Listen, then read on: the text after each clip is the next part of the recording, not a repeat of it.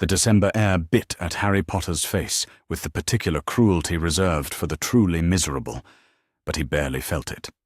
15 years old and wrapped in his father's invisibility cloak, he moved through the darkened streets of Godric's Hollow like a ghost returning to haunt his own past. Each step away from Grimmauld Place felt like breaking free from chains he hadn't realized were choking him until this moment. Behind him, London's lights faded into nothing more than an orange glow on the horizon, and ahead lay the village where everything had begun and ended before he'd even learned to walk. The cobblestones beneath his feet were slick with frost, and his breath came out in sharp puffs that vanished almost immediately in the winter air. December 23rd. 2 days before Christmas, and instead of sitting by the fire at Grimmauld Place listening to Mrs. Weasley fuss over turkey preparations and Sirius's increasingly creative complaints about being trapped indoors, Harry was here. Running away, some part of his mind supplied unhelpfully. Number. Walking toward something. Walking toward answers that Dumbledore seemed determined he should never find. The thought of the headmaster sent a familiar spike of frustration through Harry's chest. How many times had he sat in that office, surrounded by whirring silver instruments and portraits that watched his every move, being fed carefully measured portions of truth like a child too young to handle adult realities? How many times had Dumbledore's blue eyes twinkled at him over half-moon spectacles, while deflecting every question that mattered with gentle redirection and cryptic non-answers? You're not ready yet, Harry. When the time is right, you'll understand. Trust me, my dear boy. Trust? The word left a bitter taste in Harry's mouth now, though he couldn't quite say when that bitterness had begun. Sometime between the graveyard and the prophecy, perhaps. Or maybe it had started earlier, growing slowly through 4 years of being kept in the dark, while everyone else seemed to know exactly what was expected of him. Everyone, except him, of course. A cat slunk across his path, yellow eyes reflecting briefly in the dim streetlight before it disappeared between 2 houses. Harry pulled the cloak tighter around himself and kept walking. He'd memorized the route from a map in the Black family library, tracing the roads with his finger until he was certain he could find his way even in the dark.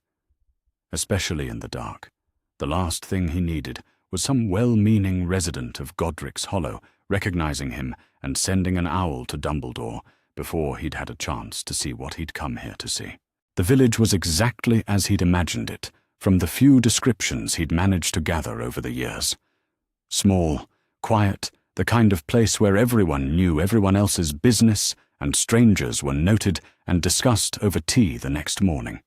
Victorian houses lined the main street, their windows dark at this hour, garden gates latched tight against the winter wind. It looked peaceful. It looked like the sort of place where children would grow up safe and loved, where families would gather around Christmas trees and worry about nothing more pressing than whether the pudding would turn out properly. It looked like the sort of place where a 1-year-old boy shouldn't have been orphaned on a dark October night 14 years ago. Harry's steps slowed as he approached the center of the village. There would be a memorial here somewhere, he knew, something tasteful and appropriately mourning the tragedy that had befallen the Potter family, something that reduced his parents to symbols, to names on a plaque that people could look at and feel appropriately sad about for 30 seconds before moving on with their lives. He wasn't ready to see that. Not yet. Instead, he turned down a narrow lane that led away from the main road, following the directions he'd memorized. The houses grew sparser here, separated by larger gardens and higher hedges. Ancient oak trees lined the lane, their bare branches creating a canopy that blocked out most of the weak moonlight. Harry's footsteps echoed softly in the silence, the sound somehow both comforting and unsettling. He was walking in his father's footsteps now, quite literally. James Potter had walked down this very lane countless times, probably as a child himself, then later as a young man bringing Lily home to meet his parents. The thought should have been comforting. Instead, it felt like walking through a graveyard. The cottage appeared around a bend in the lane so suddenly that Harry almost walked straight into the gate. He stopped short, his heart hammering against his ribs as he stared at the ruins of his childhood home. Even after all these years, even knowing what he would find, the sight hit him like a physical blow. Half the house was simply gone. The upper floor had collapsed entirely on the left side, leaving only jagged walls and empty window frames that looked like dead eyes staring out at the lane. Ivy had grown over much of the remaining structure, softening the harsh edges of destruction, but somehow making it look even more abandoned, more forgotten. The roof had partially caved in, and Harry could see straight through to what had once been the first floor. This was where his parents had died. This was where Voldemort had murdered them, where Harry himself had somehow survived to become the boy who lived, the chosen one, the bloody poster child for a war he'd barely understood until recently. Looking at it now, he felt nothing but a hollow ache in his chest where some grander emotion should have been. Grief, perhaps, or anger, or at least sadness for what he'd lost. Instead, there was just this emptiness, this sense of looking at the ruins of someone else's life. Maybe that was what bothered him most of all. The gate stood slightly ajar, its hinges rusted and covered in the same ivy that had claimed most of the cottage. Harry pushed it open carefully, wincing at the soft creak it made in the stillness. The sound seemed loud enough to wake the entire village, but no lights appeared in nearby windows. No voices called out to demand who was disturbing the memorial site at this ungodly hour. The front garden was overgrown.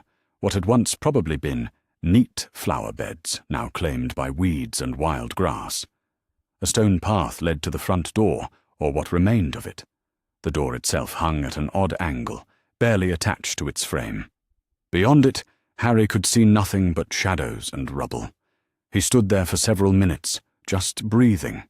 In through his nose, out through his mouth, the way Hermione had taught him when the nightmares got too bad. The same breathing that never seemed to work when he really needed it, but somehow felt necessary now, in this place where everything had changed before he was old enough to remember it. The irony wasn't lost on him that he felt more alone here, in the place where he'd been born, than he ever did in the Dursley house on Privet Drive. At least there, his solitude was by design. The Dursleys had never pretended to want him, had never made promises they had no intention of keeping. Their neglect was honest, straightforward. Nothing like the careful management of his life that had become so apparent in recent months.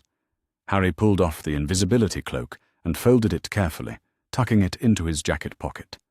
There was no point in hiding here. If anyone was going to find him, they would find him regardless.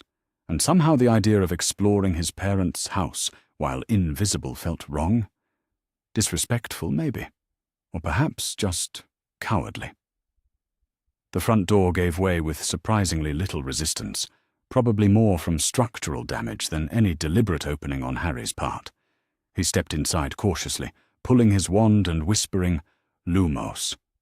The soft light revealed a scene that was both exactly what he'd expected and somehow worse than he'd imagined. The entrance hall was barely recognizable as such. Chunks of ceiling had fallen to create an obstacle course of plaster and wooden beams. Wallpaper hung in strips, and everything was covered in a thick layer of dust that suggested no one had been here in years. The stairs to the second floor were intact for the first few steps, then disappeared entirely where the ceiling had collapsed. To his right, what had once been a sitting room was now open to the sky. Furniture lay scattered and broken, covered in 14 years' worth of leaves and debris that had blown in through the ruined roof. To his left, a doorway led deeper into the house, toward what Harry assumed would have been the kitchen. This was where they died. The thought came unbidden, and Harry found himself searching the floor for some sign, some indication of exactly where his parents had fallen. There was nothing, of course. 14 years of weather and decay had erased any evidence of that October night, leaving only the bones of a house, and the shell of a childhood that might have been. He moved deeper into the cottage, his wand light casting dancing shadows on the walls. The kitchen was in better condition than the front rooms, protected somewhat by the intact portion of the roof. A table sat in the center of the room, though several of its legs had given way, and it now tilted at an alarming angle. Dishes still sat in the sink, green with moss and filled with stagnant rainwater that had collected over the years. There had been a birthday party here once, Harry's first birthday. He knew that much from the fragments of information he'd managed to piece together over the years. James and Lily Potter had celebrated their son's first year of life in this very room, probably gathered around this same table. They'd cut a cake, taken pictures, made plans for the future that would never come. Had they known that night? Had they sensed that time was running out, that their days were numbered? Or had they simply been young parents enjoying a quiet evening at home, secure in the belief that their secret keeper could be trusted, that Dumbledore's plans would keep them safe? The bitter taste in Harry's mouth returned.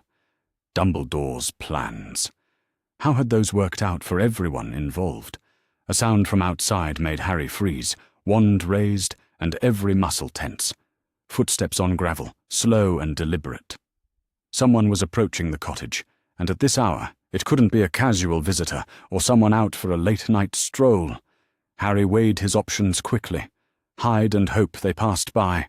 Try to leave through the back of the house, confront whoever it was, and deal with the consequences.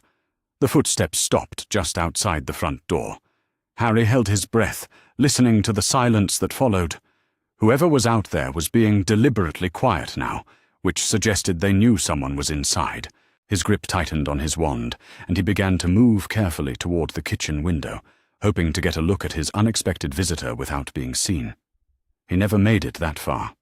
The voice that called out was familiar, though pitched lower than usual, and tinged with something that might have been concern. "Harry, I know you're in there." Remus Lupin. Of course. Harry closed his eyes briefly, feeling a mixture of relief and frustration.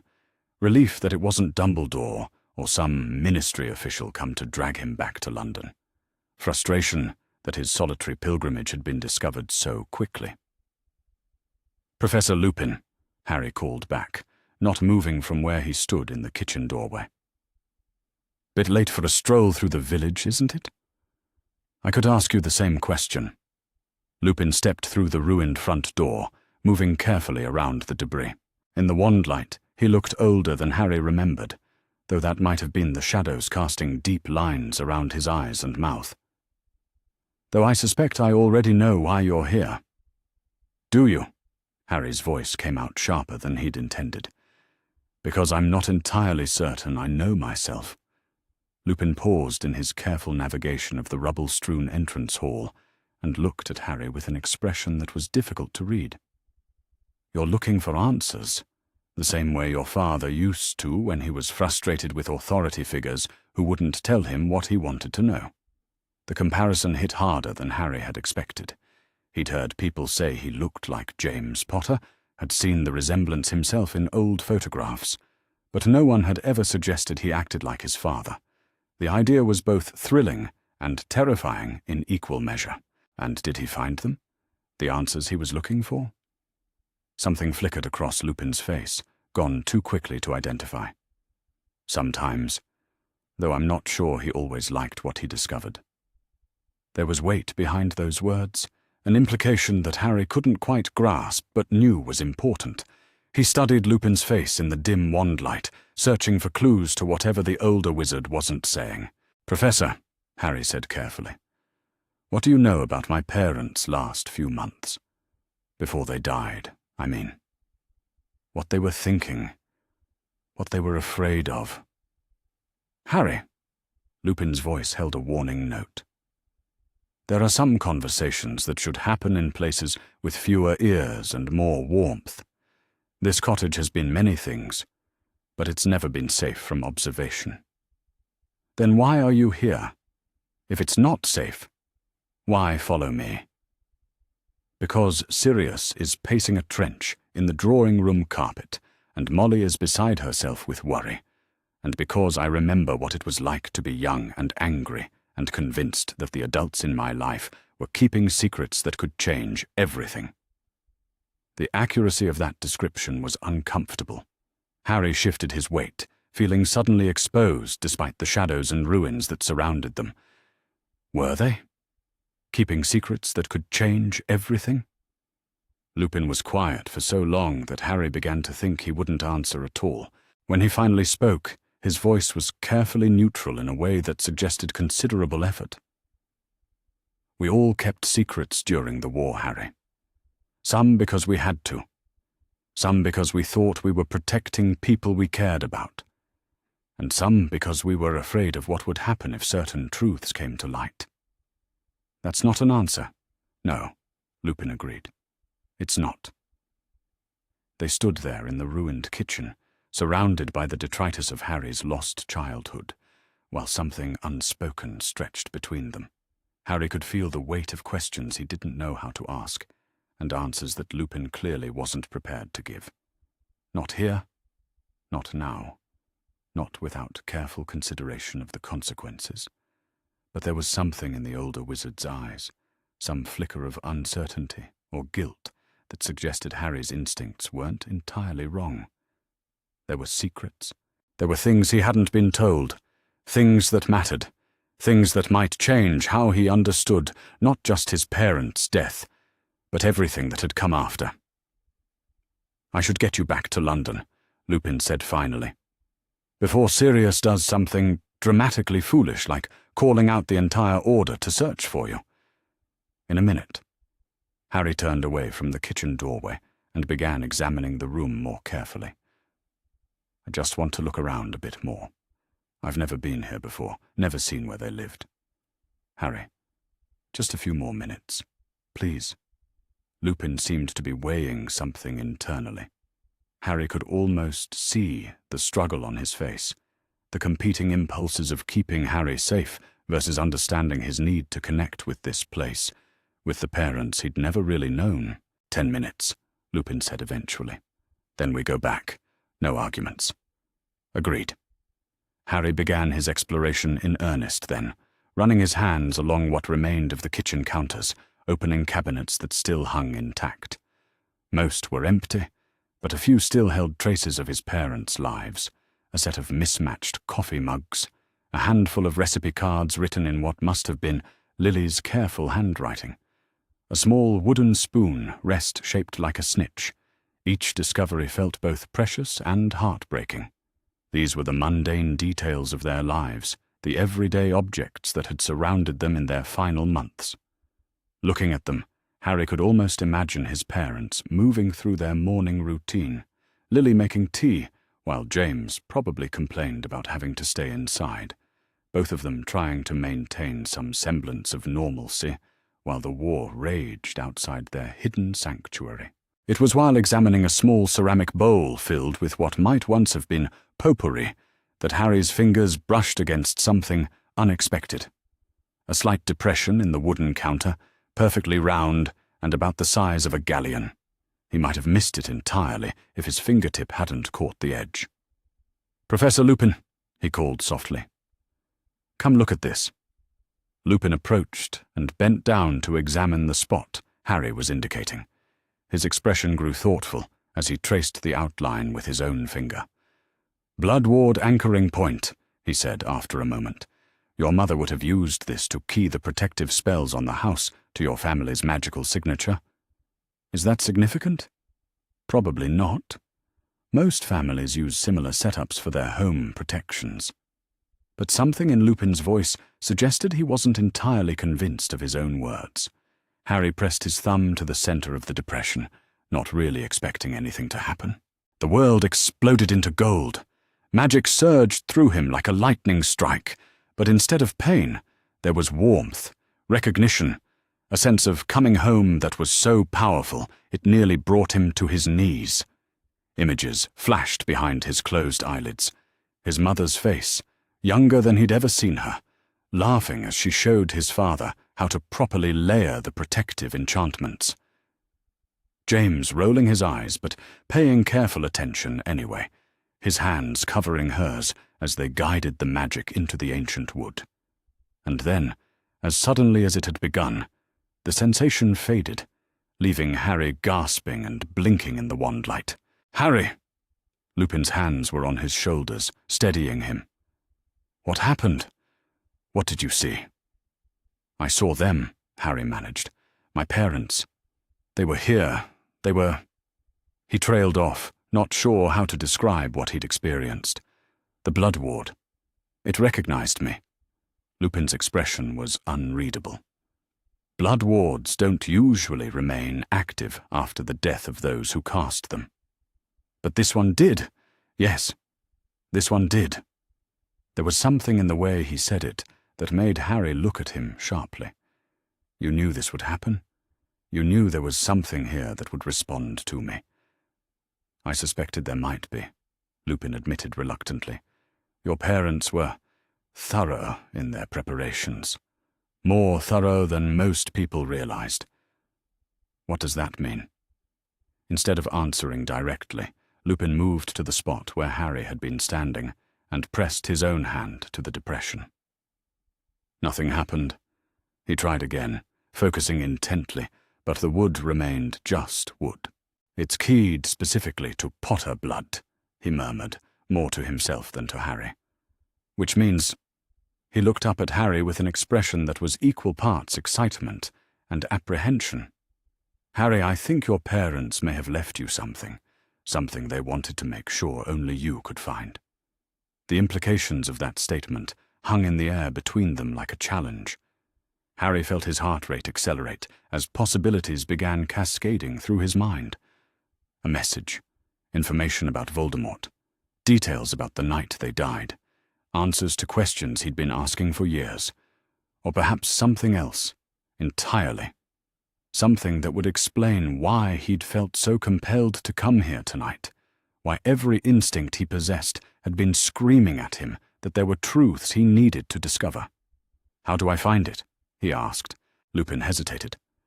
"I'm not certain you should. Not here. Not now. If your parents went to the trouble of hiding something this carefully, there was probably a good reason. And if it's been hidden for 14 years... "It's been waiting for me to be old enough to find it," Harry finished. "I'm 15, Professor. I've faced Voldemort twice, seen people die, learned about prophecies and destiny and all the rest of it. How much older do I need to be?" The question hit its mark.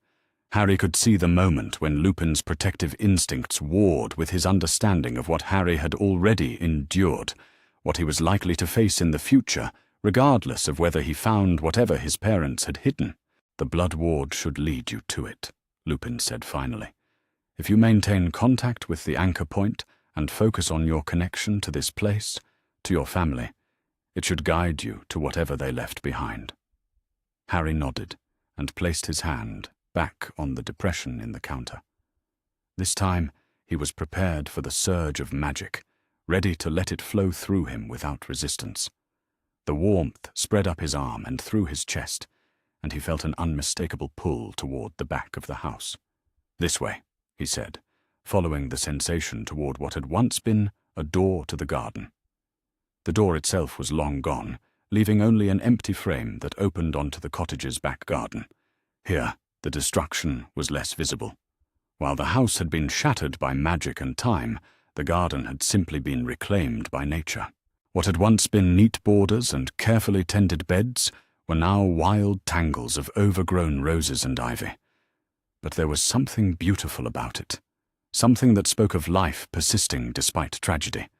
The pull in Harry's chest grew stronger as he walked deeper into the garden, past a small greenhouse with most of its glass panels broken, past what might have been a children's play area, with a swing set now nearly hidden by climbing vines.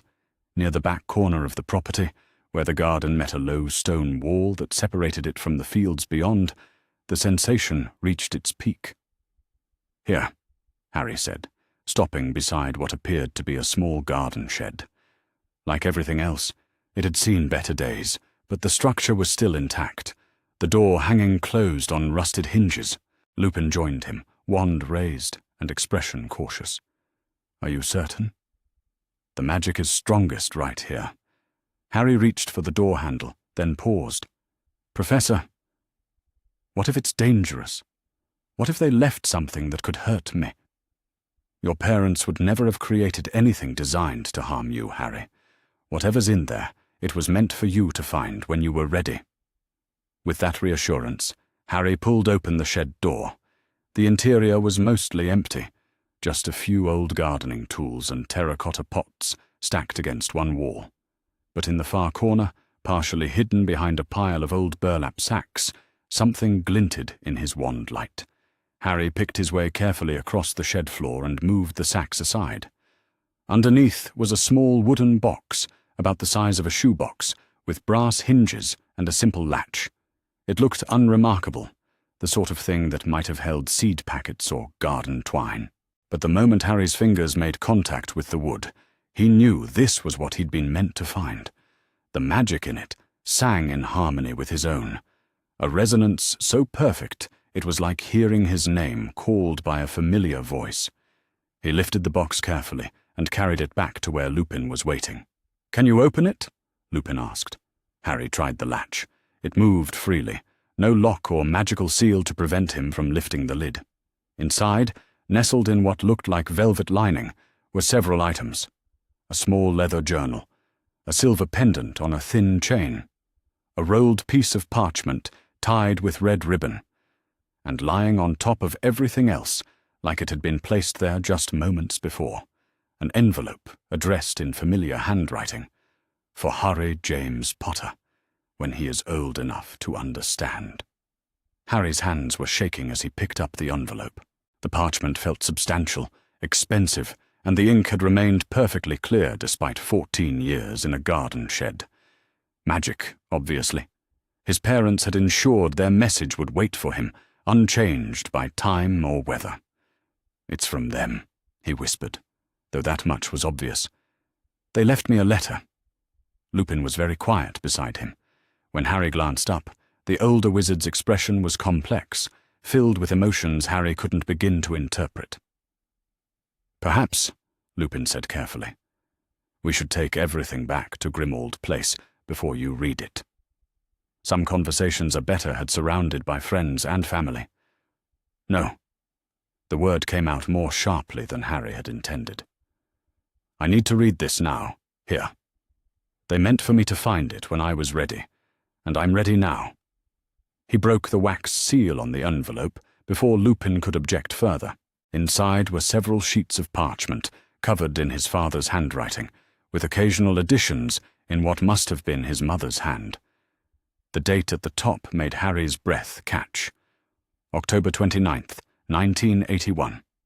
2 days before they died. "My dear son," the letter began, and Harry had to stop reading for a moment to compose himself. "If you are reading this, then Lily and I are gone, and you have grown old enough to seek answers to questions that others may prefer you not ask. I hope you will forgive us for not being there to guide you through whatever challenges you face, and I hope you will understand why we felt it necessary to hide these truths until you were mature enough to handle them. We are writing this because we have come to suspect that not everyone who claims to have your best interests at heart truly does. There are those who would use you, Harry, who would see you as a symbol rather than a person, a tool rather than a child who deserves to choose his own destiny. We pray that we are wrong, but if we are not, then you deserve to know the truth before it is too late to change your path." The letter continued for several pages, but Harry found himself unable to process the words properly. The implications were staggering, the accusations so far beyond anything he had imagined that his mind seemed to be rejecting them entirely. He read the same paragraph 3 times before giving up and looking at Lupin, who was watching him with an expression of deep concern. "Professor," Harry said, his voice barely above a whisper, "I think you should read this too." The hunt for Horcruxes began in earnest the day after Harry's confrontation with Dumbledore, driven by the urgent realization that they could no longer rely on the headmaster's timeline or methodology for dealing with Voldemort's anchors to life. The documents they had extracted from Order headquarters contained references to objects of dark magic that matched the descriptions in the advanced texts Harry had been studying, but the information was frustratingly incomplete and clearly designed to support Dumbledore's preferred approach rather than facilitate independent action. What they needed was a comprehensive understanding of how Horcruxes functioned, how they could be located, and most importantly, how they could be destroyed without requiring Harry's death as the ultimate sacrifice. The research required access to materials that went far beyond what was available in the Hogwarts library, or even in the restricted sections that Harry had learned to navigate during his years at the school. The breakthrough came through Luna's father's connections to scholars who specialized in the darker aspects of magical history. Xenophilius Lovegood's reputation for publishing unconventional theories had given him access to researchers whose work was considered too dangerous or controversial for mainstream academic institutions, but whose expertise in forbidden magic was unparalleled. Professor Bathilda Bagshot proved to be an invaluable resource once again, her decades of historical research having uncovered patterns in the use of soul magic that went back centuries. Her private library contained texts that had been banned from public access, treatises on the creation and destruction of Horcruxes that provided the technical knowledge Harry's group desperately needed. The process of soul division is inherently unstable, Bathilda explained during one of their clandestine meetings in her cottage in Godric's Hollow. Each fragment becomes more isolated from the original consciousness, more vulnerable to targeted magical assault. The traditional methods of destruction require physical destruction of the container, but there are alternative approaches that work by severing the connection between the soul fragment and its anchor. "What kind of alternative approaches?" Hermione asked, her notebook ready to capture every detail of the complex magical theory they were discussing. "Sympathetic resonance, primarily," Bathilda replied, her eyes bright with the enthusiasm that came from discussing subjects that had fascinated her for decades. If you can establish a strong enough magical connection to the original soul, you can use that connection to draw the fragments back together, forcing them to reintegrate whether the original consciousness wants them to or not. The implications of what she was describing were staggering. Instead of hunting down and destroying individual Horcruxes through dangerous expeditions and magical combat, they could potentially eliminate all of them simultaneously by forcing Voldemort's fragmented soul to become whole again. But the process would require someone with an existing connection to Voldemort's soul, someone who could serve as a conduit for the sympathetic resonance that would make the reintegration possible. And there was only one person in the wizarding world who had the kind of connection necessary to make the technique work. "You're talking about me," Harry said quietly, understanding the implications even before Bathilda nodded in confirmation. "The scar on your forehead contains a fragment of Voldemort's soul," she explained gently. "That fragment has been growing stronger over the years, developing into what amounts to a sympathetic link with every other piece of his divided consciousness. With the right preparation and magical support, you could use that link to force a reintegration that would make him vulnerable in ways he has never experienced before." The technique was elegant in its simplicity and horrifying in its requirements. Harry would need to deliberately strengthen his connection to the soul fragment that had been implanted in him as an infant, allowing it to grow until it could serve as a beacon that would call the other fragments back to their source.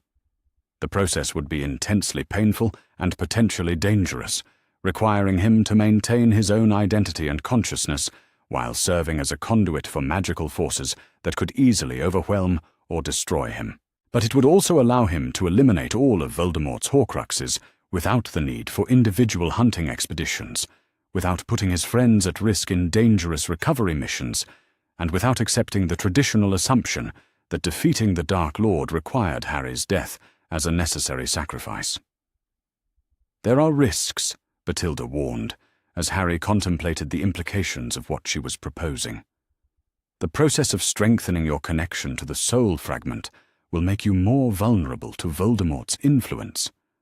You may experience visions, emotional manipulation, even attempts at possession, that will test your ability to maintain your own identity. And if the reintegration fails, if something goes wrong during the process, the consequences could be catastrophic for everyone involved.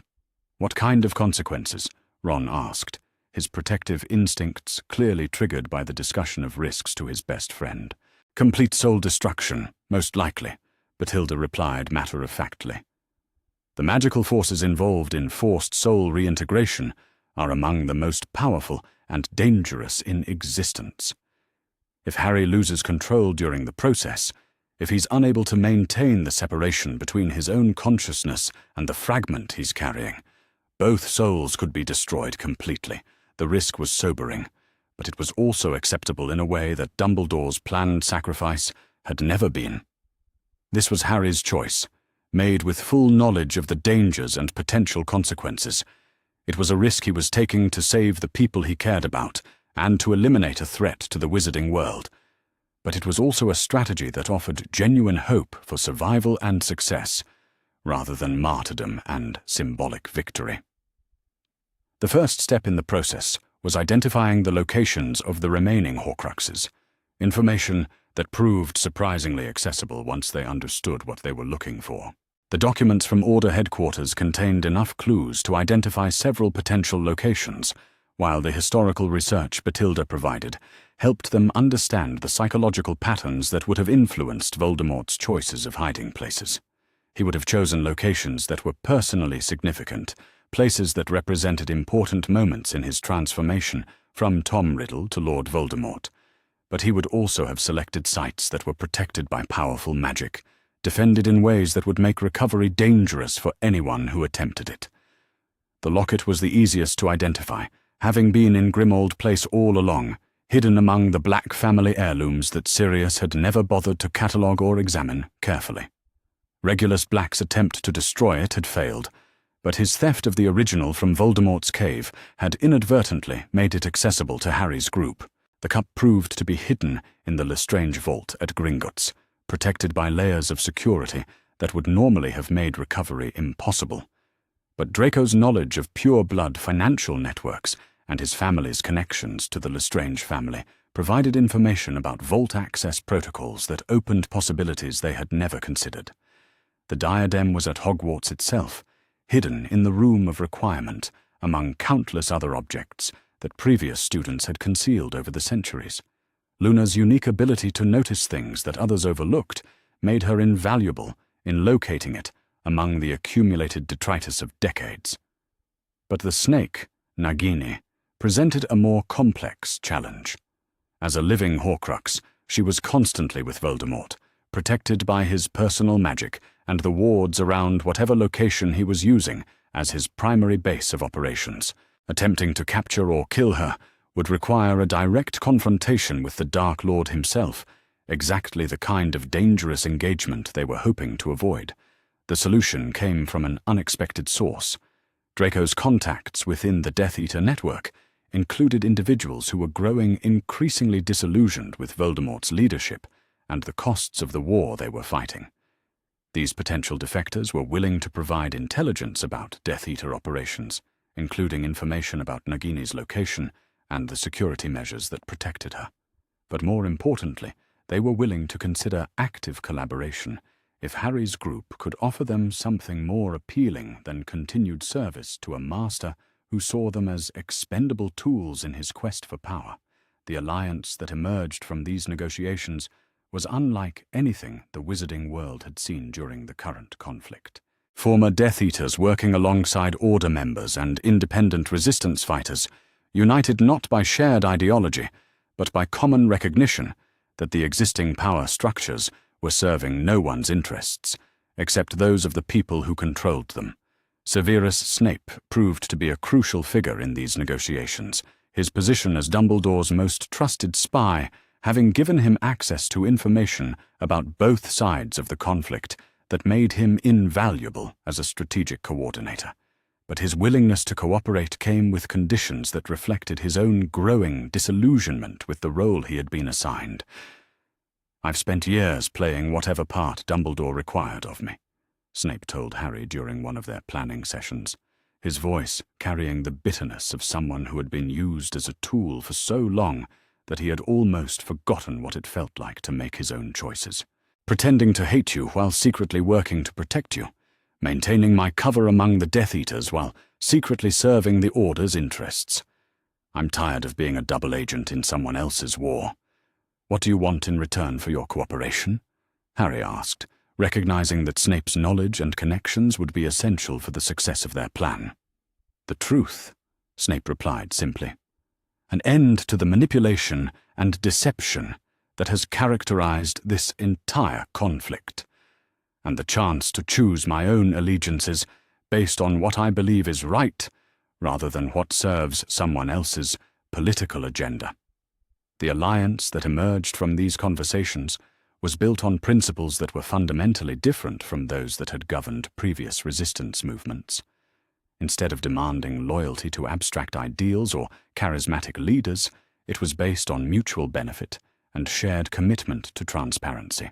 Members were encouraged to maintain their own priorities and make their own decisions about what risks they were willing to accept, with the understanding that cooperation was voluntary and conditional rather than absolute.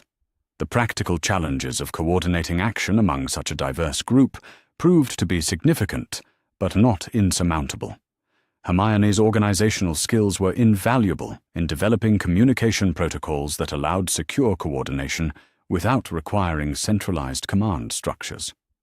Ron's knowledge of wizarding families and social networks helped identify potential allies and assess the reliability of various sources of information and support. But perhaps most importantly, Harry's growing reputation as someone who was willing to stand against institutional authority, even when that authority was supposedly fighting on the same side, made him a rallying point for people who had become disillusioned with traditional resistance movements. The final phase of their preparation involved strengthening Harry's connection to the Horcrux fragment in his scar, a process that required him to deliberately lower the mental barriers he had spent years building against Voldemort's influence. The technique was based on controlled exposure to dark magic, gradually increasing his tolerance for the alien consciousness that shared his mind while maintaining enough separation to preserve his own identity. The process was every bit as difficult and dangerous as Bathilda had warned. Harry experienced visions of unprecedented intensity, moments when Voldemort's emotions and memories threatened to overwhelm his own consciousness. He felt the Dark Lord's rage, his hunger for power, his contempt for the weakness he perceived in others, but he also felt something else, something that surprised him with its intensity. Fear. Voldemort was afraid. Afraid of death, afraid of irrelevance, afraid of the growing strength of forces he could no longer control or predict. The man who presented himself as the embodiment of dark power was actually driven by terrors that were almost pathetic in their mundane humanity. Understanding that fear changed everything about Harry's perception of the conflict they were engaged in. Voldemort wasn't an unstoppable force of nature or an inevitable expression of magical darkness. He was a man who had made choices based on weakness rather than strength, who had divided his soul because he couldn't accept the limitations of mortal existence. And men who made choices based on fear could be defeated by people who made choices based on courage and principle. The sympathetic resonance technique was performed in the Chamber of Secrets, a location that provided both the security necessary for such dangerous magic and the symbolic significance that would strengthen the connection between Harry and the various soul fragments. The Chamber's association with Voldemort's time at Hogwarts made it an ideal focal point for magic designed to reunite his divided consciousness. Harry's friends and allies formed a protective circle around him as he began the process, their combined magical strength serving as a buffer against the forces he was channeling. Hermione monitored his vital signs and mental state, ready to intervene if the connection became too strong or if he showed signs of losing himself to the alien consciousness. Ron maintained a physical anchor, his hand on Harry's shoulder, providing a tangible connection to his own identity and the relationships that defined who he was. The moment when the resonance achieved full strength was unlike anything Harry had ever experienced. He felt every fragment of Voldemort's soul calling to the peace that resided behind his scar, felt the artificial barriers that had kept them separate beginning to dissolve. The pain was overwhelming, a burning sensation that seemed to come from the very core of his being. But underneath the pain was something that felt like completeness, like pieces of a puzzle finally falling into their proper places. Voldemort's scream of rage and agony echoed through the connection, but it was also accompanied by something that might have been relief. For the first time in decades, his consciousness was whole, no longer fragmented and isolated, but integrated and complete. And in that moment of integration, he became vulnerable in ways he had never been before. The protective power of his divided soul was gone, replaced by the human frailty he had spent his entire adult life trying to escape. The battle that followed was unlike anything the wizarding world had seen before, not because of the magic involved, but because of the participants and their motivations. Instead of heroes fighting against villains, it was a coalition of people who had decided they were tired of being used as tools by others, fighting against the systems that had manipulated and controlled them. When it ended, when Voldemort lay defeated, not by prophesied sacrifice, but by the combined efforts of people who had chosen to work together for their own reasons, Harry felt something he had never expected to experience. He felt free. The final gambit began at dawn on the first day of May, when intelligence from their network of allies indicated that both Voldemort and Dumbledore were preparing to implement their respective endgames within hours of each other. The timing was not coincidental.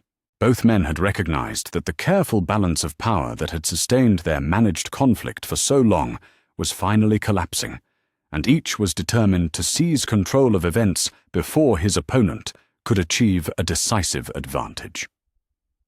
Harry stood in the center of the operations room they had established in the Chamber of Secrets, surrounded by magical maps that showed the movements of forces across the British Isles and communication devices that connected him to allies scattered throughout the wizarding world. The transformation from the frightened 11-year-old who had first discovered this hidden space to the 16-year-old resistance leader, coordinating a multi-front campaign against two of the most powerful wizards alive, was striking in ways that went beyond simple physical growth. He had learned to think strategically, to balance competing priorities and manage resources with the kind of efficiency that most adults never achieved. But more importantly, he had learned to trust in the abilities and judgment of the people around him, to build consensus rather than impose decisions, and to lead through inspiration and example rather than authority and fear. The morning's intelligence briefings painted a picture of accelerating crisis that would have been overwhelming if Harry's group hadn't spent months preparing for exactly this scenario. Voldemort's forces were moving toward what appeared to be a final assault on the Ministry of Magic, an operation that would either establish him as the undisputed ruler of magical Britain or destroy his remaining credibility as a viable alternative to the existing government. Simultaneously, Dumbledore was positioning Order members and Ministry allies for what looked like a coordinated response designed to draw Harry into a confrontation that would fulfill the traditional interpretation of the prophecy. The movements were subtle, disguised as defensive preparations and contingency planning, but the pattern was unmistakable to anyone who understood the headmaster's long-term strategy. Both plans assumed that Harry would react predictably, either by rushing to defend innocent civilians from Voldemort's attack, or by accepting Dumbledore's guidance about how to fulfill his prophesied destiny. Neither man had anticipated that Harry might have developed his own agenda, his own resources, and his own understanding of how to resolve the conflict in ways that served his interests rather than theirs. The sympathetic resonance technique they had perfected over the past month provided the foundation for Harry's strategy, but the actual implementation required coordination among allies who were operating in dangerous territory with incomplete information and limited ability to communicate securely. Success would depend not just on Harry's ability to channel the magical forces necessary to reintegrate Voldemort's soul, but on the willingness of dozens of people to take enormous risks based on their faith in a plan that challenged everything the wizarding world believed about heroism and sacrifice. Hermione was coordinating intelligence gathering and tactical analysis from her position at Hogwarts, using her access to the school's communication networks to monitor developments throughout the magical world. Her reports painted a picture of increasing chaos as various factions positioned themselves for what they believed would be the final confrontation between good and evil. Ron was managing the logistics of moving people and resources into position for the multiple operations that would need to be executed simultaneously. His knowledge of wizarding families and social networks had proven invaluable in identifying safe houses, secure communication channels, and potential allies who could be trusted with crucial but dangerous assignments. Ginny was serving as Harry's primary liaison with the Hogwarts students, who had committed to supporting their resistance movement, coordinating activities that would provide crucial diversions and support functions without exposing young people to more danger than necessary. Her ability to inspire confidence and maintain morale among people who were being asked to risk everything for uncertain outcomes had become one of their most valuable strategic assets. Draco was operating within the Death Eater network, providing intelligence about Voldemort's plans while secretly coordinating defections among followers who had grown disillusioned with their master's increasingly erratic and destructive leadership. The psychological toll of maintaining his cover while working to undermine the organization he had been raised to serve was evident in his growing exhaustion and tension, but his commitment to their cause had never wavered. Luna was managing communications with the network of scholars and researchers who had provided the theoretical foundation for their alternative approach to defeating Voldemort. Her father's connections to unconventional sources of information had proven invaluable in understanding the broader implications of what they were attempting and the potential consequences if their plan failed. Neville was coordinating security for their operations, using his knowledge of defensive magic and his connections among students and faculty to ensure that their activities remained hidden from hostile surveillance while maintaining the ability to respond quickly to changing circumstances. And Sirius was serving as their primary contact with adult allies within the Order who were beginning to question Dumbledore's methods and might be willing to support alternative approaches to ending the war. His position as Harry's godfather gave him credibility with people who might otherwise have dismissed their resistance movement as the naive idealism of teenagers who didn't understand the complexities of adult decision-making. The morning's first crisis came when Voldemort's assault on the Ministry began several hours earlier than their intelligence had predicted, forcing them to implement their contingency plans before all of their resources were fully in position. The attack was devastating in its scope and coordination, with Death Eaters striking simultaneously at multiple government facilities, while their leader personally led an assault on the Department of Mysteries. The timing was clearly designed to force a response from Harry and his allies to draw them into defending institutional targets that they had no particular loyalty to, but that represented innocent lives and democratic values. It was exactly the kind of moral manipulation that both Voldemort and Dumbledore excelled at, creating situations where the only available choices seemed to be between accepting unacceptable outcomes and making sacrifices that served their opponents' strategic objectives. But Harry had learned to recognize these false dilemmas and to create alternative options that his opponents hadn't anticipated. Instead of rushing to defend the Ministry or accepting Dumbledore's guidance about how to respond to the crisis, he activated the network of alliances they had been building for months and began implementing a strategy that would address the immediate threat while also achieving their longer-term objectives. The sympathetic resonance technique required Harry to be in close proximity to Voldemort during the critical phase of the operation, but it didn't require him to engage in direct combat or to expose himself to unnecessary risks. While Voldemort was focused on his assault against Ministry defenses, Harry and a small team of allies penetrated his operational base using intelligence provided by Draco and other Death Eater defectors. The base was a manor house in Yorkshire that Voldemort had appropriated from a pure-blood family that had failed to demonstrate sufficient loyalty to his cause. The location was heavily warded and defended by magical creatures and automated defensive systems. But the intelligence Harry's group possessed allowed them to bypass most of these obstacles without triggering alarms that would alert Voldemort to their presence. Nagini was exactly where their intelligence had indicated she would be, coiled in the manor's main hall within a protective circle that was designed to shield her from conventional magical attacks. But the sympathetic resonance technique wasn't a conventional attack. Instead of trying to destroy the snake or the soul fragment she contained, Harry used his connection to the Horcrux in his scar to establish a magical link that would allow him to force a reintegration of all the scattered pieces of Voldemort's consciousness. The process was every bit as difficult and dangerous as their preparation had suggested. Harry felt his own identity being stretched and strained by the alien thoughts and emotions that flooded through the connection, experienced moments when he wasn't sure where his own consciousness ended and Voldemort's began. But the magical support provided by his allies and the mental discipline he had developed through months of training allowed him to maintain enough separation to complete the technique without losing himself to the Dark Lord's fractured psyche. The moment when the reintegration achieved full resonance was visible across the magical world as a pulse of silver light that seemed to emanate from every location where a Horcrux had been hidden.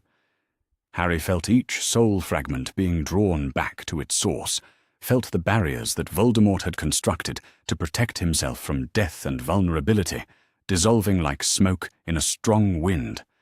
And in that moment, Tom Riddle became mortal again for the first time in decades. The effect on Voldemort's assault against the Ministry was immediate and dramatic. His connection to the dark magic that had sustained his power for so long was severed, leaving him vulnerable to the combined forces of Aurors, Order members, and Ministry employees who had been struggling to contain his attack. But more than that, the psychological impact of suddenly experiencing mortality after decades of believing himself to be beyond such human weaknesses was devastating to his confidence and strategic thinking. The battle that followed was anticlimactic in a way that surprised everyone involved.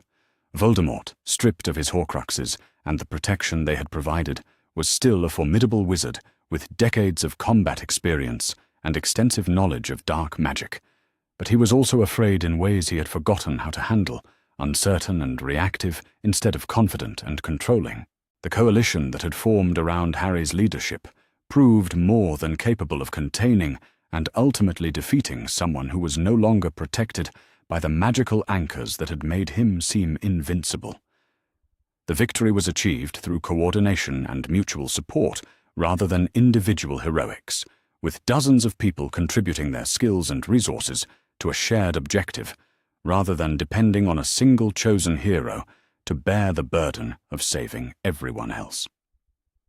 But even as they celebrated the defeat of Voldemort and the end of the immediate threat he represented, Harry and his allies knew that their work was far from complete. Dumbledore's reaction to the successful implementation of an alternative approach to the prophecy would be crucial in determining whether they had truly broken free from the cycles of manipulation and control that had shaped the wizarding world for so long. The headmaster's response came within hours of Voldemort's defeat, delivered through a formal statement to the wizarding press that praised Harry's courage and resourcefulness, while subtly undermining the legitimacy of his methods and the sustainability of his alternative approaches to conflict resolution. The statement was a masterpiece of political manipulation, acknowledging Harry's success while positioning Dumbledore as the wise mentor whose guidance had made that success possible. Harry Potter's victory over you-know-who represents the culmination of years of careful preparation and training, the statement read in part. While his methods differed from those we had originally planned, the outcome demonstrates the wisdom of trusting young people to find their own paths to heroism when they have been properly prepared for the challenges they will face. The message was clear to anyone who understood the subtext. Dumbledore was claiming credit for Harry's achievements, while simultaneously suggesting that any future successes would require continued adult guidance and supervision. It was an attempt to reassert control over the narrative of what had happened, and to limit the implications for broader questions about authority and institutional power. But Harry had learned to recognize these kinds of political maneuvers and to respond to them with strategies that exposed their fundamental dishonesty while offering genuine alternatives to the systems they were designed to perpetuate. Instead of engaging in a public debate about who deserved credit for Voldemort's defeat, he focused on demonstrating, through actions, that the principles underlying his approach to the crisis could be applied to other challenges facing the magical world.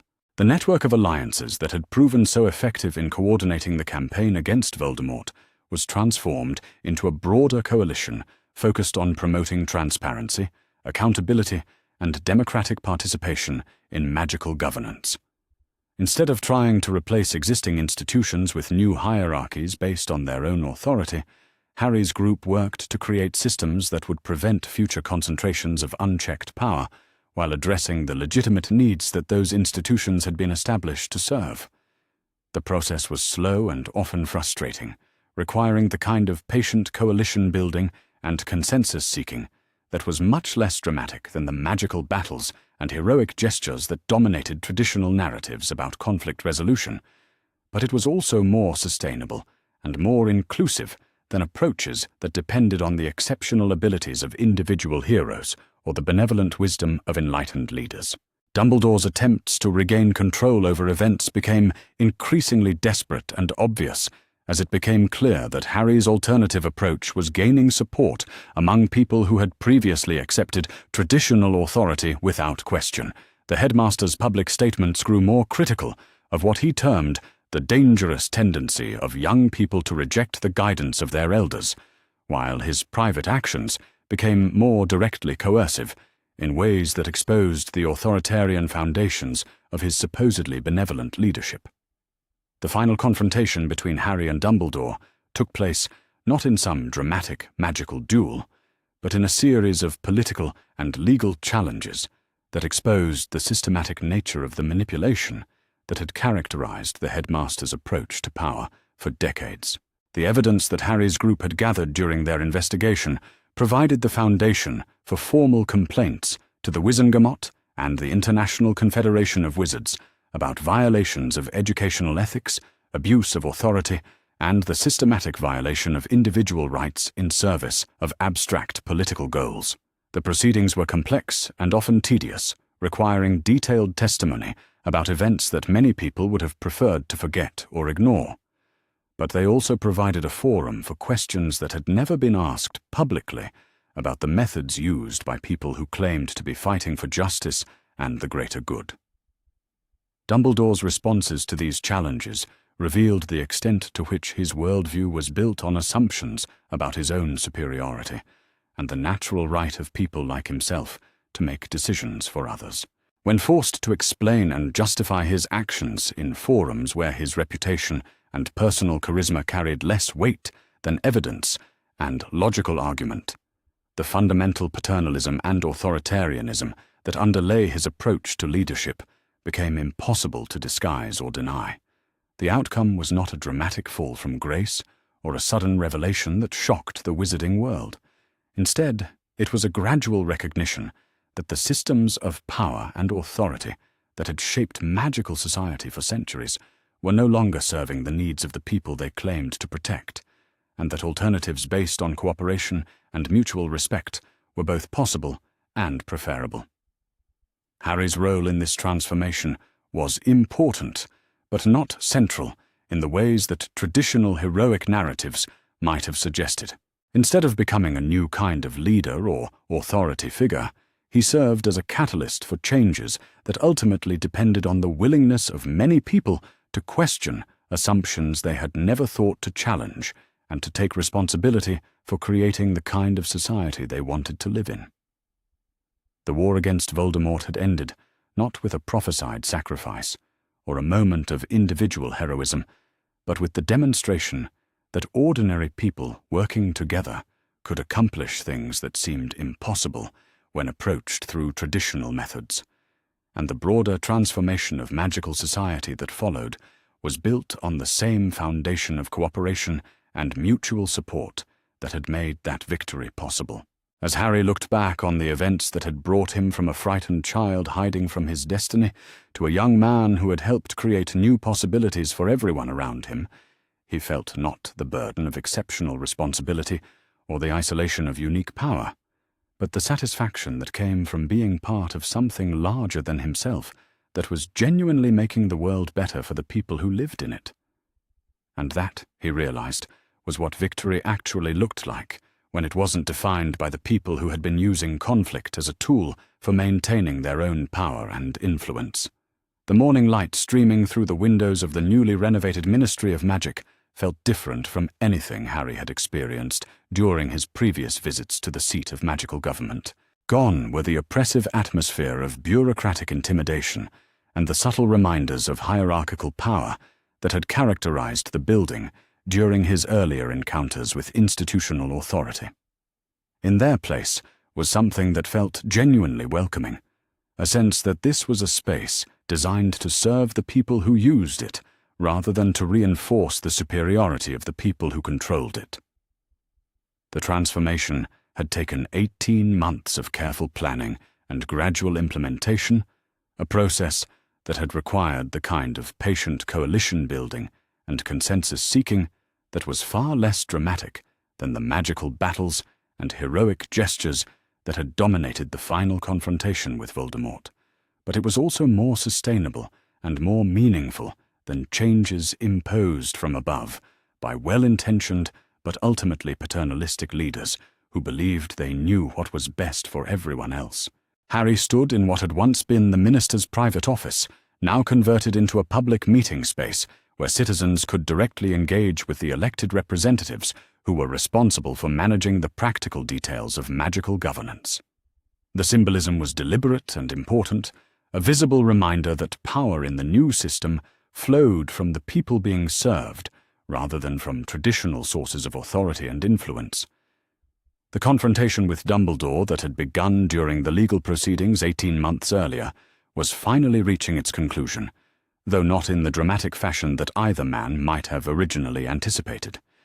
Instead of a climactic duel or a moment of personal revelation, the resolution was taking the form of a formal hearing before the newly established Commission on Magical Ethics, a body that had been created specifically to address questions about the abuse of institutional authority and the violation of individual rights. The hearing itself was open to the public, broadcast through magical communication networks to ensure that anyone interested in the proceedings could observe and evaluate the evidence being presented.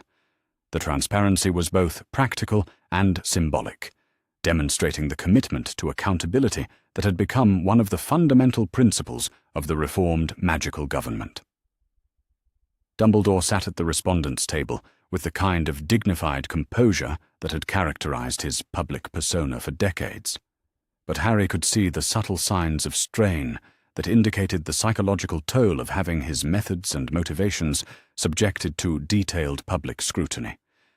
The man who had once commanded unquestioning respect and deference from most of the magical world was now being required to explain and justify decisions that he had made without consultation or oversight for longer than most people could remember.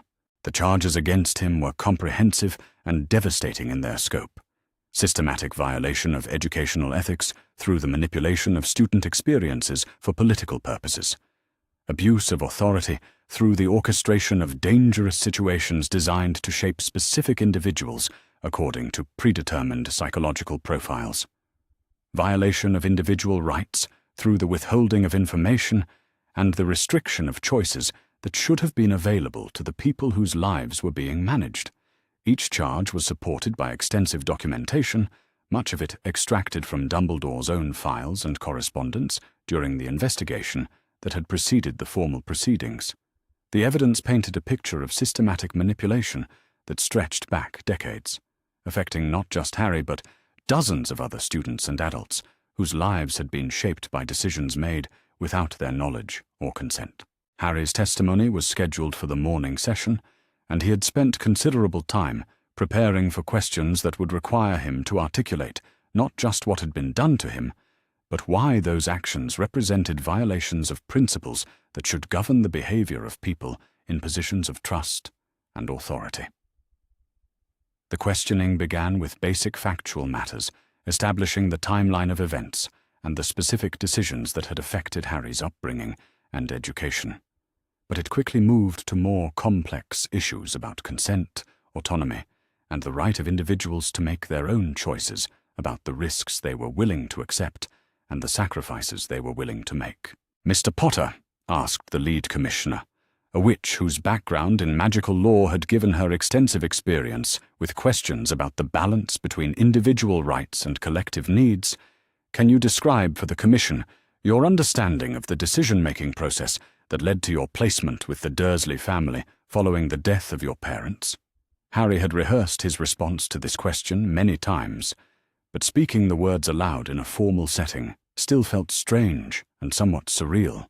According to the evidence we've gathered, the decision was made unilaterally by Professor Dumbledore without consultation with other possible guardians or consideration of alternative arrangements that might have better served my welfare and development. The stated justification was the need for blood-based magical protection, but our investigation revealed that equally effective protection could have been provided through other means that would not have required exposing me to the abuse and neglect that characterized my childhood with the Dursleys. And what is your understanding of Professor Dumbledore's motivations for making this particular choice, despite the availability of alternatives that would have been less harmful to your well-being? The question went to the heart of everything Harry had learned about the systematic nature of the manipulation he had experienced, and his answer would establish the foundation for much of the testimony that would follow. Based on the documentary evidence and the admissions made by Professor Dumbledore during our previous confrontations, I believe the decision was made to ensure that I would grow up feeling unwanted and unloved by the people who were supposed to care for me, making me more grateful for any kindness or acceptance I might receive from the magical world when I was old enough to attend Hogwarts. This emotional vulnerability was intended to make me more malleable and more willing to accept guidance and direction from authority figures like Professor Dumbledore himself. The admission was delivered in a calm, factual tone that made it all the more devastating in its implications.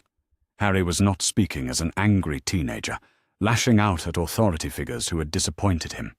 He was testifying as someone who had carefully analyzed the available evidence and reached conclusions based on logical interpretation of documented facts.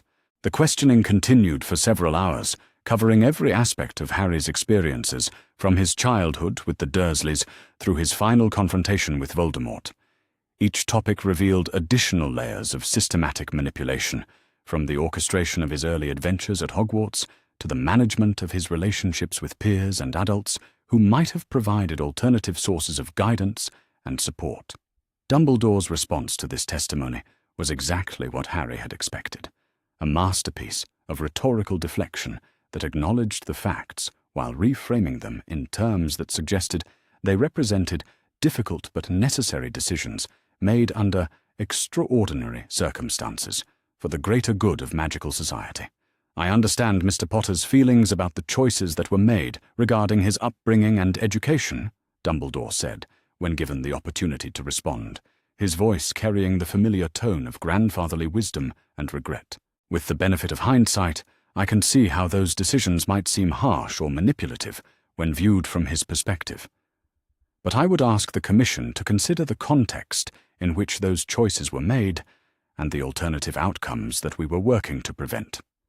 The response was classic Dumbledore, acknowledging Harry's concerns while simultaneously dismissing them as the result of limited perspective and insufficient understanding of the larger issues at stake.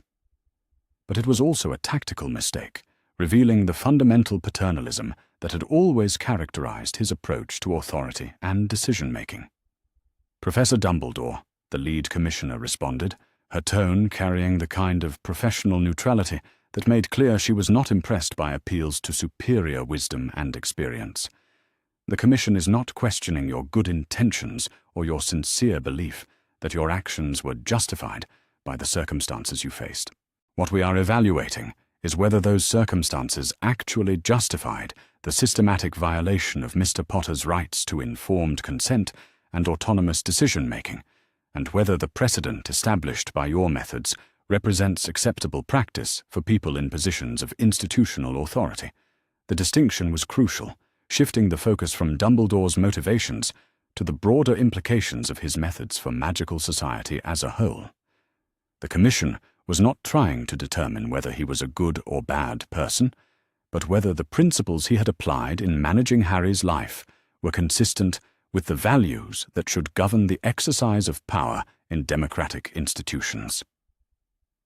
The testimony that followed came from dozens of witnesses whose lives had been affected by similar patterns of manipulation and control.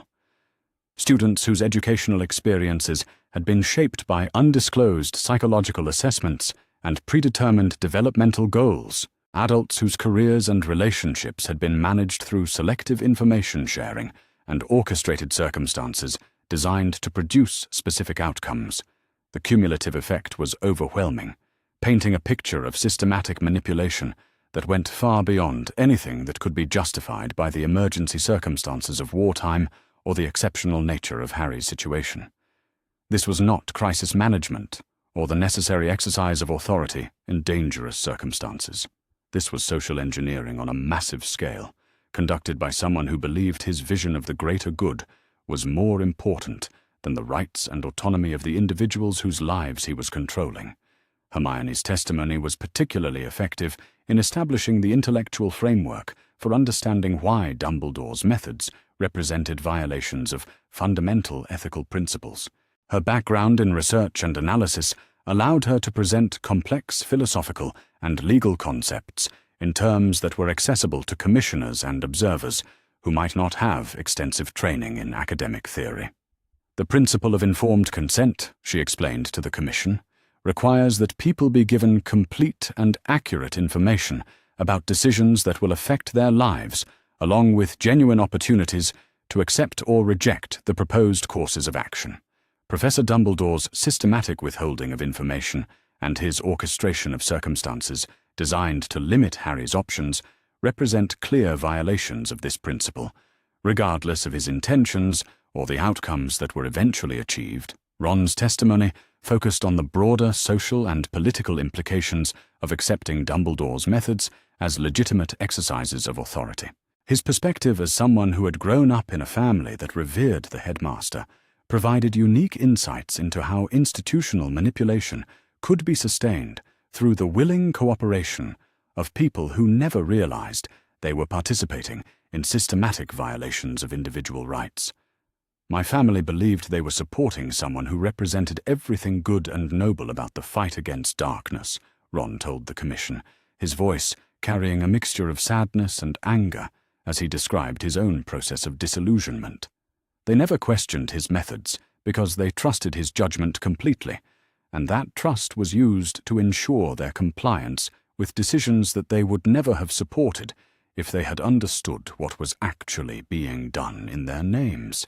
The testimony continued for 3 days, with witness after witness describing experiences that revealed the scope and sophistication of the manipulation that had characterized Dumbledore's approach to leadership. By the time the evidentiary phase concluded, it was clear that the Commission had been presented with documentation of systematic abuse of authority that went far beyond anything that could be justified by good intentions or exceptional circumstances. But the proceedings were about more than just establishing guilt or innocence in a specific case. They were about defining the principles that would govern the exercise of power in the reformed magical society that was emerging from the chaos and conflict of the previous decades. The Commission's final report was released 6 weeks after the conclusion of testimony, and its contents exceeded even Harry's expectations in terms of the breadth and depth of the changes it recommended for magical governance and institutional oversight. The document was both a detailed analysis of the specific abuses that had been documented during the proceedings and a comprehensive framework for preventing similar violations in the future. The recommendations included mandatory transparency requirements for all government decision-making processes, strict limitations on the authority of educational institutions to make decisions affecting students without their knowledge and consent, and the establishment of independent oversight bodies with the power to investigate and prosecute abuses of institutional authority. But perhaps most importantly, the report articulated a clear philosophical framework for understanding the relationship between individual rights and collective needs, establishing principles that would guide future policymaking and institutional development in ways that protected personal autonomy while still allowing for effective collective action. Dumbledore's response to the Commission's findings was a formal statement expressing regret for any harm that had resulted from his actions, while maintaining that his methods had been justified by the extraordinary circumstances he had faced. The statement was carefully crafted to avoid any admission of legal liability, while acknowledging the concerns that had been raised about the precedent established by his approach to leadership. But the damage to his reputation and influence was irreversible. The systematic documentation of his methods had made it impossible for even his most loyal supporters to deny the scope of the manipulation that had characterized his exercise of authority. More importantly, the principles established by the Commission's report made it clear that future leaders would be held to standards of transparency and accountability that would prevent similar abuses. Harry's role in these broader transformations was important but not central in the ways that traditional heroic narratives might have suggested. Instead of becoming a new kind of leader or authority figure himself, he had served as a catalyst for changes that ultimately depended on the willingness of many people to question assumptions they had never thought to challenge and to take responsibility for creating the kind of society they wanted to live in. The personal satisfaction he derived from these outcomes was different from anything he had experienced during his earlier adventures and achievements. Instead of the temporary gratification that came from overcoming specific obstacles or defeating particular enemies, he felt the deeper contentment that came from knowing he had contributed to something lasting and meaningful, something that would continue to benefit people long after his own direct involvement had ended. The memorial service for his parents took place on a warm October afternoon, exactly 15 years after their deaths and 2 years after the final resolution of the conflicts that had shaped so much of Harry's early life. The gathering was small and private, attended only by people who had known James and Lily personally, or who had been directly affected by the circumstances surrounding their deaths. Harry stood beside their graves in Godric's Hollow, holding the letter that had started his journey toward understanding the truth about his family and his own identity.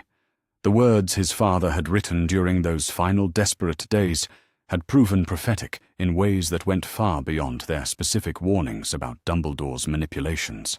They had provided guidance, not just for recognizing and resisting specific threats, but for thinking about power and responsibility in ways that honored individual dignity while still allowing for effective collective action. Sirius stood beside him, his arm around Harry's shoulders in a gesture that was both protective and proud. The older man had aged visibly during the trials and transformations of the previous 2 years, but he had also found a kind of peace that had been missing from his life since his escape from Azkaban. His role in exposing the truth about his best friends' deaths and supporting their son's efforts to forge his own destiny had provided a sense of purpose that went beyond simple revenge or personal satisfaction. Hermione and Ron flanked them, their presence a reminder of the friendships that had sustained Harry through the most difficult periods of his journey toward independence and self-understanding. Their loyalty and support had been tested by challenges that would have destroyed weaker relationships, but the bonds between them had emerged stronger and more mature than anything they had experienced during their school years. Luna, Ginny, Neville, and even Draco were scattered among the other mourners, each representing different aspects of the coalition that had made Harry's resistance possible and successful. Their willingness to question authority and challenge institutional power had been crucial in creating alternatives to the cycles of manipulation and control that had characterized magical society for so long. As the service concluded and the mourners began to disperse, Harry found himself thinking about the future in ways that would have been impossible during the dark years when his life had been shaped by other people's expectations and plans. He had choices now, real choices about what he wanted to do with his abilities and opportunities, and those choices were his to make, based on his own values and priorities, rather than the demands of destiny or prophecy. The Aura training program that had been reformed along with the rest of the ministry offered opportunities to work in law enforcement that emphasized protection and service, rather than the authoritarian control that had characterized previous approaches to magical security. The newly established Commission on Magical Ethics needed investigators and analysts who could identify and address institutional abuses before they reached the systematic levels that had characterized Dumbledore's manipulations.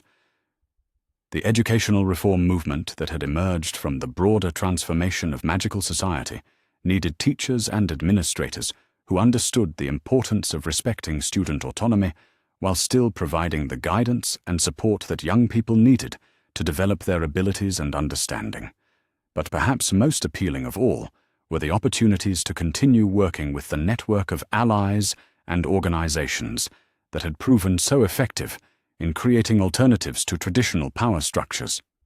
The work was less glamorous than the heroic adventures of his youth, but it was also more meaningful and more sustainable than achievements that depended on exceptional individuals rather than collective effort and mutual support. As Harry walked away from his parents' graves for what he knew would be the last time as the frightened, manipulated boy who had discovered their letter in a garden shed, he felt not the weight of destiny or the burden of exceptional responsibility, but the lightness that came from knowing he was free to choose his own path and to define his own purpose. The boy who lived was gone, replaced by someone more complex and more interesting, a young man who had learned to think for himself and to work with others in building the kind of world he wanted to live in. It was not the destiny that prophecies had predicted or that manipulative mentors had planned, but it was something better. It was the future that Harry Potter had chosen for himself, and that made all the difference. The return journey to Grimmauld Place passed in a blur of uncomfortable silence and racing thoughts. Harry clutched the wooden box against his chest like a shield, feeling the weight of his father's letter pressing against his ribs with each step. Lupin walked beside him, occasionally glancing over with an expression that managed to be both protective and deeply troubled. Neither of them spoke about what Harry had discovered in the garden shed, but the knowledge hung between them like a living thing, demanding attention they weren't yet prepared to give it.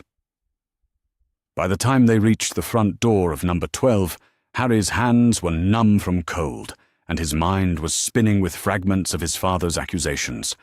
The letter had revealed things that should have been impossible, suggestions so outrageous that Harry's first instinct had been to dismiss them as the paranoid fears of a young man under tremendous stress. But the more he thought about it, the more the pieces began to fit together in ways that made his stomach clench with a sick sort of recognition. Dumbledore had known about Peter Pettigrew's betrayal before it happened. Dumbledore had deliberately placed Harry with the Dursleys, despite knowing about their treatment of him. Dumbledore had been manipulating events from the very beginning, orchestrating a carefully planned tragedy for what James had termed the greater good.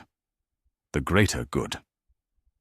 Those words appeared again and again throughout the letter, always written with a bitter emphasis that suggested James Potter had come to despise the phrase and everything it represented. Harry found himself wondering how many times his father had heard those words used to justify the unjustifiable, how many conversations with the revered headmaster had ended with that particular deflection. The front hall of Grimmauld Place was mercifully empty when they entered, though Harry could hear voices from the kitchen suggesting that at least some members of the household were still awake, despite the late hour. Mrs.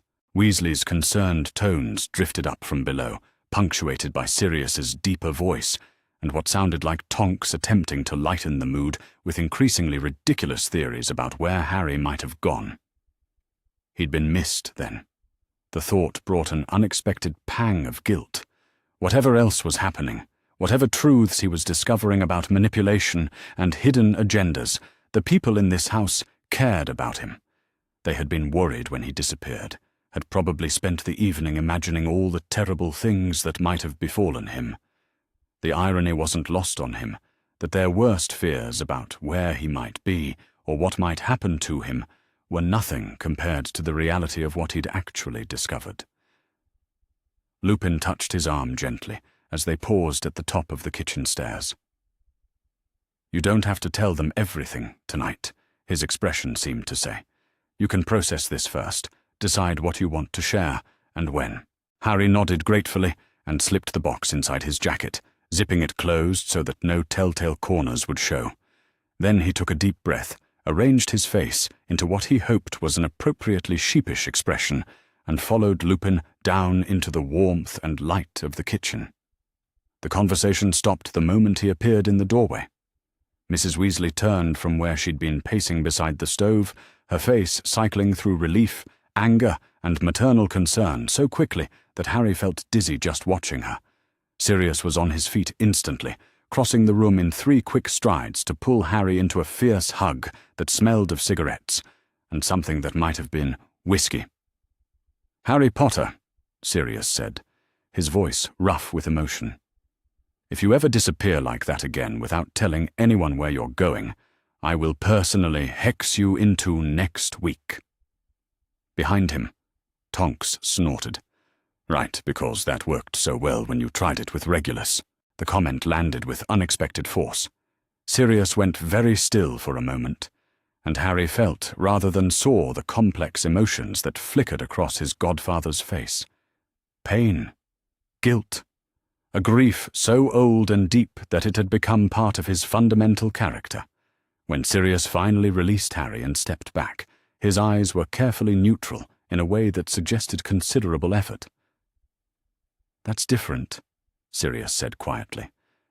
"Regulus made his choice. Harry's not old enough to be making those kinds of choices yet." The words sent a chill down Harry's spine that had nothing to do with the cold December air he'd recently escaped. Regulus had made his choice. What kind of choice? And what did Sirius know about the kinds of choices that young black family members were expected to make? More importantly, what kinds of choices was Harry expected to make? And who was really deciding when he would be old enough to make them? Mrs. Weasley bustled forward, her earlier anger apparently forgotten in the face of her relief at seeing him safe and unharmed. "Oh, Harry dear, you gave us such a fright. We came up to check on you, and your bed was empty, and no one knew where you'd gone, or when you'd left, or if something terrible had happened." "I've been beside myself." She enveloped him in one of her trademark hugs, all softness and warmth, and the comforting smell of cooking spices. Under normal circumstances, Harry would have relaxed into it, would have let himself enjoy the simple pleasure of being fussed over by someone who genuinely cared about his well-being. Tonight, though, he found himself cataloguing details with the uncomfortable awareness that Mrs. Weasley's concern, however genuine, was also part of a larger system of watching and managing his movements. How long had she been checking on him while he slept? How often did the adults in this house coordinate to ensure that someone always knew where he was and what he was doing? And most unsettling of all, who were they reporting to when his behavior deviated from whatever they considered acceptable parameters? "I'm sorry," Harry said, and was surprised to find that he meant it despite his growing suspicions. "I needed some air, and I didn't think anyone would miss me for a few hours."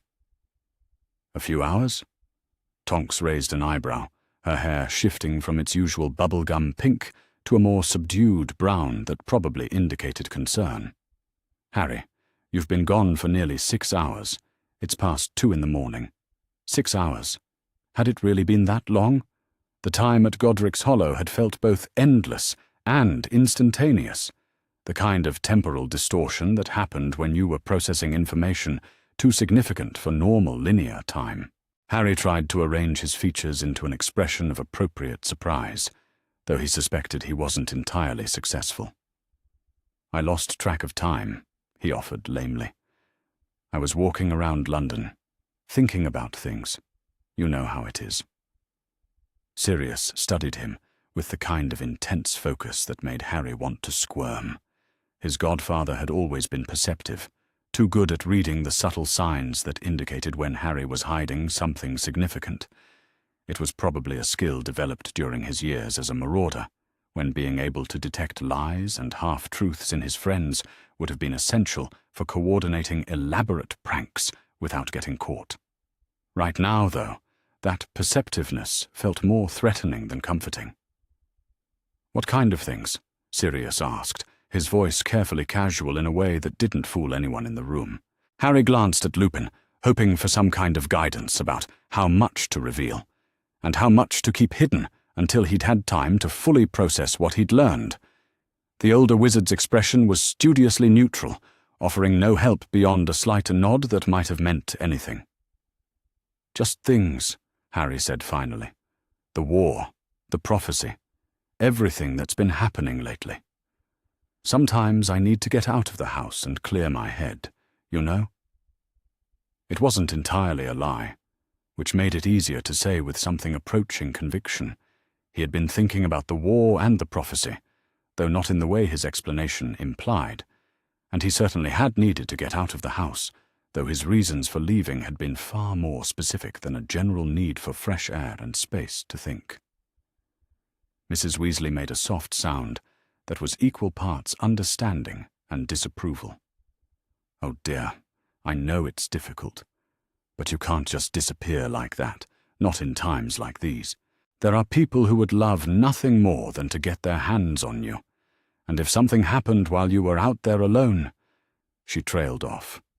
But the implication was clear. Harry Potter wandering around London by himself was an unacceptable security risk, a potential disaster that could compromise not just his own safety, but the safety of everyone connected to him. It was a reasonable concern, even a valid one. So why did it feel like another link in a chain that had been binding him for longer than he'd realized? "I understand," Harry said, because it was the response that was expected, and because arguing would only draw more attention to his behavior. "I'll be more careful in the future." "See that you are," Mrs. Weasley said firmly, though her expression had softened considerably. "Now you must be freezing. Let me make you some tea and something to eat. You missed dinner, and growing boys need proper meals, especially when they're gallivanting around London in December weather."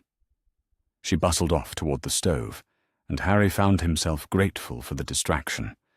It gave him a chance to study the other occupants of the kitchen without seeming to do so, to catalogue their reactions and try to determine how much they knew about the forces that were shaping his life. Tonks had settled back into her chair at the kitchen table, though her posture remained alert in a way that suggested she was still processing his explanation for the evening's absence. Her hair had returned to its usual pink, but the colour was more muted than normal, as if her emotional state was affecting her usual vibrant appearance. She kept glancing between Harry and Lupin with an expression that suggested she was picking up on undercurrents she couldn't quite identify. Sirius had returned to his position near the fireplace, but he remained standing rather than settling into one of the comfortable chairs that flanked the hearth. His body language was tense, coiled, like a man preparing for action he hoped wouldn't be necessary. Every few seconds, his eyes would flick to Harry's face, then away, as if he were searching for something specific but didn't want to be caught looking. And Lupin. Lupin stood near the kitchen door with his arms crossed, ostensibly relaxed, but actually radiating the kind of careful control that came from deliberately not reacting to stimulus that demanded a response. He knew more than he was saying. That much was obvious. The question was whether his knowledge extended to the specific contents of the letter Harry now carried, or if he was simply responding to the general sense that significant information had been discovered and shared. The tea preparation gave Harry time to think, though his thoughts kept circling back to the same central questions. How much of what his father had written was accurate? How much was paranoia born of stress and fear? And most importantly, how could he determine the difference without revealing what he'd learned to people who might be part of the very conspiracy his parents had feared? The irony was that the people he would normally turn to for guidance and support were the same people his father's letter had warned him not to trust. Dumbledore, obviously, but also other members of the Order, adults who had known his parents and claimed to have his best interests at heart. How many of them were truly looking out for him, and how many were simply following orders from a man who saw Harry as a necessary sacrifice for the greater good. Mrs. Weasley returned with a steaming mug and a plate piled high with leftover shepherd's pie, setting both down in front of Harry with the kind of maternal satisfaction that came from feeding someone who clearly needed it. The food was excellent, as her cooking always was, but Harry found himself struggling to taste it properly. Everything felt muted, distant, as if he were experiencing the world through several layers of glass. "Better?" Mrs. Weasley asked, settling into the chair across from him with her own cup of tea. Much, Harry lied, because the truth would have required explanations he wasn't prepared to give. "Thank you for waiting up for me. I know it was thoughtless to leave without telling anyone." "Well," Tonks said with a grin that didn't quite reach her eyes, "next time you feel the need for a midnight constitutional, maybe give one of us a shout first. We could all use the exercise, and London's more interesting with company, anyway." The suggestion sounded casual, friendly, but Harry caught the underlying message. "Next time you decide to disappear, we're coming with you. No more solo adventures, no more opportunities for unobserved conversations or unsupervised discoveries." He nodded and smiled and made appropriate responses to the gentle scolding that followed, but part of his mind was already working on the problem of how to find time and privacy to properly read through the rest of his father's letter. The brief glimpse he'd gotten in the garden shed had been enough to understand that the accusations were serious and detailed, but he needed to see the full scope of what James Potter had discovered before he could decide how to proceed. The conversation gradually shifted from his evening's absence to more general topics. The war, though they were careful to keep the details vague in deference to his supposed youth and innocence. Christmas plans, though these were complicated by the security concerns that kept them all trapped in the house for the foreseeable future. Mundane household matters that felt surreal in the context of everything Harry had learned in the past few hours. He participated when expected, laughed at Tonks's jokes, accepted Mrs. Weasley's concerns about his health and well-being with appropriate gratitude. But underneath the surface normalcy, he felt like he was watching himself from outside his own body, observing a performance designed to maintain the illusion that nothing fundamental had changed. Everything had changed, though. The letter in his jacket pocket had shifted the ground beneath his feet so dramatically that he wasn't sure he would ever feel steady again. Questions he'd never thought to ask were now demanding answers. Assumptions he'd never realized he was making had been revealed as carefully constructed illusions. And the people around him, people he'd trusted and relied upon, were now potential threats whose loyalties and motivations he had to evaluate with the cold calculation of someone who could no longer afford to take anything for granted. It was well past 3 a.m. when the impromptu gathering finally began to break up. Mrs. Weasley retired first, after extracting promises from Harry that he would come to her immediately if he needed anything or felt the urge to go wandering again. Tonks followed shortly after, though not before giving Harry a hug that felt more like an assessment, her hands briefly checking for injuries or hidden objects with the practiced efficiency of someone trained in such things. That left Harry alone with Sirius and Lupin, a situation that should have felt comfortable and safe, but instead felt charged with unspoken tension. Both older wizards were watching him with expressions of careful neutrality that suggested they were having their own silent conversation about his behavior and what it might indicate. Harry finished the last of his tea and stood up, stretching in a way that he hoped looked casual and unstudied. "I should probably get some sleep. It's been a long day." Sirius nodded, but didn't move from his position by the fireplace. "Right. But Harry, before you go upstairs, there's something I want to ask you." The word sent a chill down Harry's spine that had nothing to do with the late hour or the draughty house. He tried to keep his expression neutral, though he suspected his sudden tension was visible to anyone who knew how to look for it. "What's that?" Sirius was quiet for a long moment, as if weighing his words carefully. When he finally spoke, his voice was gentler than Harry had expected. "Are you angry with me? With us, I mean. The adults in your life, because if there's something we've done, or failed to do, something that's making you feel like you need to handle things on your own?" The question hung in the air between them, loaded with implications that Harry wasn't sure how to navigate. On one level, it was a reasonable inquiry from a concerned guardian who had noticed changes in behavior and wanted to address them before they became more problematic. On another level, it felt like a fishing expedition, an attempt to determine how much Harry knew and how much of a threat his newfound knowledge might pose to existing power structures. The honest answer was yes. He was angry. Furious, in fact, though his anger was too new and too complex to be easily explained or justified. He was angry about the years of lies and misdirection, angry about the way his choices had been limited by people who claimed to know what was best for him, angry about the growing suspicion that his entire life had been orchestrated by someone who saw him as a tool rather than a person. But he was also confused and hurt, and more than a little frightened by the implications of what he'd learned. And underneath all of those emotions was a grief so profound that it felt like it might tear him apart if he acknowledged it directly. Grief for the childhood he'd never had, for the parents he'd lost, for the innocence that had been stripped away by a letter that revealed just how little control he'd ever actually had over his own destiny. "No," Harry said finally, because the truth was too dangerous and too complicated to share. "I'm not angry. I'm just trying to figure things out, you know. Everything that's happened. Everything that's still happening. Sometimes it feels like too much." The explanation was honest enough to satisfy Sirius's immediate concerns, while vague enough to avoid revealing anything specific about what Harry had discovered.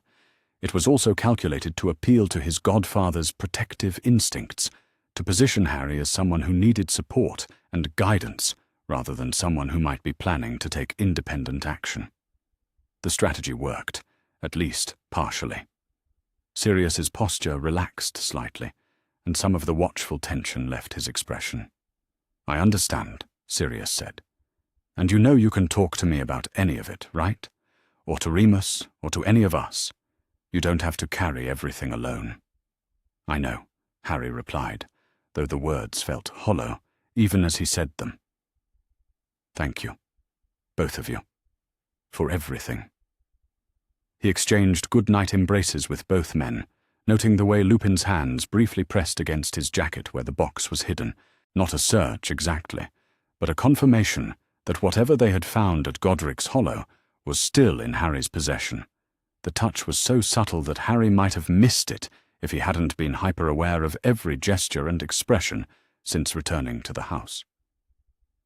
The stairs to his bedroom felt longer than usual, each step echoing in the silence of the sleeping house. By the time Harry reached his door, he was exhausted in a way that went far beyond physical tiredness. It felt like he had lived several years in the space of a few hours, aged decades in the time it took to read a few pages of his father's handwriting. His room was exactly as he'd left it, bed rumpled from his earlier restlessness, clothes scattered across the chair where he'd dropped them while deciding what to wear for his midnight expedition. The normalcy of it was both comforting and surreal, a reminder that the physical world continued unchanged, even when everything else had been turned upside down. Harry closed and locked the door, then cast the privacy charms Hermione had taught him for exactly this kind of situation. The spells would prevent anyone from listening in on conversations or activities inside the room, though they would also alert anyone monitoring the house's magical activity to the fact that he was taking steps to ensure his privacy. It was a calculated risk, but one he had to take. The letter demanded his full attention, and he couldn't afford to be interrupted or overheard while he processed its contents. He pulled the wooden box from inside his jacket and set it carefully on his desk, then settled into his chair with the same kind of reverence he might have shown while approaching an altar. The letter was still exactly as he'd left it, folded neatly and tied with the red ribbon that marked it as something precious, something meant to be preserved and treasured. But as Harry untied the ribbon and unfolded the pages, he found himself wondering if treasure was really the right word for information that had the power to destroy everything he'd believed about the people who claimed to care about him. The letter began where he'd left off reading in the garden shed, with James Potter's growing concerns about Dumbledore's true motivations and methods. "You must understand, Harry, that the man the world reveres as the leader of the light is not who he appears to be. Lily and I have spent months documenting the inconsistencies in his story, the contradictions between his public pronouncements and his private actions. What we have discovered is deeply disturbing. The prophecy that has made you a target was not discovered by accident. Dumbledore knew of its existence before Trelawney ever spoke it, knew because he had been searching for such a prophecy for decades. He believes that certain types of magical conflicts can only be resolved through prophetic fulfillment, and he has been working to create the conditions that would bring the relevant prophecies into existence. In simpler terms, my son, Albus Dumbledore, engineered the circumstances that led to your being marked as Voldemort's equal. He wanted a prophesied child, and he made sure he got one." Harry had to stop reading again, his hands shaking so badly that the parchment rustled audibly in the silence of his room. The accusations were so far beyond anything he had imagined that his mind seemed to be rejecting them automatically, searching for alternative explanations that would allow him to dismiss his father's words as the product of stress and paranoia. But the more he thought about it, the more the pieces began to fit together in ways that were both logical and terrifying. Dumbledore's interest in prophecies, his knowledge of obscure magical theory, his ability to be in the right place at the right time to hear about developments that would affect Harry's future, the headmaster's uncanny ability to predict Voldemort's actions, to anticipate moves and counter-moves in a chess game that seemed to have been planned decades in advance. What if it wasn't prescience or exceptional strategic thinking? What if Dumbledore had been able to anticipate Voldemort's actions because he had been manipulating events to ensure that those actions would occur exactly as he wanted them to? The letter continued for several more pages, detailing specific instances where Dumbledore had withheld crucial information or made decisions that seemed designed to increase rather than decrease the danger to Harry and his family, the decision to use the Fidelius charm rather than other protective options that would have been more secure, the choice of possible secret keepers, with Dumbledore's apparent preference for options that would be more vulnerable to compromise, the insistence on keeping the Potters isolated and dependent on Order protection rather than allowing them to seek refuge with other allies or in other countries. Each revelation built upon the previous ones, creating a picture of systematic manipulation that stretched back years before Harry's birth. Dumbledore had identified James and Lily as ideal candidates to produce a prophesied child, had orchestrated their meeting and encouraged their relationship, had guided them toward choices that would maximize both the power of their eventual offspring and the likelihood that this offspring would be available for use in Dumbledore's larger plans. The most chilling revelation came near the end of the letter, in a section written entirely in Lily's careful handwriting. "We know now that Albus never intended for us to survive long enough to raise you ourselves. A prophesied child must be shaped by prophecy, not by the mundane love and guidance of ordinary parents. You were meant to be an orphan, Harry, raised by people who would ensure that you grew up feeling unwanted and unloved, desperate for any scrap of affection or approval that the wizarding world might offer you. The Dursleys were chosen specifically because they would mistreat you. Albus could have placed you with any number of magical families who would have loved and cherished you, who would have raised you to understand your heritage and your power. Instead, he chose people who would suppress your magic, who would make you grateful for any rescue, no matter what price you might be expected to pay for it. You were meant to come to Hogwarts eager to please, willing to take any risk or make any sacrifice, if it meant earning the approval of the adults who finally seemed to value you. You were meant to see Albus as a grandfather figure, someone whose wisdom and guidance you would never think to question. If you are reading this, then our fears about his ultimate plan may be coming to pass. Please, my darling boy, be careful who you trust. Be careful what sacrifices you allow others to convince you are necessary. Your life has value beyond your usefulness in someone else's war, and you deserve the chance to choose your own destiny. The letter ended with expressions of love and regret, apologies for the burden of knowledge they were placing on him, and detailed instructions for finding additional evidence they had hidden in other locations. But Harry barely registered those final paragraphs, his attention fixed on the terrible clarity of understanding that had begun to crystallize in his mind. Everything made sense now. His miserable childhood with the Dursleys, designed to make him grateful for any kindness from the wizarding world.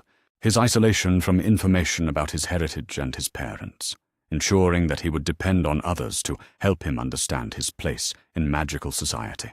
The careful management of his friendships and relationships, making sure he remained emotionally vulnerable and eager to please. Even his heroic exploits at Hogwarts took on a different cast when viewed through this lens. Had he really stumbled onto those adventures by accident, or had he been guided toward them by someone who wanted to build his reputation as a hero, while simultaneously traumatizing him enough to make him feel responsible for protecting others, no matter the cost to himself? The more Harry thought about it, the more he realized that almost every significant event in his life could be traced back to Dumbledore's influence, either directly or indirectly. The man had been pulling strings from the very beginning, orchestrating a complex performance designed to create the perfect weapon against Voldemort. And the most horrifying part was how well it had worked.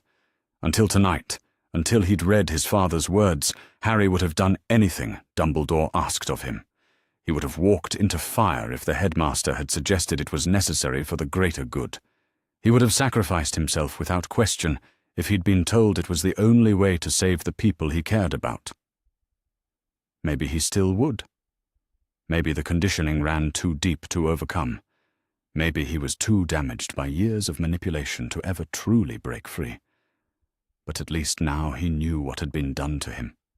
At least now he could see the puppet strings, even if he wasn't yet strong enough to cut them. Harry folded the letter carefully and placed it back in the wooden box, then sat staring at his hands for a long time. Outside his window, dawn was beginning to creep across the London sky, painting the world in shades of grey and gold that seemed inappropriately beautiful for such a dark revelation. He thought about the people sleeping in the rooms around him. Mrs. Weasley, who genuinely cared about his well-being, but who also reported his behavior to Dumbledore with clockwork regularity. Sirius, who loved him like a son, but who had also spent 12 years in Azkaban because of decisions made by the same man who now claimed to have Harry's best interests at heart. Lupin, who had been his father's friend, but who had also stood by while Harry grew up in ignorance and isolation, never once reaching out to offer the guidance that James and Lily couldn't provide themselves. How many of them knew the truth? How many were active participants in Dumbledore's plans? And how many were simply well-meaning dupes who had never thought to question the man they'd been taught to revere? And what was Harry supposed to do with this knowledge now that he had it?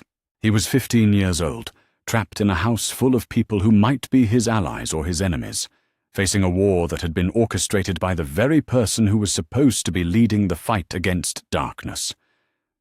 The smart thing would probably be to pretend he'd never found the letter, to continue playing the role of the obedient hero in training while secretly working to understand the full scope of what had been done to him.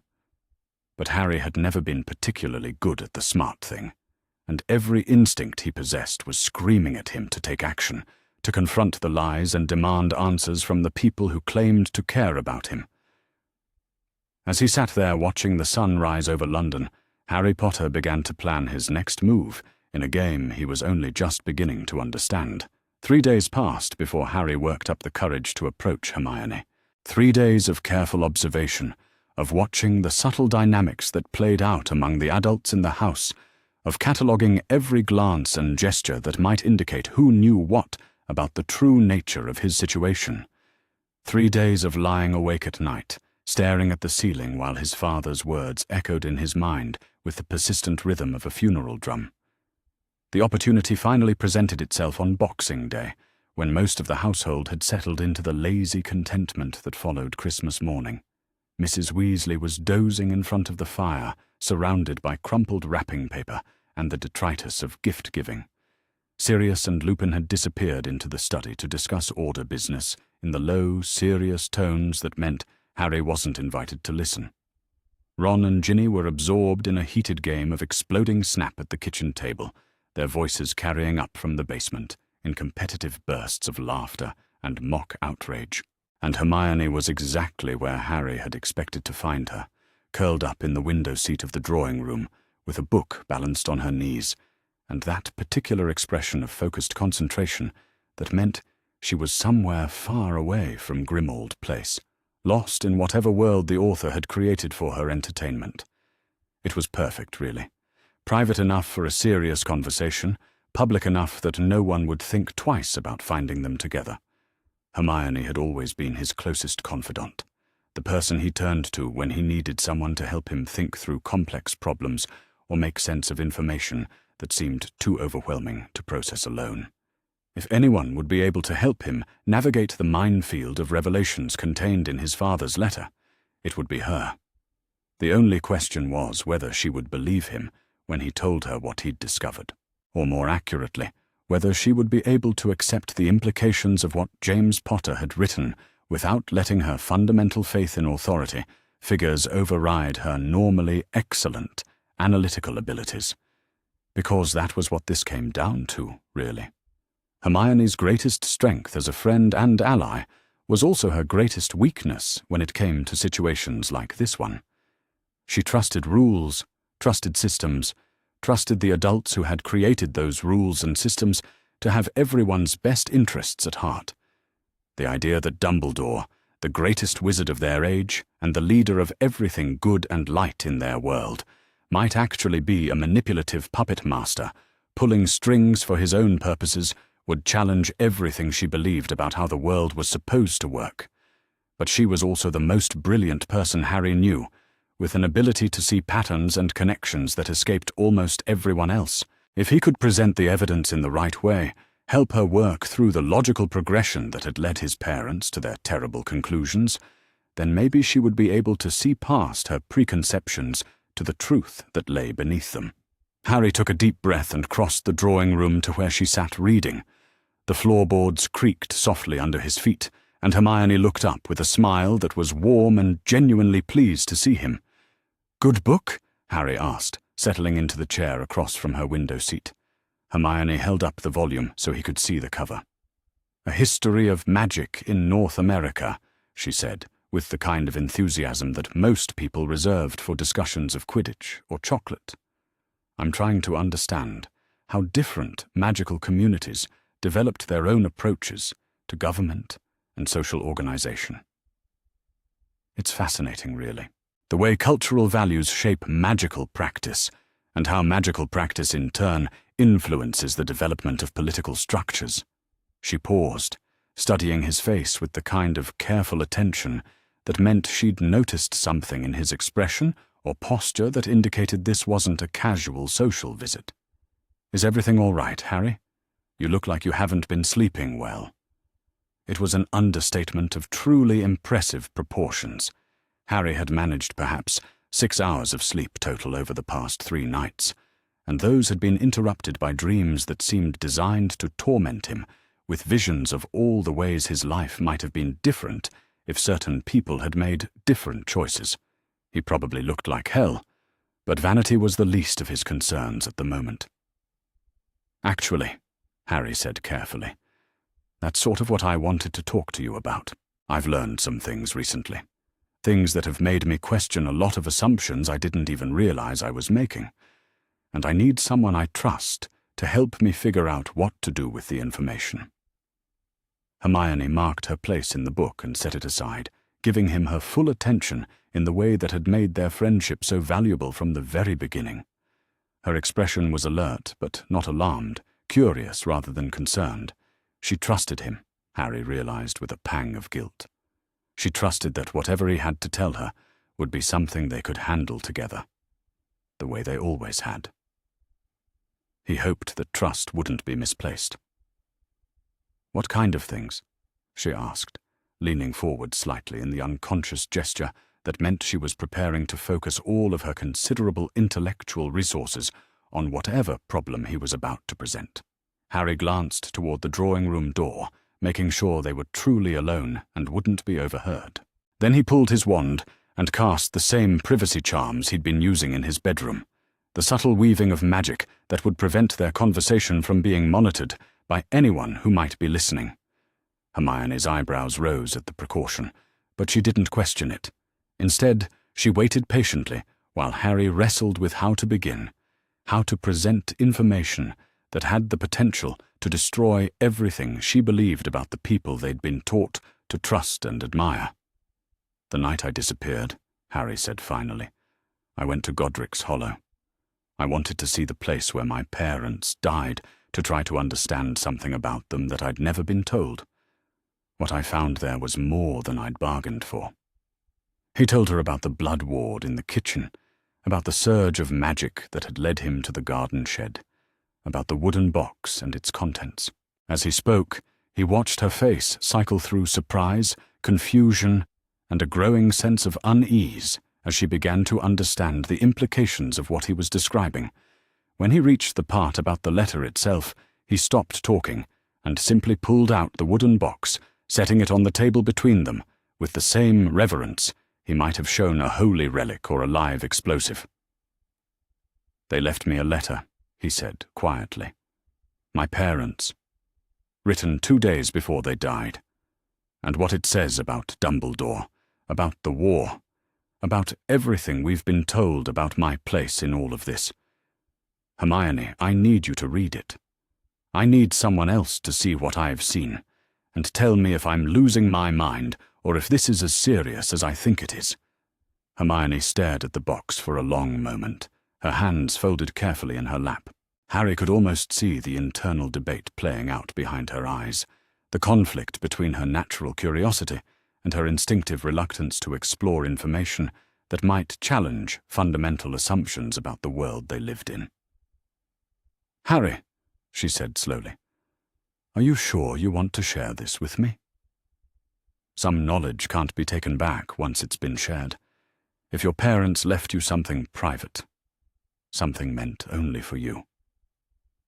"I'm sure," Harry interrupted. "Whatever this is, whatever they discovered, it's bigger than just me. And I can't handle it alone. I need someone I trust to help me figure out what it means and what I'm supposed to do about it." The words seemed to decide her. Hermione reached for the box and opened it carefully, her movements precise and deliberate in the way that meant she was treating the contents with the respect they deserved. She lifted out the letter with hands that trembled slightly, though whether from excitement or apprehension was impossible to tell. "May I?" she asked, gesturing to the red ribbon that held the pages together. Harry nodded, unable to speak past the sudden tightness in his throat. Watching someone else handle his father's final words felt strange, almost sacrilegious, but also somehow right. These weren't just personal messages from parent to child. They were warnings about dangers that threatened more than just Harry's individual well-being. Hermione untied the ribbon with careful precision and began to read.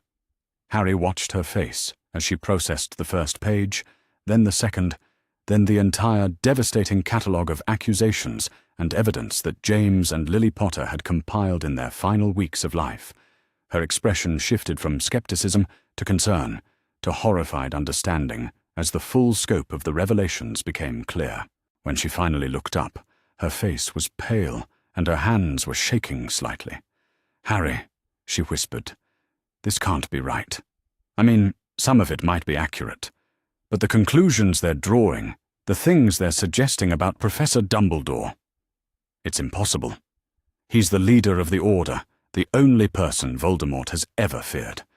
He would never deliberately endanger students or manipulate people for his own purposes.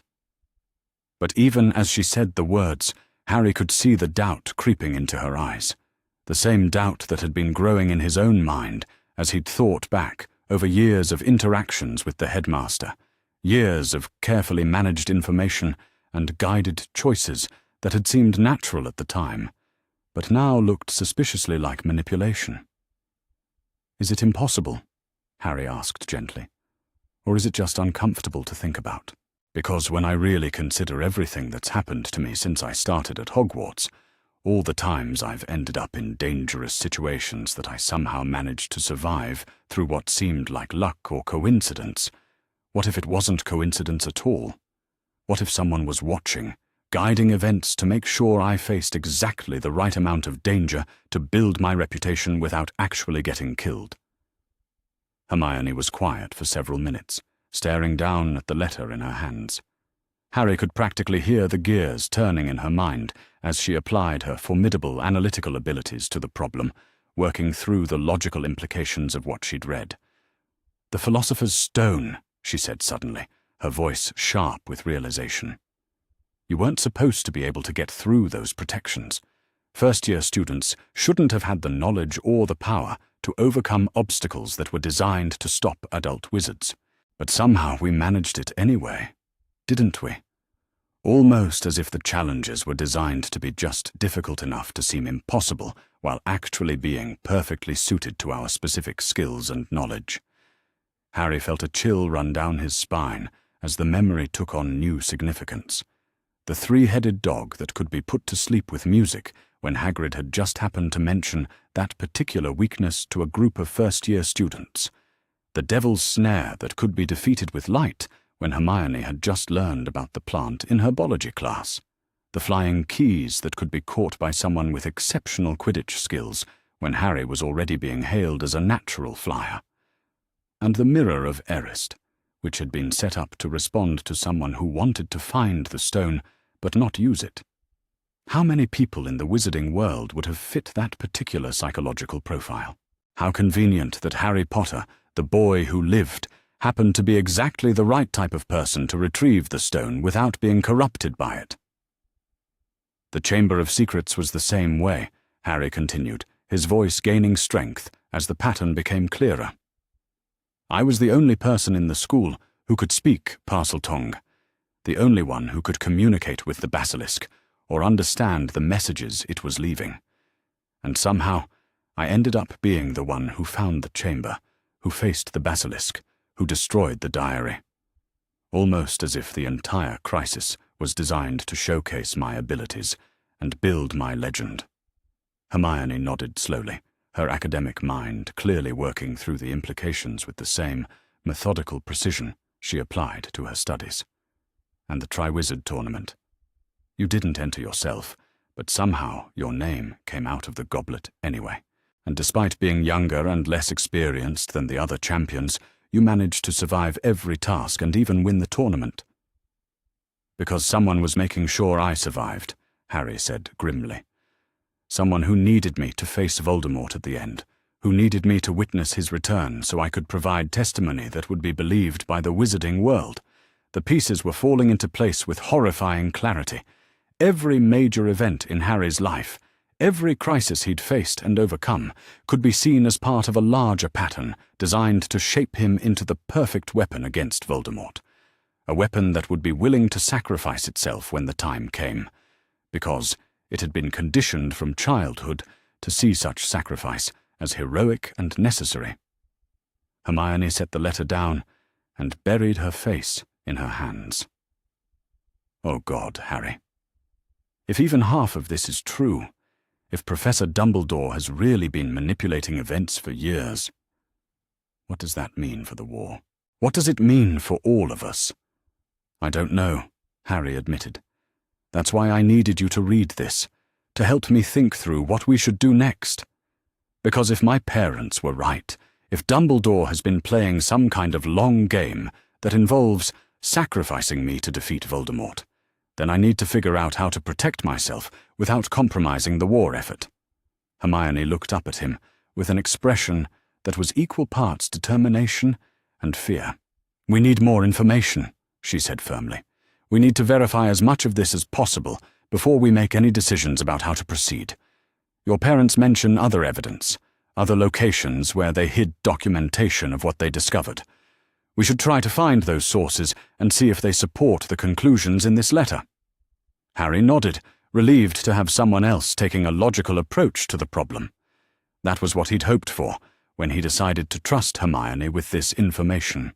Her ability to see past the emotional impact of the revelations to focus on the practical steps they needed to take. "There's something else, though," Harry said carefully. "Something we need to consider before we start investigating further. If my parents were right about the scope of Dumbledore's manipulation, then it's likely that other people in the Order are involved, either as willing participants or as unknowing pawns. We can't trust anyone else with this information until we know who's really on our side." The implications of that statement settled over them like a heavy blanket. If they couldn't trust Dumbledore, then they couldn't trust anyone who reported to Dumbledore, which meant most of the adults in their lives were now potential threats, people who might be working to ensure Harry's compliance with whatever plans had been made for his future. "What about Ron?" Hermione asked quietly. "He's our best friend, and his family has been nothing but kind to us. Surely we can trust him with this." Harry had been dreading that question. Ron was indeed their best friend, and the Weasley family had welcomed Harry with open arms from the moment he'd first set foot in their home. But they were also deeply loyal to Dumbledore, unquestioningly committed to the Order and everything it represented. Mrs. Weasley in particular seemed to view the headmaster as almost a father figure, someone whose wisdom and guidance were beyond question. If they told Ron about the letter, he would almost certainly share the information with his parents, probably without even thinking about the potential consequences. And if his parents decided that Harry was being influenced by dangerous ideas or unreliable sources, they might take steps to protect him that would actually make it harder for him to investigate the truth. "I want to tell him," Harry said honestly. "But I think we need to be careful about how and when we do it. Ron's loyalty to his family runs deep, and his family's loyalty to Dumbledore runs even deeper. We need to have more concrete evidence before we ask him to question everything he's been taught to believe." Hermione nodded reluctantly. "You're probably right. But I hate keeping secrets from him, especially secrets this important. It feels like we're betraying our friendship." "We're protecting our friendship," Harry corrected, "and we're protecting him. If we're wrong about any of this, if my parents were mistaken, or if there are things they didn't understand about Dumbledore's motivations, then we'll be able to figure that out without having involved Ron in something that could damage his relationship with his family. But if we're right, then eventually we're going to need allies. People we can trust who aren't part of Dumbledore's inner circle. Ron will have to be one of them, but only when we're sure we can present him with evidence that's strong enough to overcome his natural inclination to trust the adults in his life." They spent the next hour working through the practical details of how to investigate their parents' claims without arousing suspicion. Hermione's analytical mind proved invaluable in developing a systematic approach to gathering and verifying information, while Harry's knowledge of the castle and its secrets would help them access locations that might contain the additional evidence James and Lily had mentioned. The first step would be to create a timeline of events, cross-referencing what they knew about major incidents in Harry's life with what the letter claimed about Dumbledore's involvement in orchestrating those incidents. Then they would begin the delicate process of testing their conclusions, looking for patterns and inconsistencies that would either support or contradict the accusations. It was dangerous work, the kind of investigation that could destroy relationships and shatter illusions that had provided comfort and stability for years. But it was also necessary work, because if Harry's parents had been right about the scope of the deception, then continuing to live in ignorance could be fatal. As they talked, Harry found himself watching Hermione's face with a mixture of gratitude and guilt. Gratitude because she was approaching the problem with the same intellectual rigor she brought to her academic studies, treating his parents' accusations as hypotheses to be tested rather than truths to be accepted or rejected based on emotion. Guilt because he was asking her to risk her own safety and peace of mind by becoming involved in something that could have devastating consequences for both of them. But he also felt something else, something that had been missing from his life for longer than he cared to admit. For the first time in years, he wasn't facing a crisis alone. He had an ally, someone who understood the stakes and was willing to help him navigate the complexities of a situation that went far beyond anything they'd dealt with before. It was almost enough to make him feel optimistic about their chances of uncovering the truth without destroying themselves in the process. Hermione closed the letter carefully and retied the red ribbon, her movements precise and respectful. Then she looked up at Harry with an expression that was both determined and slightly terrified. "Whatever we find," she said quietly, "whatever we learn about Professor Dumbledore or the Order or any of this, we're going to face it together. You don't have to carry this alone anymore." The words hit Harry harder than he'd expected, bringing tears to his eyes that he tried unsuccessfully to blink away. For so long, he'd been the boy who lived, the chosen one, the person everyone expected to solve problems and face dangers that would break most adults. He'd grown accustomed to the weight of that responsibility, to the isolation that came with being seen as more symbol than human being. But sitting here in the drawing room of Grimmauld Place, with his best friend promising to stand by him no matter what they discovered, Harry felt something he hadn't experienced in years. He felt like he might actually have a chance at controlling his own destiny, at making choices based on what he believed was right rather than what others expected from him. "Thank you," he managed, his voice rough with emotion. "I don't know what I would do without you." "You'll never have to find out," Hermione replied firmly. "Whatever happens, whatever we learn, we'll figure it out together." They spent another few minutes discussing the practical details of their investigation, establishing codes and signals they could use to communicate about sensitive topics without alerting anyone who might be monitoring their conversations. Then, Hermione gathered up her book and prepared to return to her reading, though Harry suspected she would have trouble concentrating on North American magical history after everything they'd discussed. As she was leaving, she paused in the doorway and looked back at him with an expression that was difficult to read. "Harry," she said carefully, "there's something I want you to promise me. Whatever we discover, whatever evidence we find, I want you to promise that you won't do anything reckless or dangerous without talking to me first. I know you have a tendency to take on too much responsibility, to try to protect people by handling problems yourself, but this is too big and too important for that kind of heroic gesture." Harry nodded, understanding exactly what she was asking. She was worried that he would learn something that would prompt him to confront Dumbledore directly, or to take some other dramatic action that might put him in danger before they'd had a chance to fully understand the situation. "I promise," he said, and meant it. "We're in this together now. I won't make any major decisions without consulting you first." "Good," Hermione said, though she still looked concerned. "Because I have a feeling that before this is over, we're going to need every advantage we can get." After she left, Harry remained in the drawing room for a long time, staring out the window at the grey December afternoon and thinking about the conversation they'd just had. Part of him felt relieved to finally have someone else who understood the magnitude of what he was facing, but another part of him was terrified by the implications of what they'd agreed to do. They were 15-year-old students planning to investigate and potentially expose the man who was arguably the most powerful wizard alive, a man who had been manipulating events for decades, who had resources and connections that they could barely imagine. If they were discovered before they'd gathered enough evidence to protect themselves, the consequences could be catastrophic.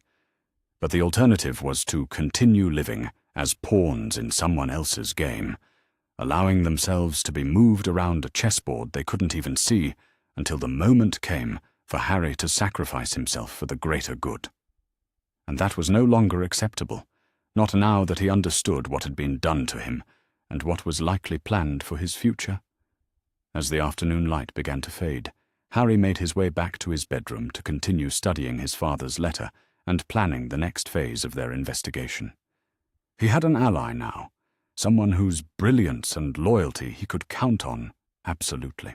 Together, they would uncover the truth about Dumbledore's plans and find a way to forge their own path forward. It wouldn't be easy, and it certainly wouldn't be safe. But for the first time since he'd learned about the prophecy, Harry felt like he might actually have some control over his own destiny. And that was worth almost any risk. The investigation began in earnest the following morning, though to anyone watching, it would have appeared as nothing more than two studious teenagers spending their winter holidays engaged in perfectly normal activities. Harry and Hermione had developed a system of subtle signals and coded conversations that allowed them to coordinate their efforts while maintaining the appearance of casual friendship under the watchful eyes of the adults who shared their temporary home. The first phase of their plan involved what Hermione had termed information archaeology, the careful process of excavating details from conversations with Order members who might possess knowledge relevant to their investigation without realizing its significance. It was delicate work, requiring them to ask questions that seemed natural and innocent while actually probing for evidence that would either support or contradict the accusations contained in James Potter's final letter. Harry's first target was Remus Lupin, partly because the man had been present during the discovery at Godric's Hollow, and partly because his close friendship with James and Lily meant he was likely to have observed the deterioration in their relationship with Dumbledore that the letter described. The challenge was finding a way to broach the subject without arousing suspicion about Harry's motivations for asking. The opportunity presented itself during one of their regular afternoon conversations in the drawing room when Lupin was grading essays from his substitute teaching position and Harry was ostensibly working on holiday assignments from his Hogwarts professors. The setting was perfect for the kind of casual, rambling discussion that might naturally drift toward topics of historical significance. "Professor Lupin," Harry said, looking up from his Transfiguration homework with an expression of carefully calculated curiosity, "I've been thinking about that night at Godric's Hollow, when we found the box my parents left. It made me realize how little I actually know about their final months, about what they were thinking and feeling during the war." Lupin set down his quill and gave Harry his full attention, though something flickered across his expression that might have been wariness or concern. "It's understandable that you would want to know more about that period," he said carefully. "But you should remember that it was an extremely difficult time for everyone involved. People were under tremendous stress, making decisions based on incomplete information and constantly shifting circumstances. The response was diplomatically phrased, but it contained an undertone that Harry found revealing. Lupin was preparing to defend decisions that might seem questionable in retrospect, establishing context that would explain away inconsistencies or contradictions before Harry even asked about them. "I understand that," Harry replied, maintaining his tone of innocent curiosity. "But I was wondering about the specific decisions that affected my family. The choice to use the Fidelius charm, for instance. My parents were obviously intelligent people, and they had access to information about protective magic that most wizards never learn. Why do you think they chose that particular approach instead of alternatives that might have been safer?" Lupin was quiet for a long moment, his expression thoughtful in a way that suggested he was weighing his words carefully. "The Fidelius charm was considered the most secure form of magical protection available at the time," he said finally. "It had never been broken by conventional means, and your parents had good reason to believe that it would keep them safe from Voldemort's detection. But it required them to trust another person completely," Harry pointed out. "And trust was obviously a complicated thing during the war, with spies and double agents operating on both sides. Didn't they consider options that would have made them less dependent on someone else's loyalty?" Something shifted in Lupin's posture, a subtle stiffening that suggested Harry's questions were approaching territory that made him uncomfortable. The alternatives all had their own vulnerabilities, he said, his voice carrying a note of finality that indicated he didn't want to pursue the topic further.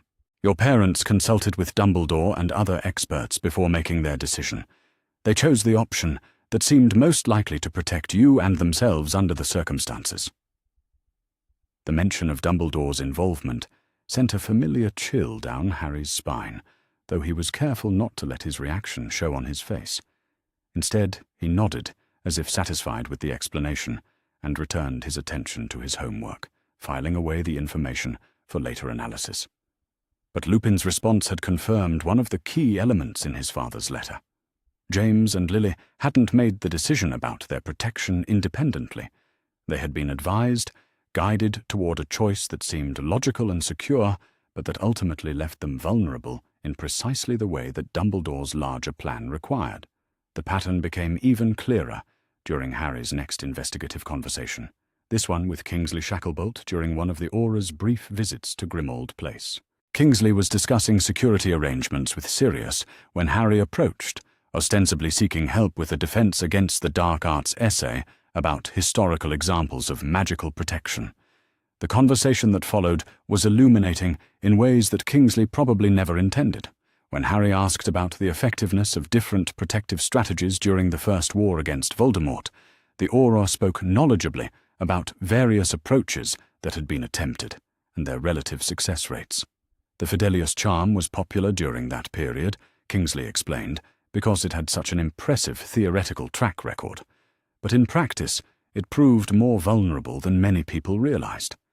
Not because the magic itself was flawed, but because it created single points of failure that could be exploited by anyone with sufficient knowledge of human psychology. "What do you mean by single points of failure?" Harry asked, though he suspected he already knew the answer.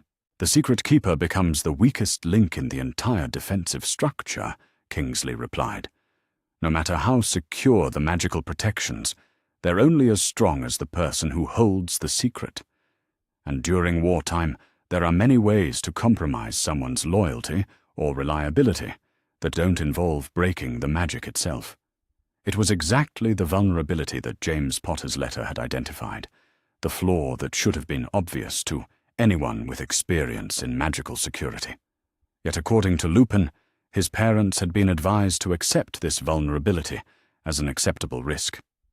Did people at the time understand how dangerous that weakness could be? Harry pressed. Some did, Kingsley admitted.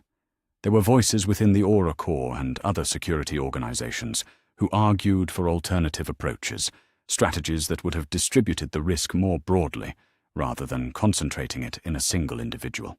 But those recommendations weren't always followed by the families who needed protection. Why not? Kingsley glanced around the room, checking to make sure they weren't being overheard, then leaned closer to Harry with an expression that had grown serious.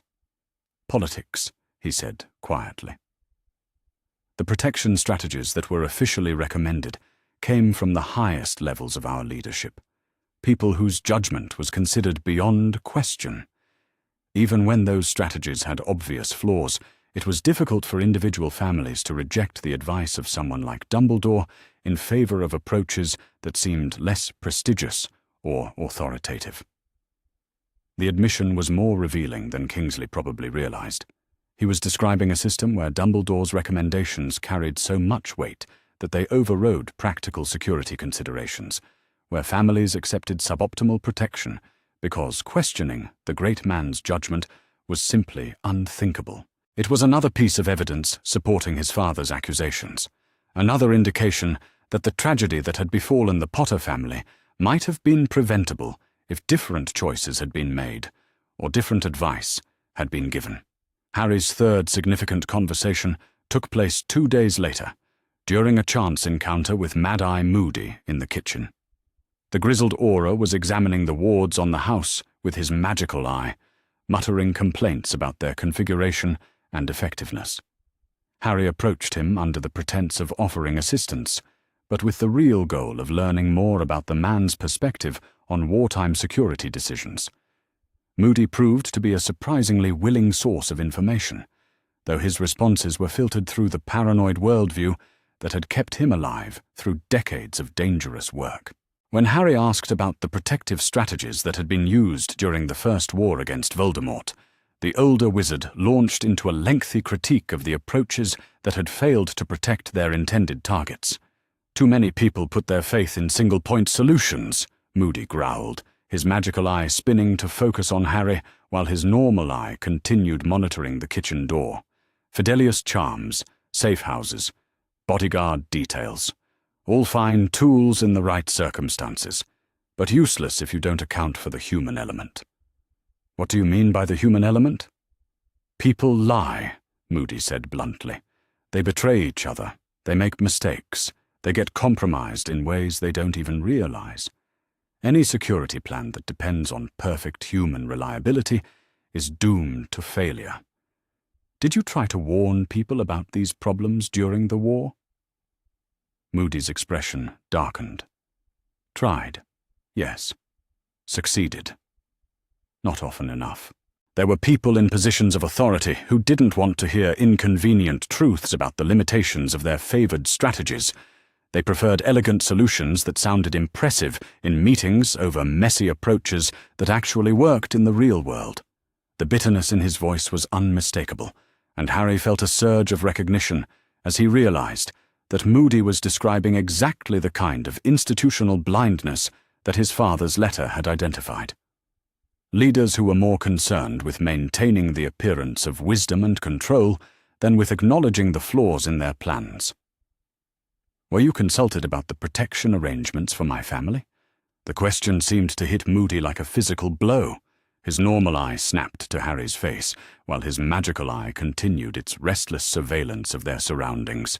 For several seconds he didn't respond, his scarred features cycling through a complex series of emotions that Harry couldn't fully interpret.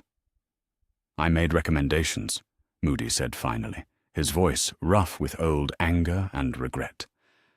"Comprehensive security protocols that would have made it much harder for anyone to locate or attack your parents. They were dismissed as unnecessarily complex and resource-intensive. By whom?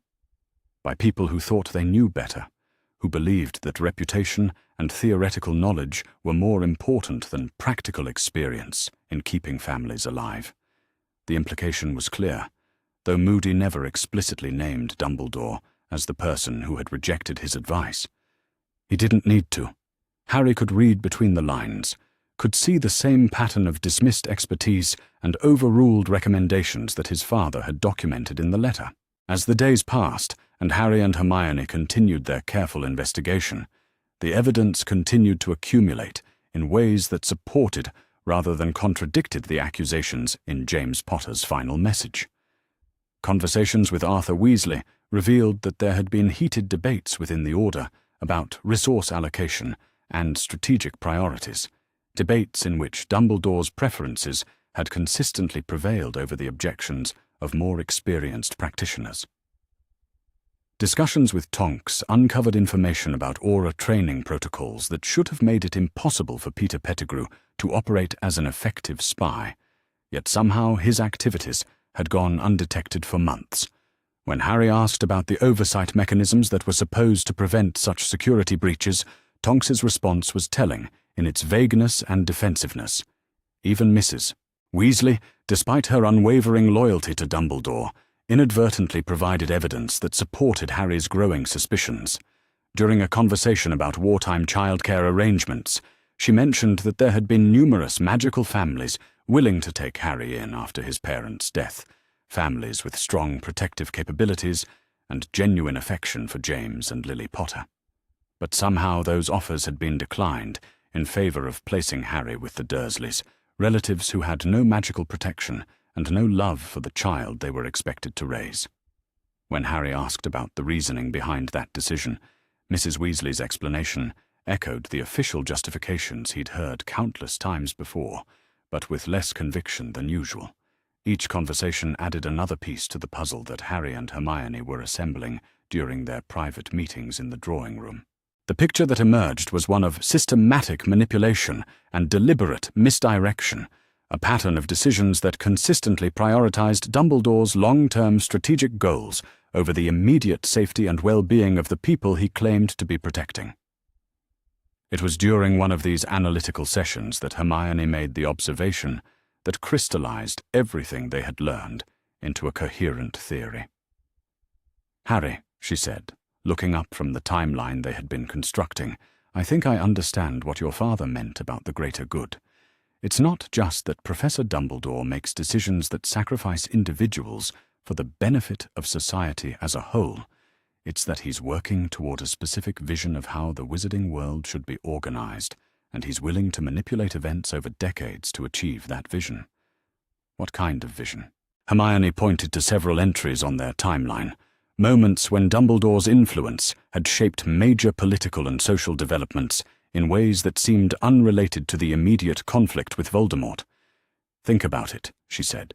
"Every decision he's made, every recommendation he's given, has had the effect of concentrating power in the hands of a small group of people who share his philosophical outlook. The Order of the Phoenix isn't just a resistance organization. It's a shadow government that operates outside normal democratic institutions, accountable to no one except Dumbledore himself." The realization was breathtaking in its implications. Harry had been thinking about Dumbledore's manipulation primarily in terms of its effects on his own life and the fate of his family. But if Hermione was right, if the headmaster was actually engaged in a much larger project of social and political transformation, then the scope of his influence extended far beyond anything they had previously imagined. "You're saying he's been planning to reshape the entire wizarding world?" "I'm saying he's been doing it for decades," Hermione replied grimly. "The war against Voldemort isn't just about defeating a dark wizard. It's about creating the conditions that will allow Dumbledore's vision of enlightened leadership to become the dominant force in magical society." "And I'm supposed to be the weapon that makes it all possible," Harry said, the pieces finally falling into place. "The boy who lived, the chosen one, the symbol of everything good and pure about the fight against darkness. My death will be the ultimate sacrifice for the greater good, the moment when the wizarding world finally accepts that Dumbledore's way is the only way forward." The conversation that followed was one of the most difficult of Harry's life. As he and Hermione worked through the full implications of what they had discovered, he began to understand that his situation was even worse than his father's letter had suggested. He wasn't just being manipulated to serve as a weapon against Voldemort. He was being positioned as a martyr whose death would provide the emotional and political capital necessary to transform the entire structure of magical society. It was a plan of staggering scope and ambition, one that had been in motion since before Harry was born, and that would continue long after his death. Every friendship he had formed, every achievement he had earned, every moment of happiness he had experienced had been calculated to increase his value as a symbol and to ensure that his eventual sacrifice would have maximum impact on public opinion. The realization should have been devastating. Instead, Harry found himself feeling something that was almost like relief.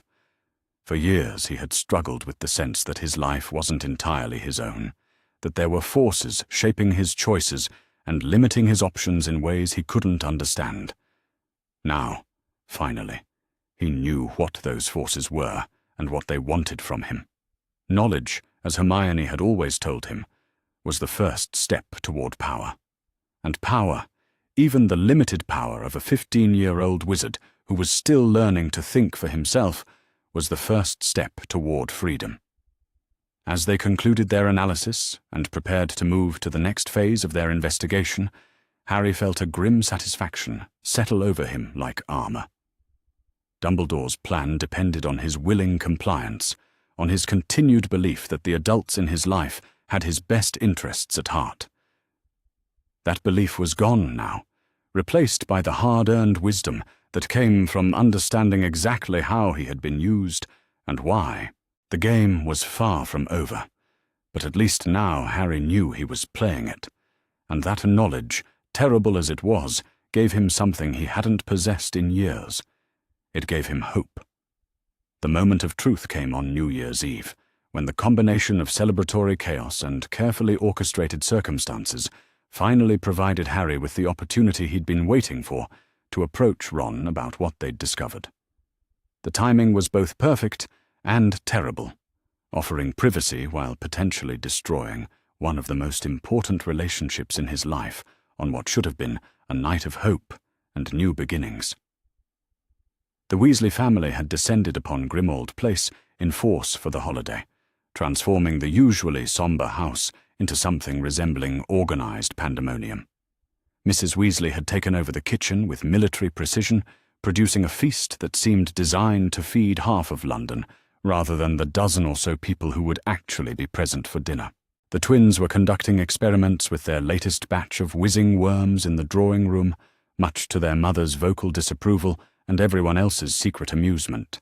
Ginny had claimed the wireless in the sitting room and was subjecting the entire household to her eclectic musical preferences, which ranged from the Weird Sisters to something that sounded suspiciously like experimental goblin opera. In the midst of all this controlled chaos, Ron had retreated to Harry's bedroom with a chessboard and a bottle of butterbeer that he'd somehow liberated from the kitchen stores. It was exactly the kind of casual, private setting that Harry had been hoping for. But now that the moment had arrived, he found himself paralyzed by the magnitude of what he was about to do. He was going to ask his best friend to question everything he'd ever been taught about the man who had been a fixture in the Weasley family's life for longer than any of them could remember. He was going to present evidence that Dumbledore, the wizard Arthur Weasley spoke of with reverence, and Molly Weasley trusted with her children's safety, was actually a manipulative puppet master who saw people as pieces to be moved around a chessboard for his own purposes. And he was going to do it on New Year's Eve, when Ron should have been thinking about parties and celebrations and the simple pleasures that came with being 16 years old and surrounded by family. The guilt was almost overwhelming, but Harry forced himself to remember what was at stake. If his parents' accusations were accurate, if Dumbledore's plans for the future included Harry's death as a necessary sacrifice for the greater good, then Ron needed to know the truth. Not because Harry wanted to burden him with terrible knowledge, but because Ron deserved the chance to make informed decisions about his own life and loyalties, and because, if Harry was being completely honest with himself, he needed Ron's support more than he'd ever needed anything in his life. The investigation with Hermione had been invaluable, but it had also been essentially academic in nature, a careful analysis of evidence and logical deduction. What Harry faced now was the much more difficult challenge of navigating the emotional and social complexities of standing against everything the wizarding world expected from him. He couldn't do that alone, and more importantly, he shouldn't have to. Ron was studying the chessboard with the intense concentration he reserved for particularly challenging strategic situations, his pieces arranged in what Harry recognized as one of his more aggressive opening gambits. The redhead's face was relaxed in a way that had become increasingly rare over the past year, free from the worry and tension that seemed to follow all of them wherever they went these days. Harry felt like he was about to destroy that piece forever. "Ron," he said carefully, setting down his own piece and leaning back in his chair, "there's something I need to talk to you about. Something important." The change in Ron's expression was immediate and concerning. His eyes sharpened with the kind of wariness that came from months of living in a world where important conversations usually meant bad news, dangerous missions, or revelations that would make an already complicated situation even more difficult to navigate. "This isn't about another brilliant plan to get yourself killed, is it?" Ron asked, though there was affection rather than accusation in his tone. "Because I have to tell you, Harry, I'm getting a bit tired of trying to talk you out of heroic gestures that are likely to get all of us killed." The comment hit closer to home than Ron could possibly have realized. If Harry's suspicions were correct, if Dumbledore had indeed been orchestrating events to build him up as the perfect sacrifice for the greater good, then every heroic gesture he'd ever made had been part of someone else's plan. The courage he'd always thought of as his defining characteristic might actually have been carefully cultivated conditioning designed to ensure his willingness to die when the moment came. "It's not about a plan," Harry said, though the words felt strange in his mouth.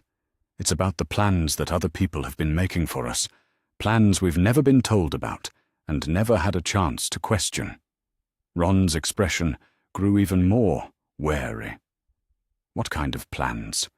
Harry took a deep breath and launched into the story he'd rehearsed dozens of times in his mind over the past week.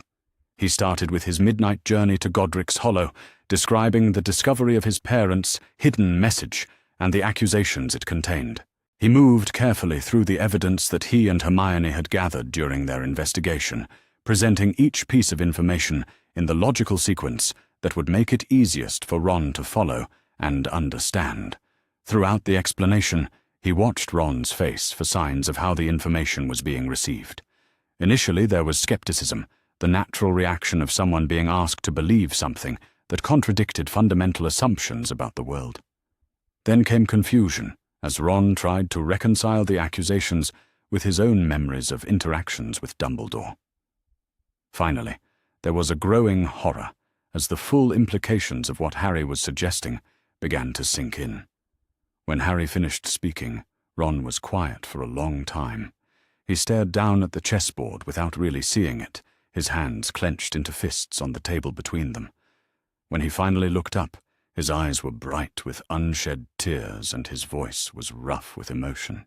"You're telling me," Ron said slowly, "that Dumbledore has been manipulating everything from the very beginning, that he knew your parents were going to die and let it happen because it served his purposes, that he placed you with people who would abuse you because he wanted you to be desperate for approval from the wizarding world. That's what the evidence suggests," Harry replied, though saying the words aloud made them feel even more terrible than they had when he'd first read his father's letter.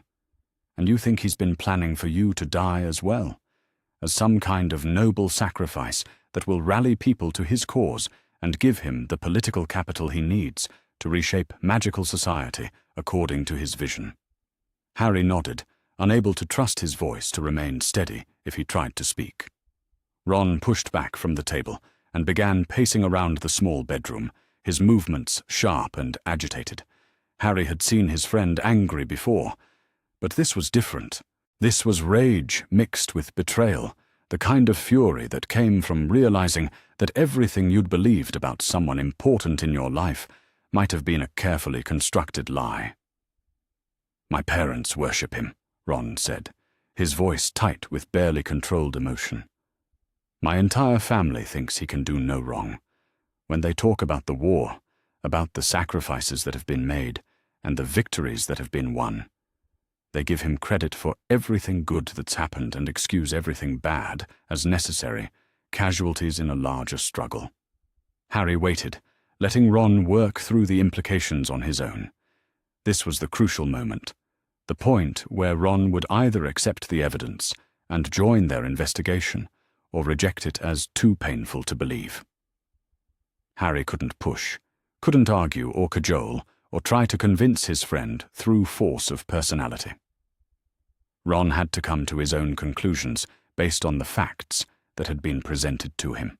"But if what you're saying is true," Ron continued, stopping his pacing to stare directly at Harry, "then my parents have been enabling someone who sees their children as acceptable casualties in his grand plan. They've been supporting someone who would sacrifice any of us if he thought it would serve the greater good." The realization hit Ron like a physical blow.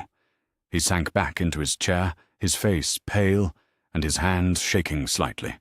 Harry could see him working through the memories, re-examining years of family conversations and interactions with Dumbledore through the lens of what he'd just learned. "The Triwizard Tournament," Ron said suddenly. "When your name came out of the goblet, and everyone was so concerned about how a fourth-year student had managed to enter a competition designed for adults. I remember my dad saying that Dumbledore would make sure you were protected, that he would never allow real harm to come to you.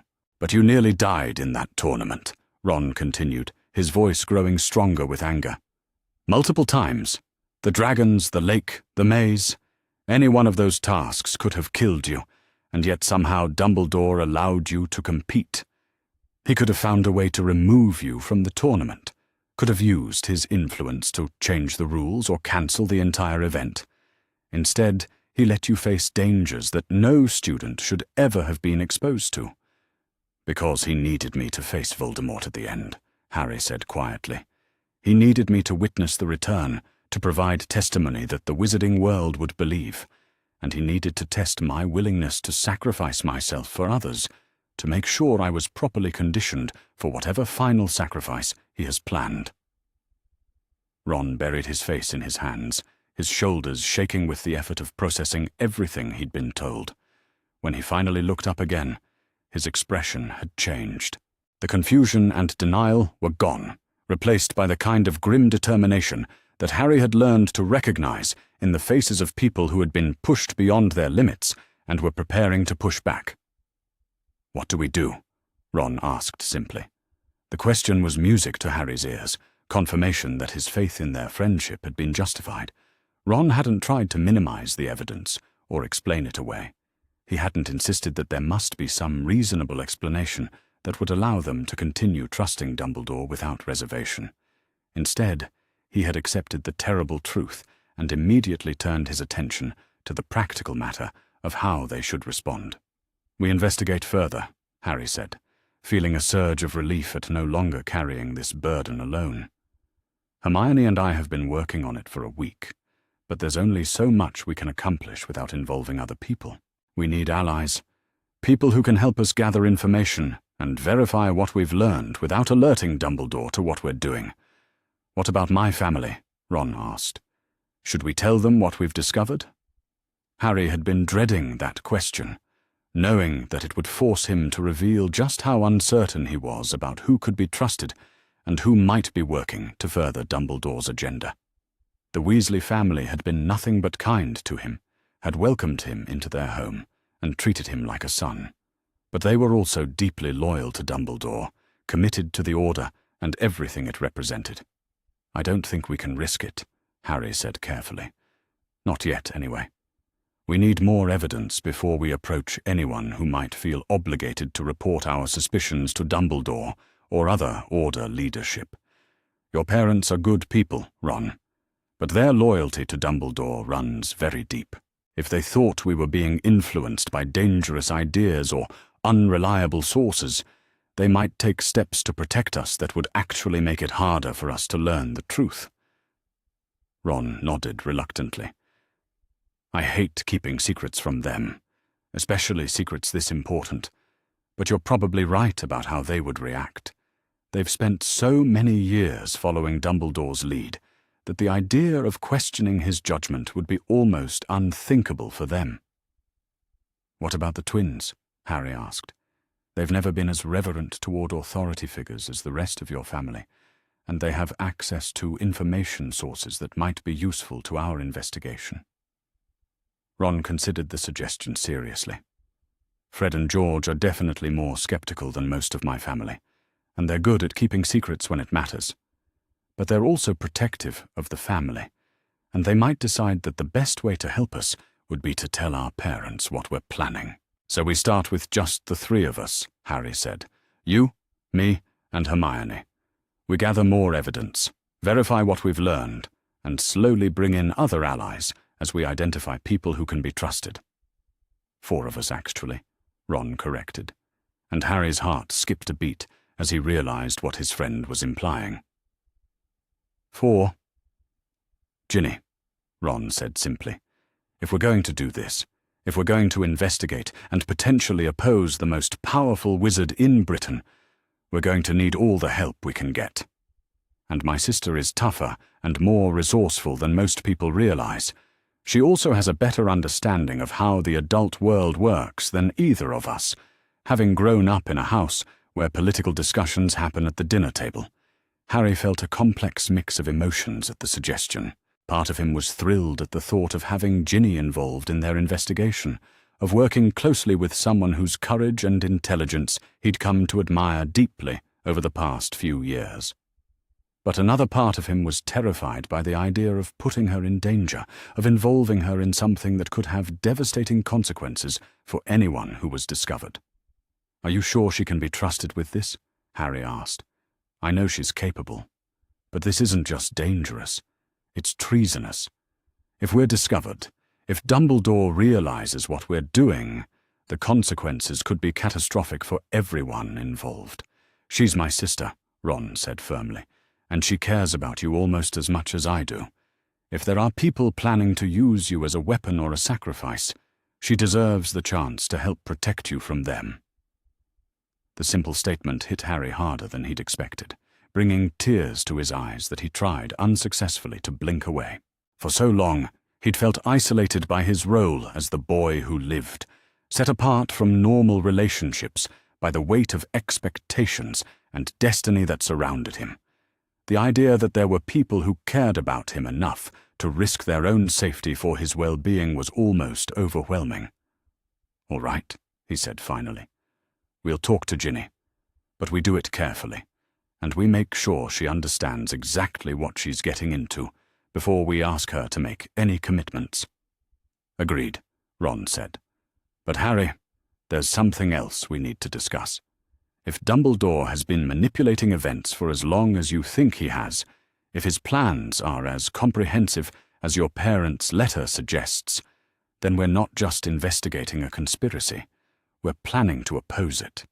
And that means we need to start thinking like strategists rather than students." "What do you mean?" "I mean we need to develop our own plans, our own resources, our own sources of information and support.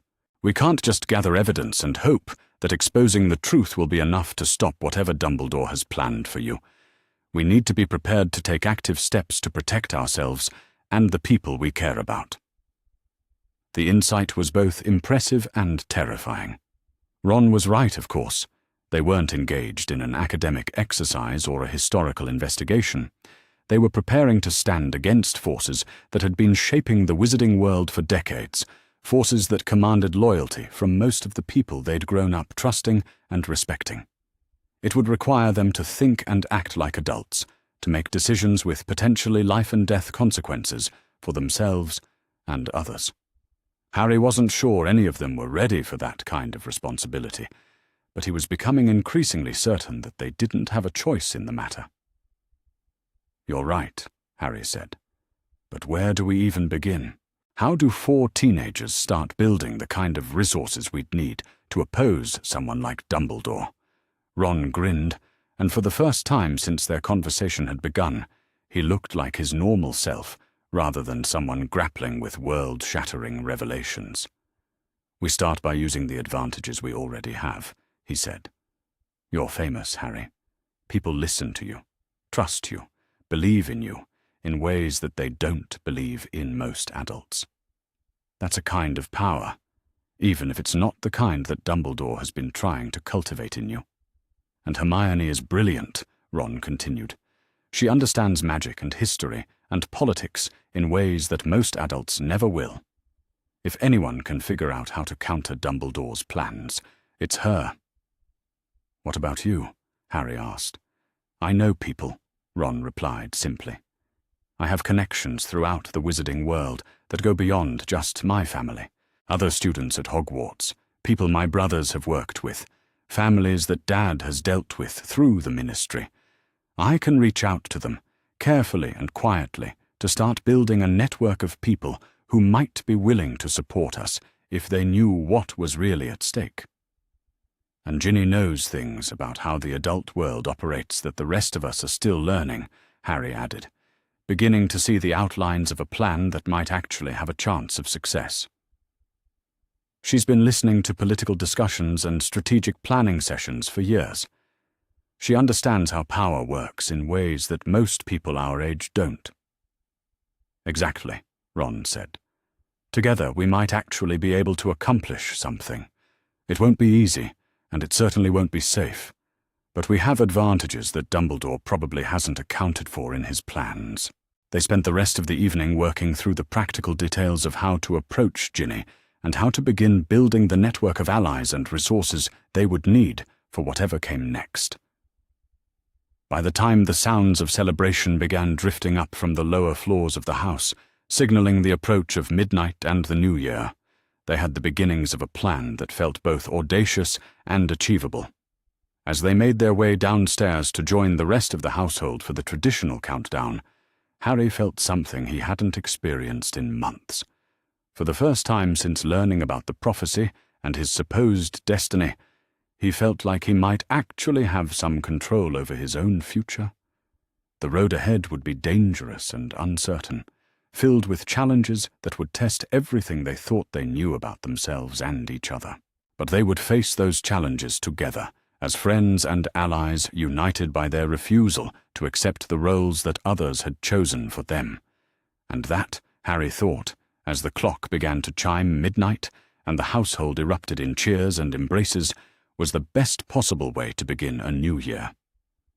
The investigation into Severus Snape's true role in the web of manipulation surrounding Harry's life began with a single, damning entry in his father's letter that had haunted Harry's thoughts for weeks.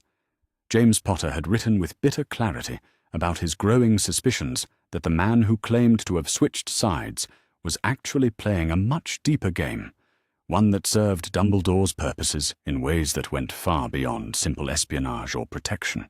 The revelation that Snape had been the one to report the prophecy to Voldemort should have been shocking, but by the time Harry, Ron, and Hermione began their focused investigation into the Potions Master's activities, it felt more like a confirmation of patterns they had already begun to recognize. Everything about Dumbledore's relationship with Snape, from the headmaster's unwavering trust in a former Death Eater to his insistence on maintaining the man's position at Hogwarts despite years of complaints from students and parents alike, suddenly made terrible sense when viewed through the lens of orchestrated manipulation. The breakthrough came during a late-night research session in the drawing room of Grimmauld Place, when Hermione stumbled across a reference to the original prophecy hearing in a collection of ministry records that Sirius had appropriated during his brief stint as a free man. The document was buried in a stack of administrative paperwork, the kind of bureaucratic minutiae that most people would have skipped over entirely. But Hermione's attention to detail and Harry's growing paranoia about every aspect of his history had led them to examine every scrap of information they could find. The timing was wrong. That was the first thing that caught Hermione's attention as she worked her way through the dry prose of the official report. According to the ministry's records, Severus Snape had requested permission to visit the Hog's Head Inn on the evening when Sybil Trelawney delivered the prophecy about Harry and Voldemort. The permission had been granted through normal channels, processed by a minor functionary who probably never thought twice about a Death Eater's movements during wartime. But the request had been filed 3 days before the prophecy was actually spoken. "Harry," Hermione said, her voice tight with the kind of controlled excitement that meant she had discovered something significant. "Look at this. Look at the dates." She passed him the parchment, pointing to the relevant entries with a finger that trembled slightly. Harry read through the bureaucratic language once, then twice, before the implications fully sank in. He knew, Harry said quietly. Snape knew that Trelawney was going to deliver the prophecy before she actually did it, which means either he's a remarkably talented seer himself, or someone told him when and where to be in order to overhear it. And there's only one person who would have had that information in advance, Ron added from his position by the fireplace, where he had been maintaining watch for anyone who might interrupt their research session. Dumbledore would have known about the job interview, would have known that Trelawney was likely to go into one of her trances during a stressful situation.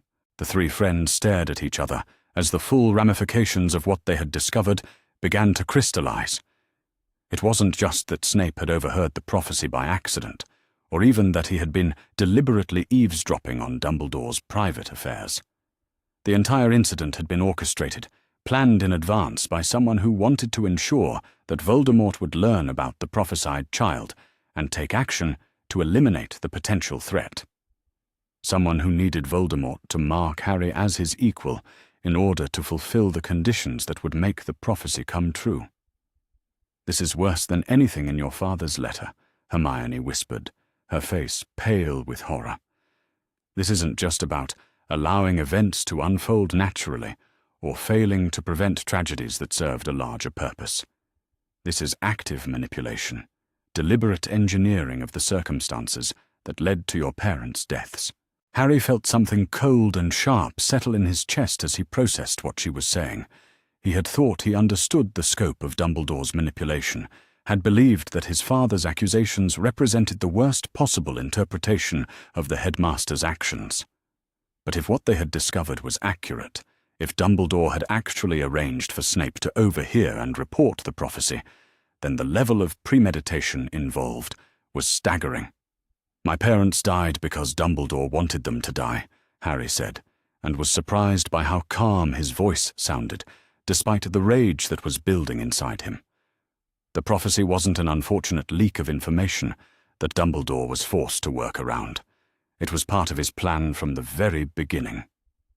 Ron was pacing now, his movements sharp and agitated as he worked through the implications of what they had learned. But why would he want your parents dead? What could their deaths possibly accomplish that keeping them alive wouldn't? The answer, when it came to Harry, was so obvious that he wondered how he had missed it for so long. He thought about his childhood with the Dursleys, about the years of neglect and abuse that had shaped his personality and his desperate hunger for approval from the wizarding world. He thought about the way he had been raised to see himself as fundamentally different from other people, marked by tragedy and destiny in ways that made normal relationships impossible. "He needed me to be an orphan," Harry said slowly. "He needed me to grow up without parents who would love me unconditionally, who would teach me to value my own life and happiness over abstract concepts like duty and sacrifice. If James and Lily had lived to raise me, I would have learned that I was more than just a symbol or a weapon.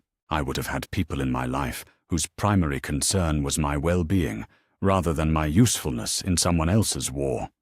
But more than that," Harry continued, his understanding deepening as he spoke, "he needed my parents to die as heroes. Their deaths weren't just about removing inconvenient obstacles to his plans for me. They were about creating a legend, a story that would inspire the wizarding world and provide the emotional foundation for everything that came after. The boy who lived isn't just famous because he survived Voldemort's attack," Harry realized with growing horror. "He's famous because his parents died protecting him, because their sacrifice became the symbol of everything good and pure about the fight against darkness. Dumbledore didn't just want me to be willing to die for the greater good. He wanted my death to carry the same emotional weight as my parents', to be seen as the continuation of a noble tradition rather than the waste of a young life." Hermione was crying now, tears streaming down her face as she grappled with the systematic cruelty of what they had uncovered. "The planning involved," she said through her tears, "the decades of manipulation required to orchestrate something like this. How many other families has he destroyed? How many other children has he shaped into weapons for his personal war against whatever he considers to be darkness?" The question hung in the air between them like a challenge. Harry had been so focused on understanding his own situation, on unraveling the specific threads of manipulation that had shaped his life, that he hadn't fully considered the broader implications of Dumbledore's methods. But if the headmaster was willing to engineer the deaths of James and Lily Potter to create the perfect orphaned hero, what other tragedies might he have orchestrated over the decades of his rise to power? How many other prophecies had he arranged to have fulfilled? How many other children had been marked by destiny and shaped by carefully crafted circumstances to serve his vision of the greater good? "We need to find out more about Snape," Harry said finally, forcing himself to focus on the immediate tasks that would help them build their case against Dumbledore. "If he was willing to play this kind of role in my parents' deaths, there's probably more that he's been involved in. More evidence of how deep this conspiracy really goes." The investigation that followed was both more difficult and more revealing than any of them had anticipated. Snape's role at Hogwarts and his relationship with Dumbledore had always been shrouded in mystery and speculation. But the deeper they dug into the available evidence, the more it became clear that the man's supposed redemption was far more complex than the simple story of a Death Eater who had seen the error of his ways. The breakthrough came from an unexpected source. Ginny, who had been brought into their circle of trust after a careful conversation that had tested her ability to handle devastating revelations about authority figures she had been raised to respect, proved to have access to information that the older students had never considered.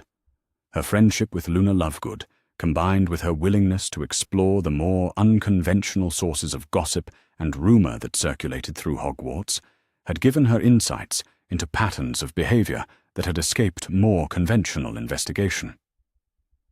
Luna's father publishes some very interesting theories about the connections between powerful wizards and the tragedies that seem to follow them around, Ginny explained during one of their evening research sessions. Most people dismiss the Quibbler as entertainment rather than journalism, but Luna has access to her father's research files, and some of the patterns he's identified are genuinely disturbing, especially when it comes to Severus Snape. "What kind of patterns?" Hermione asked, though her tone suggested she was already dreading the answer. "Students who challenge Snape in class or question his methods tend to have accidents," Ginny replied grimly. "Not immediately, and not in ways that can be traced directly back to him, but the correlation is strong enough to be statistically significant. Luna's father has been tracking it for years, along with similar patterns involving other professors and ministry officials who seem to have unusual influence over the misfortunes that befall their critics." The revelation sent a chill down Harry's spine as he thought about his own interactions with Snape over the years. The potions master had never liked him, had made that clear from their very first meeting, but Harry had always attributed the hostility to personal issues related to his father's behavior during their school years. The idea that Snape might have been actively working to harm students who crossed him was both terrifying and somehow unsurprising. But it also raised questions about the true nature of Snape's relationship with Dumbledore. If the headmaster was aware of these patterns, if he knew that his trusted professor was using his position to intimidate and harm students, why had he allowed it to continue? The most charitable interpretation was that Dumbledore considered Snape's value as a spy more important than the safety and well-being of the students under his care. The less charitable interpretation was that Snape's actions served Dumbledore's purposes in ways that went beyond simple intelligence gathering. "We need to understand what Snape gets out of this arrangement," Ron said during one of their planning sessions, "because nobody does this kind of work without getting something in return, and I doubt it's just the satisfaction of serving the greater good." The answer, when they found it, was buried in the financial records that Sirius had been accumulating as part of his own investigation into the Order's funding sources. Snape had been receiving payments from Dumbledore for years, amounts that far exceeded what would be reasonable compensation for teaching or even for the dangerous work of serving as a double agent.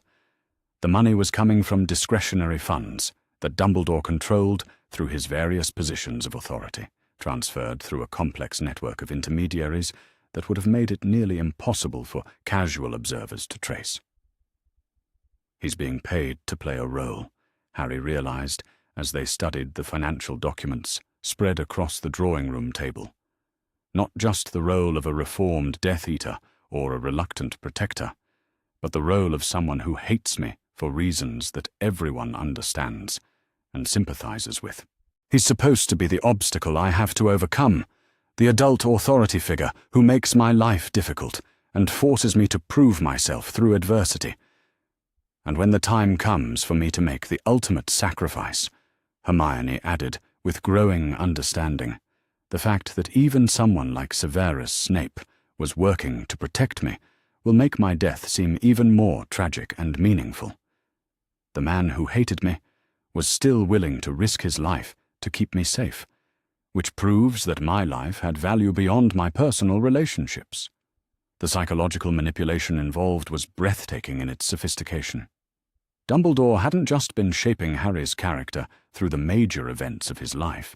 He had been crafting every significant relationship, every source of conflict and support to serve his ultimate goal of creating the perfect martyred hero, Ron was staring at the financial records with an expression of disgust and growing anger. "How many people are involved in this?" he asked.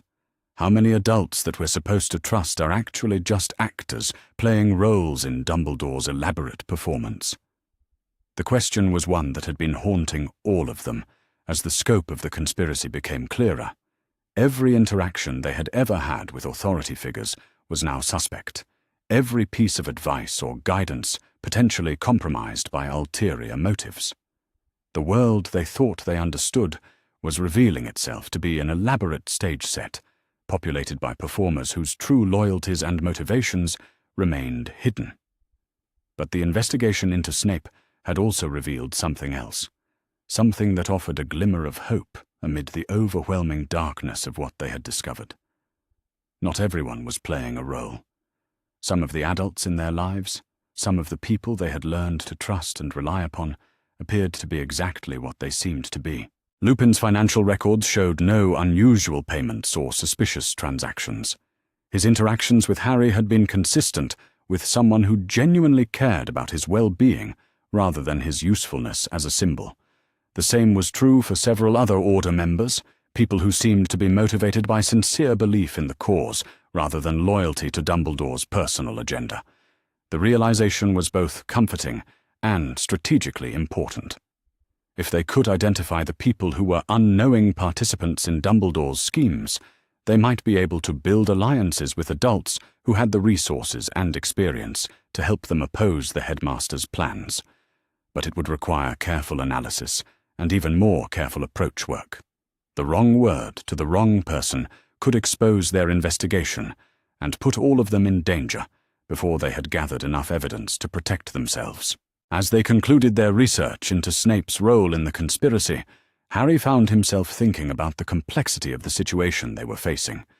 It wasn't just that Dumbledore had been manipulating events to serve his own purposes. It was that he had created an entire alternate reality, a carefully constructed narrative about the nature of good and evil, heroism and sacrifice, that had shaped the beliefs and actions of almost everyone in the wizarding world. Standing against that kind of systemic deception would require more than just gathering evidence or exposing individual lies. It would require them to offer an alternative vision of what the wizarding world could to be, a different way of thinking about power and responsibility that didn't depend on the sacrifice of individuals for abstract ideals. The task ahead of them was daunting, perhaps impossible for 4 teenagers who were still learning to think for themselves. But as Harry looked around the drawing room at his friends, at the evidence they had gathered, and the alliances they were building, he felt something that had been absent from his life for too long. He felt hope. Not the desperate, fragile hope of someone waiting to be rescued, but the determined, powerful hope of someone who had decided to take control of their own destiny and fight for the kind of world they wanted to live in. The war against Voldemort was important, but the war for the soul of the wizarding world was just beginning. And for the first time in his life, Harry Potter was ready to be more than just a weapon in someone else's fight. He was ready to be a leader in his own right, fighting for values and principles that he had chosen rather than inherited. It would be dangerous work, the kind of challenge that would test everything he thought he knew about himself and his capabilities.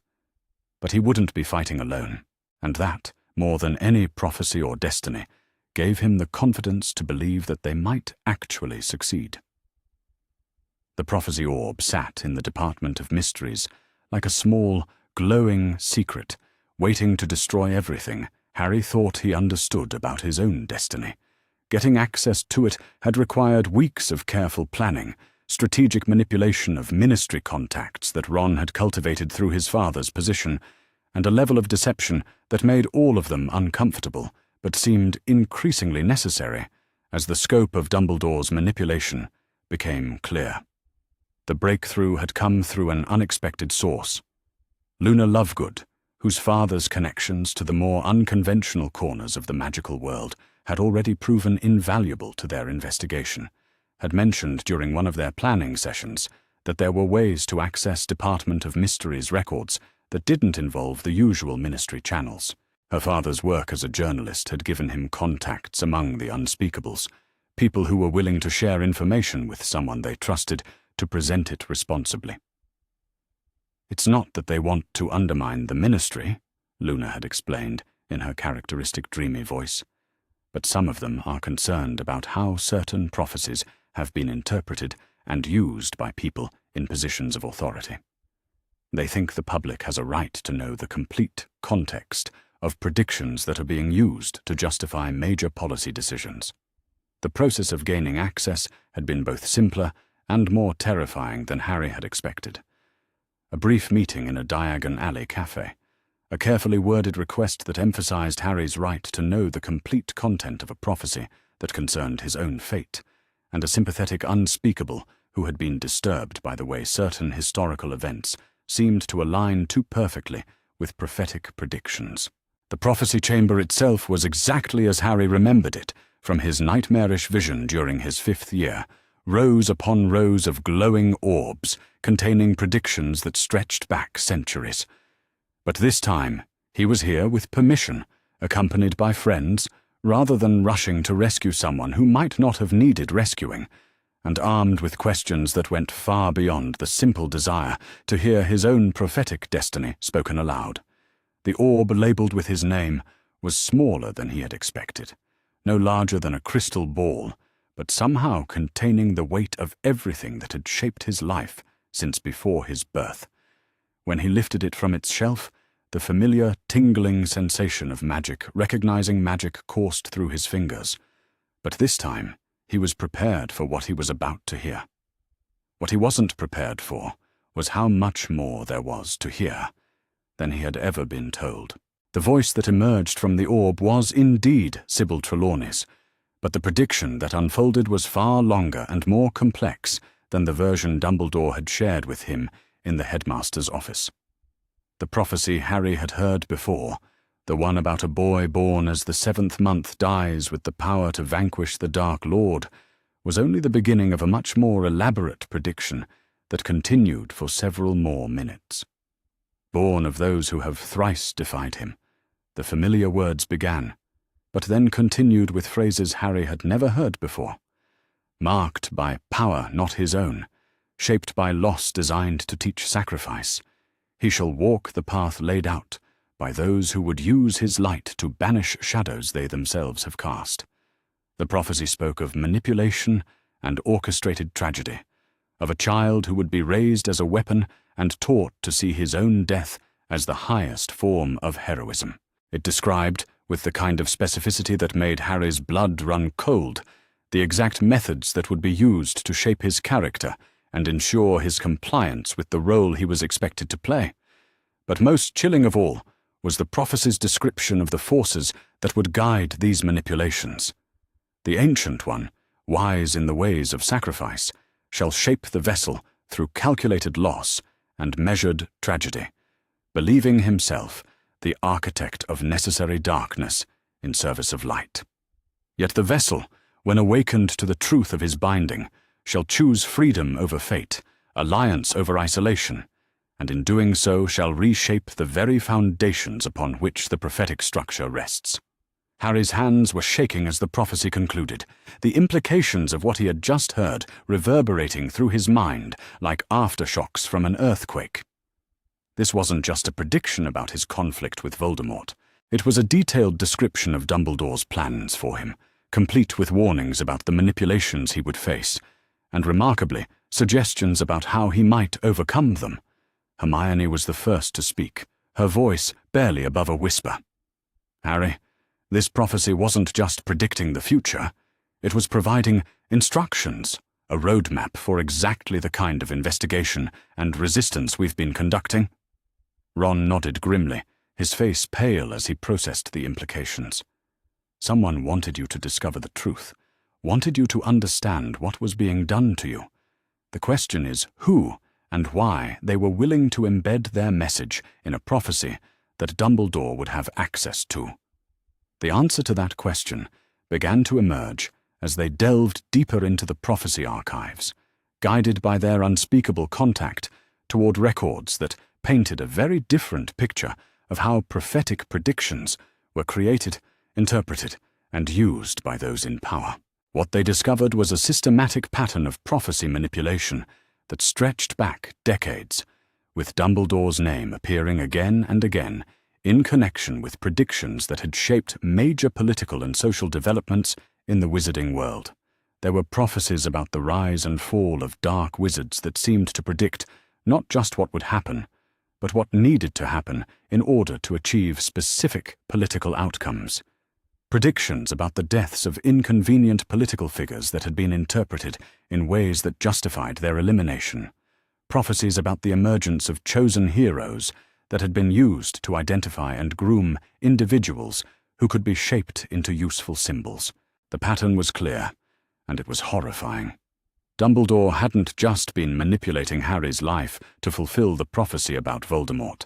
He had been using the entire system of prophetic prediction as a tool for social and political engineering, creating the future he wanted by ensuring that the right prophecies were spoken, heard, and interpreted in the ways that would produce the desired results. But the prophecy about Harry was different from the others. Instead of simply predicting a desired outcome, it contained explicit warnings about the methods being used to achieve that outcome. Someone with access to the prophetic system had used their position to send a message directly to the person being manipulated, providing him with the information he would need to recognize and resist the forces shaping his life. "We need to find out who created this prophecy," Harry said, as they studied the records their contact had provided. "Not just who spoke it, but who influenced Trelawney to speak it in this particular way. Because whoever they are, they're an ally we didn't know we had." The investigation that followed was the most dangerous they had undertaken so far, requiring them to dig into areas of magical research that were heavily monitored and strictly controlled by ministry authorities. But Luna's father's connections proved invaluable once again, providing access to historical records and academic research that would have been impossible to obtain through conventional channels.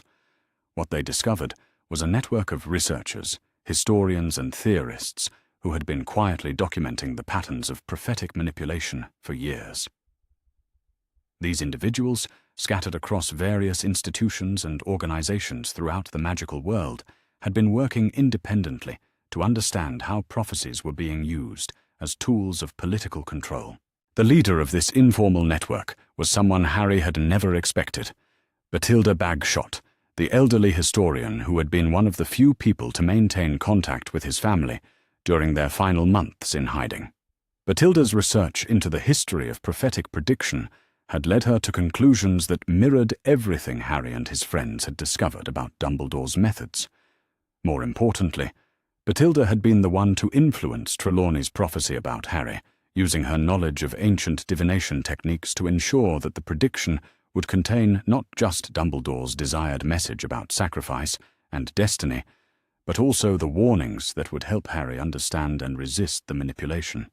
The revelation came through a letter that Bathilda had left with Luna's father years earlier, to be delivered to Harry when he began asking the right questions about his own fate. The letter was brief but devastating in its implications. "My dear boy," it began, "if you are reading this, then you have begun to understand the truth about the forces that have shaped your life. Your parents suspected what was being done to you, but they were silenced before they could act to protect you from it. I have tried, in my own small way, to provide you with the tools you would need to protect yourself. The prophecy you heard tonight contains more than Albus Dumbledore knows. While he believes it simply confirms his right to shape your destiny according to his vision of the greater good, the complete prediction actually provides you with a roadmap for resistance. The Ancient One, wise in the ways of sacrifice, refers to him, but the vessel awakened to truth refers to you as you are now, questioning rather than accepting, choosing rather than simply fulfilling the role assigned to you. You are not bound by destiny, Harry Potter. You are not required to sacrifice yourself for abstract ideals or other people's visions of what the world should become. The prophecy gives you permission to choose freedom over fate, alliance over isolation, Use that permission wisely. The letter went on to provide specific information about the network of researchers who had been documenting the patterns of prophetic manipulation, along with instructions for making contact with individuals who could provide additional evidence and support for their investigation. It was, in essence, a complete guide to building the kind of resistance movement that would be necessary to oppose someone with Dumbledore's resources and influence. But perhaps most importantly, the letter provided Harry with something he hadn't realized he was desperately seeking: validation that his growing rebellion against the role he'd been assigned was not only justified, but actively supported by people with the knowledge and experience to understand what was at stake. As they prepared to leave the Department of Mysteries with their newfound knowledge, Harry felt a fundamental shift in how he understood himself and his situation. For years he had struggled with the weight of destiny and prophecy, feeling trapped by predictions that seemed to remove his agency and reduce his life to a series of predetermined outcomes. But the complete prophecy revealed something different. Rather than binding him to a specific fate, it actually provided him with explicit permission to reject the path that others had chosen for him. The prediction didn't just describe what would happen to him. It described what he could choose to make happen, the ways he could reshape not just his own future, but the entire system of manipulation and control that had shaped the wizarding world for decades. The vessel, when awakened to the truth of his binding, shall choose freedom over fate.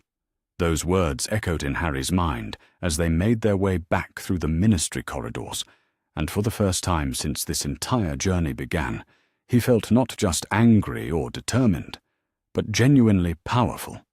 He was no longer just reacting to manipulations and lies. He was actively choosing a different path, one that would require him to challenge not just Dumbledore, but the entire structure of authority and tradition that had allowed such manipulation to flourish unchecked. The road ahead would be more dangerous than anything he had faced before, because it would require him to stand not just against dark wizards and monsters, but against the very people who claimed to represent everything good and light in the magical world. But for the first time since learning about the prophecy, Harry felt ready for that challenge. He wasn't the boy who lived anymore, trapped by others' expectations and definitions of who he should be. He was Harry Potter, 15 years old, and awakened to the truth of his binding, choosing freedom over fate and alliance over isolation, and that, he realized, was exactly who he had always been meant to be. Building an alliance outside Dumbledore's sphere of influence proved to be both easier and more dangerous than Harry had anticipated. The revelation about the hidden network of researchers and historians had opened doors that he'd never known existed, but it had also revealed the true scope of the risks they were facing. Every person they approached was a potential ally who could provide crucial support, but also a potential security breach that could expose their entire operation to the very forces they were working to oppose. The first recruitment took place on a grey February morning in the Hogwarts library, where Luna Lovegood sat surrounded by ancient texts on prophecy interpretation and magical resistance movements.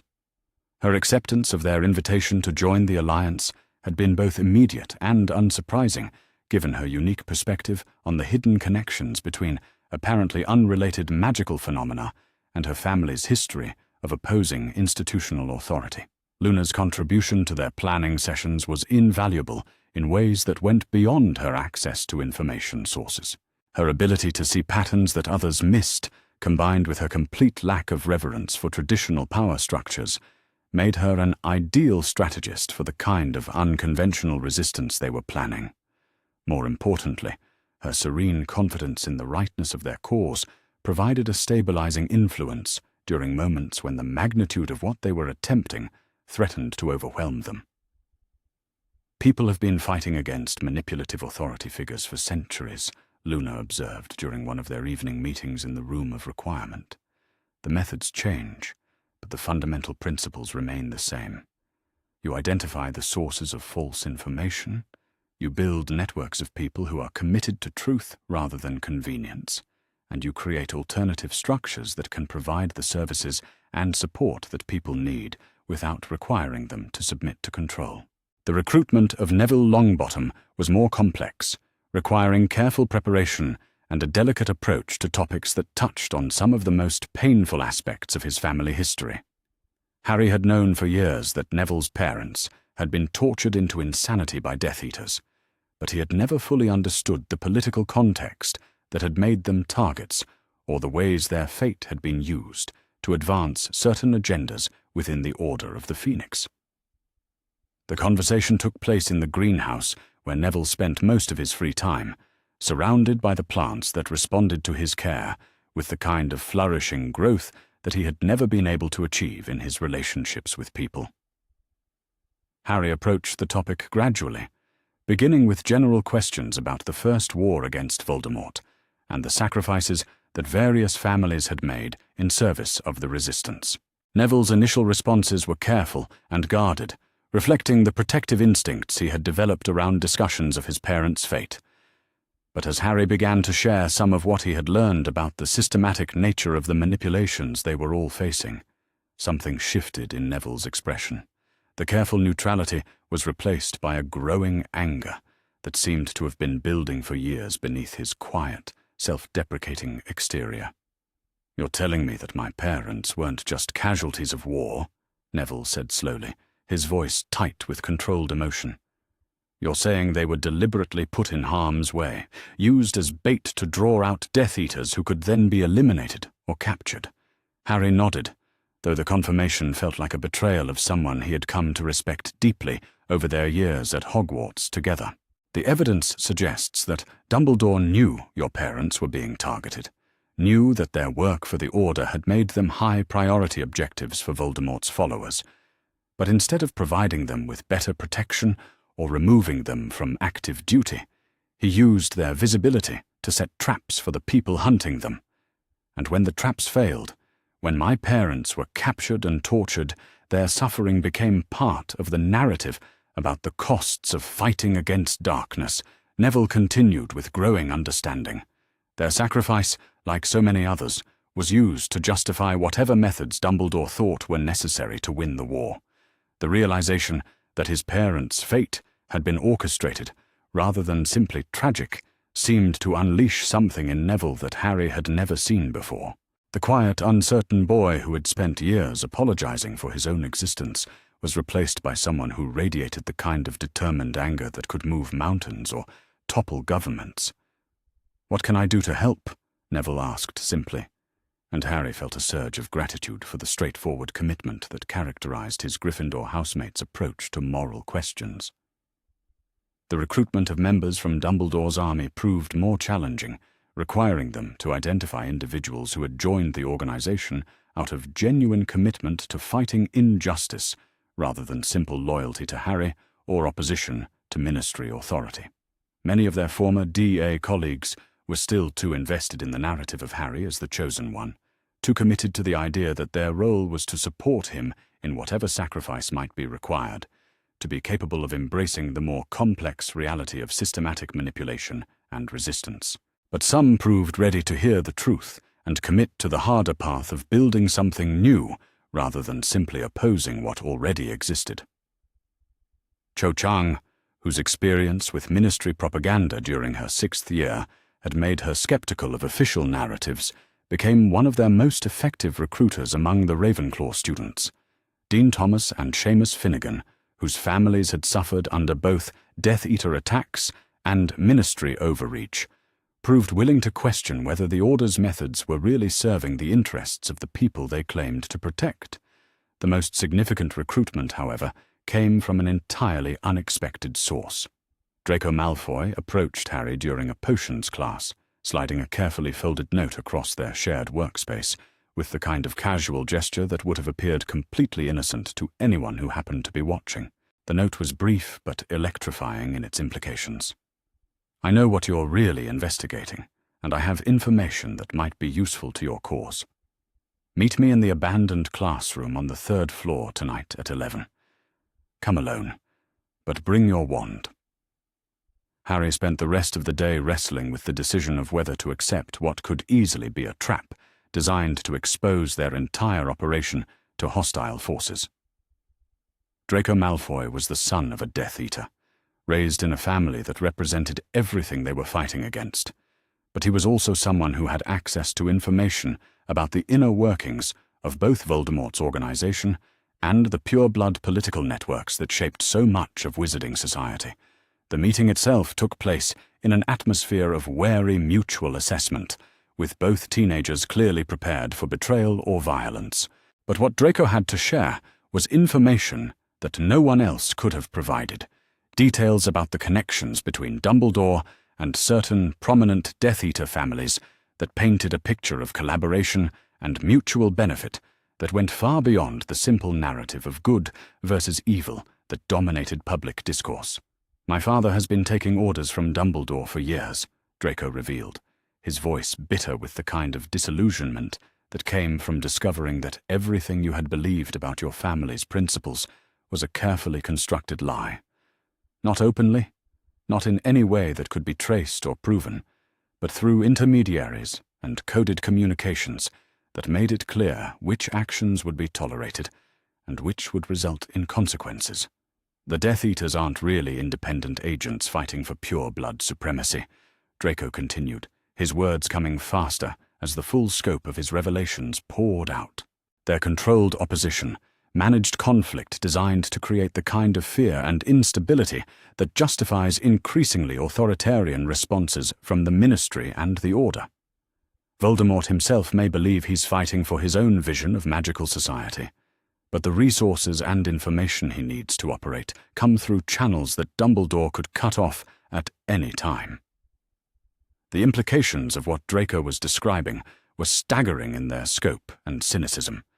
If he was right, if the entire conflict between the Order and the Death Eaters was actually a carefully managed performance designed to consolidate power in the hands of a small group of manipulators, then everything Harry thought he understood about the war was fundamentally wrong.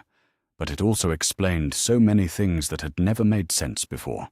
The way certain Death Eater attacks seemed perfectly timed to justify specific Ministry policies, the pattern of captures and escapes that kept key figures in play without ever definitively resolving the conflict, the strange reluctance of Order members to pursue strategies that might actually end the war, rather than simply managing it.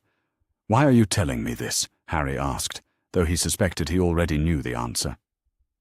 "Because I'm tired of being a pawn in someone else's game," Draco replied, with a frankness that was completely at odds with the carefully constructed persona he had maintained throughout their years at Hogwarts.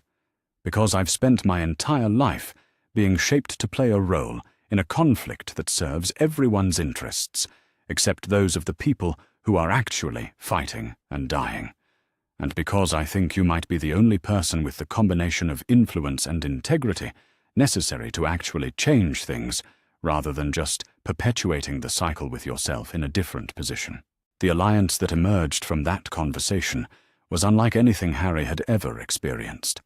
Working with Draco required him to set aside years of animosity and preconceptions, to recognize that someone he had always seen as an enemy might actually be the ally he needed most. But it also provided them with access to information and resources that would have been impossible to obtain through any other means.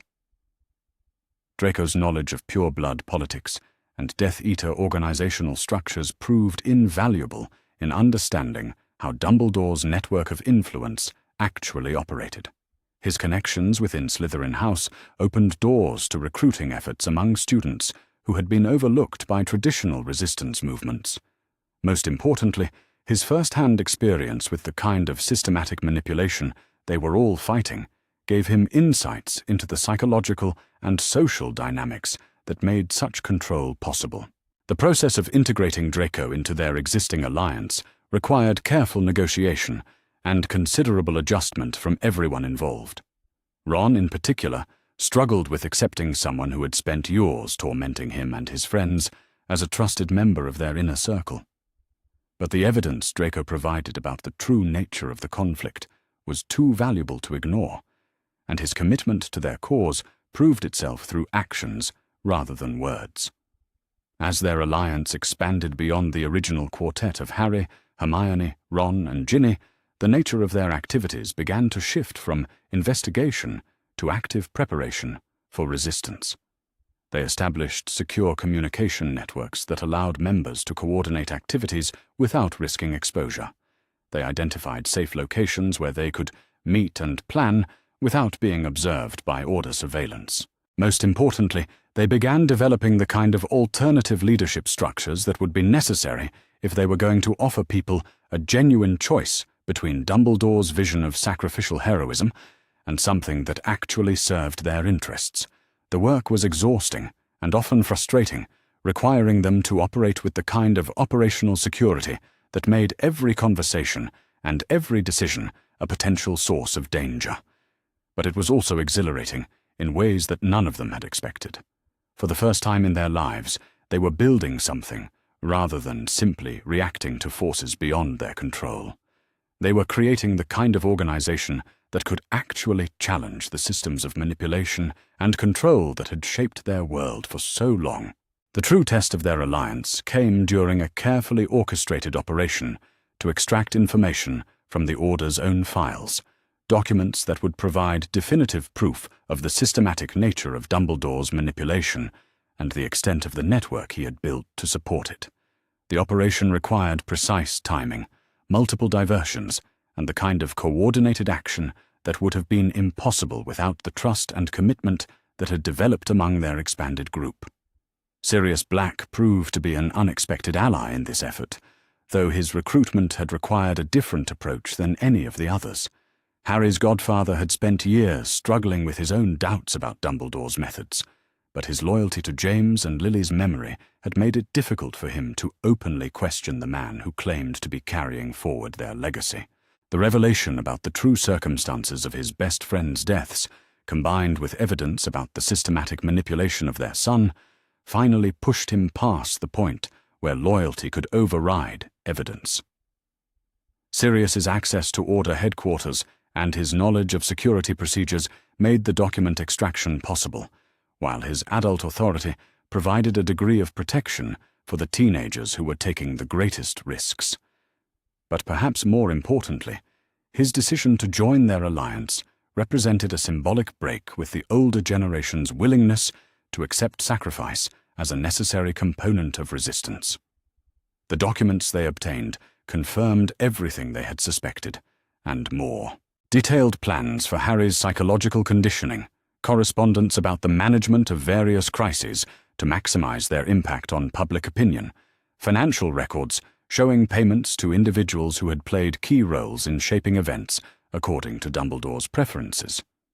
It was, in essence, a complete blueprint for the kind of social and political engineering that had been operating in the wizarding world for decades. But more than providing evidence of past manipulations, the documents revealed plans for the future that were even more disturbing than anything they had previously discovered. Dumbledore's vision for the post-war wizarding world involved the establishment of what amounted to a benevolent dictatorship, with himself and his chosen successors wielding unprecedented authority over magical society in the name of preventing future conflicts. Harry's prophesied sacrifice wasn't just meant to defeat Voldemort.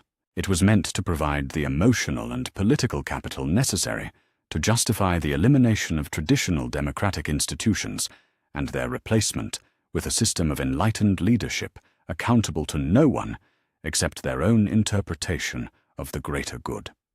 As Harry reviewed the evidence they had gathered, surrounded by friends and allies who had committed themselves to building something better, he felt a complex mixture of anger, determination, and hope. The scope of what they were opposing was larger and more entrenched than any of them had imagined when this journey began. But they had also built something that Dumbledore hadn't accounted for in his careful plans. A genuine alternative based on cooperation rather than manipulation, transparency rather than secrecy, and respect for individual agency rather than sacrifice for abstract ideals. The war ahead would be unlike anything the wizarding world had seen before, not because of the magic involved or the stakes at risk, but because it would be a conflict between fundamentally different visions of what magical society could become. On one side stood the forces of traditional authority, armed with centuries of precedent and the comfortable illusion that some people were naturally suited to make decisions for others. On the other side stood a collection of teenagers and their adult allies, committed to the radical idea that people deserve to know the truth about their own lives and make their own choices about what sacrifices, if any, they were willing to make. Harry Potter, the boy who lived, the chosen one, the prophesied hero of the wizarding world, was ready to fight for the right to be something simpler and more difficult. A 15-year-old boy who refused to die for other people's visions of the greater good. The confrontation Harry had been dreading for weeks finally arrived on a grey March morning, disguised as a routine private lesson in Dumbledore's office.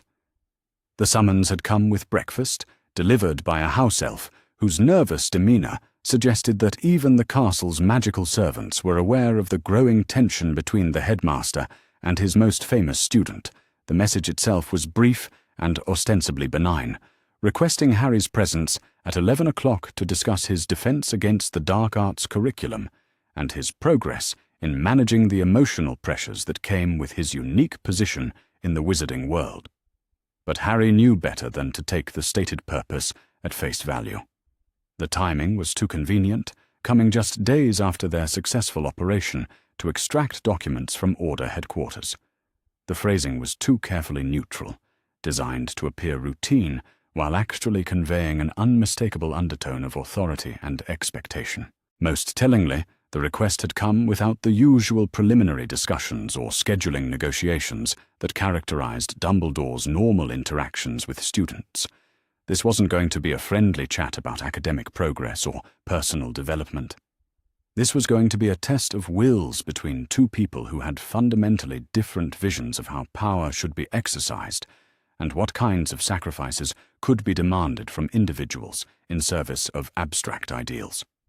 Harry arrived at the office precisely on time, having spent the previous evening in careful preparation with his allies.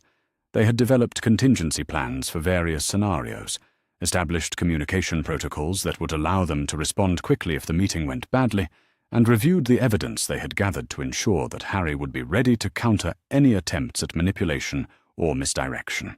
The office itself was exactly as Harry remembered it from countless previous visits, filled with whirring silver instruments, sleeping portraits, and the general atmosphere of accumulated wisdom and authority that Dumbledore had cultivated so carefully over his decades in positions of power. But today, the familiar surroundings felt less comforting and more oppressive, like a stage set designed to reinforce the power dynamics that the headmaster preferred to maintain with his students. Dumbledore was seated behind his desk when Harry entered, his hands folded calmly in front of him, and his blue eyes twinkling with what appeared to be genuine warmth and concern.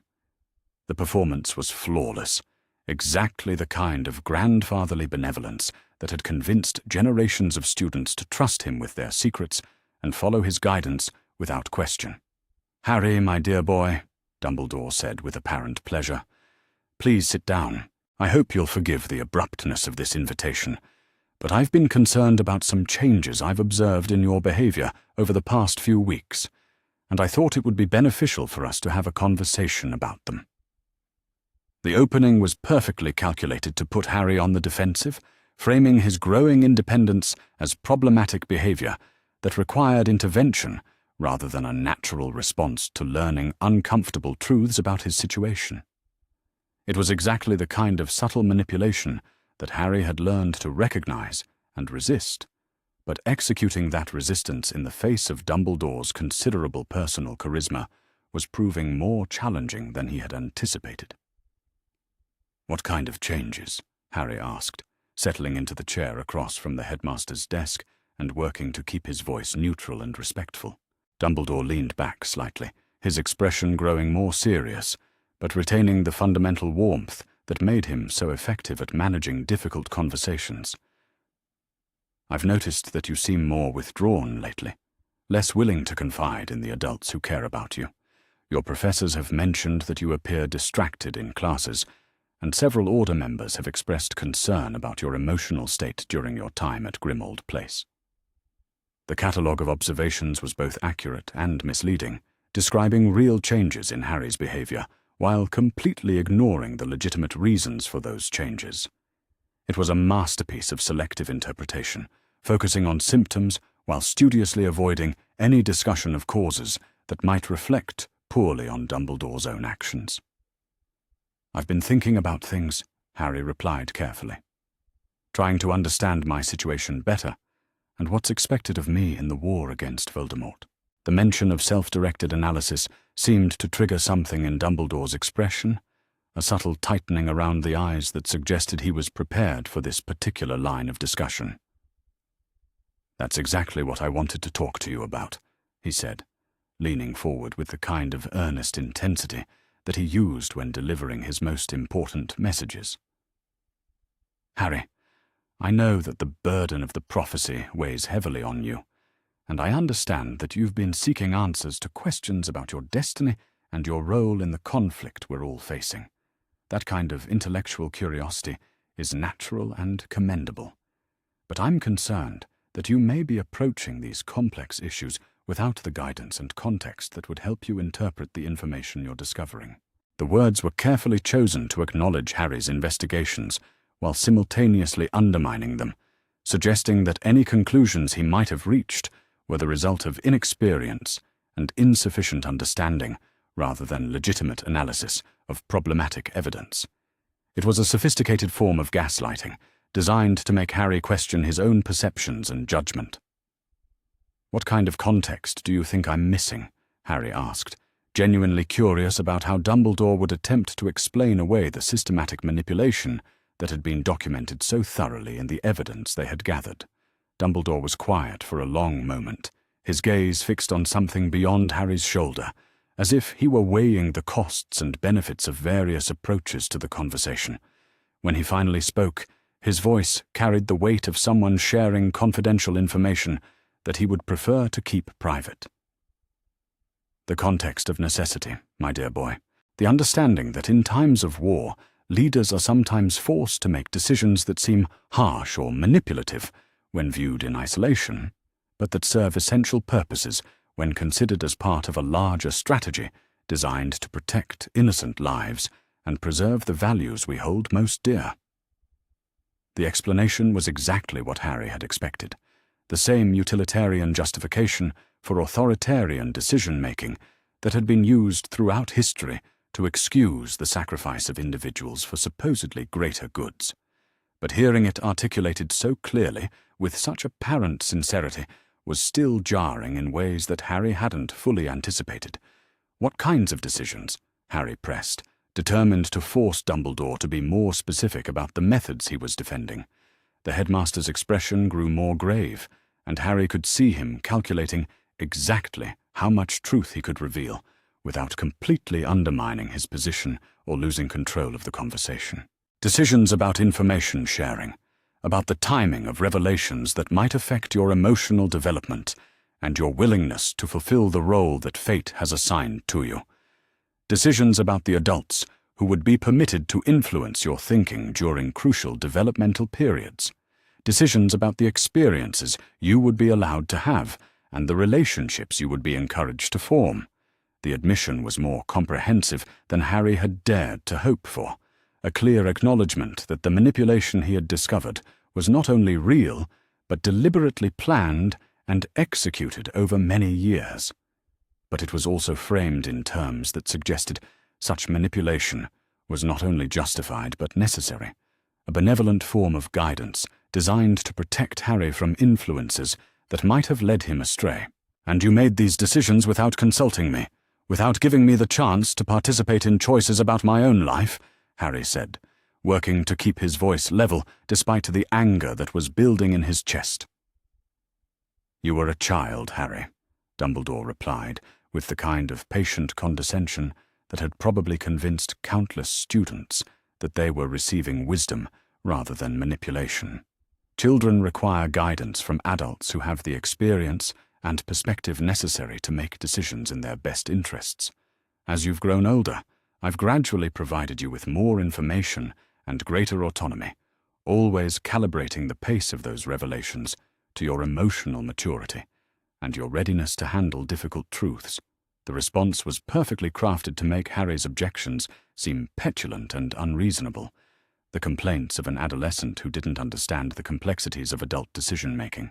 But it also revealed the fundamental paternalism that underlied all of Dumbledore's interactions with the people whose lives he managed, the assumption that his judgment about what was best for others was inherently superior to their own. And now that I'm 15, now that I've learned things about my situation that you didn't intend for me to know, I'm supposed to trust that you'll continue making decisions in my best interests? Harry asked, allowing some of his anger to show through his carefully maintained composure. Something shifted in Dumbledore's demeanor at that question, a subtle change that suggested he was beginning to understand that this conversation was not going to follow the script he had prepared.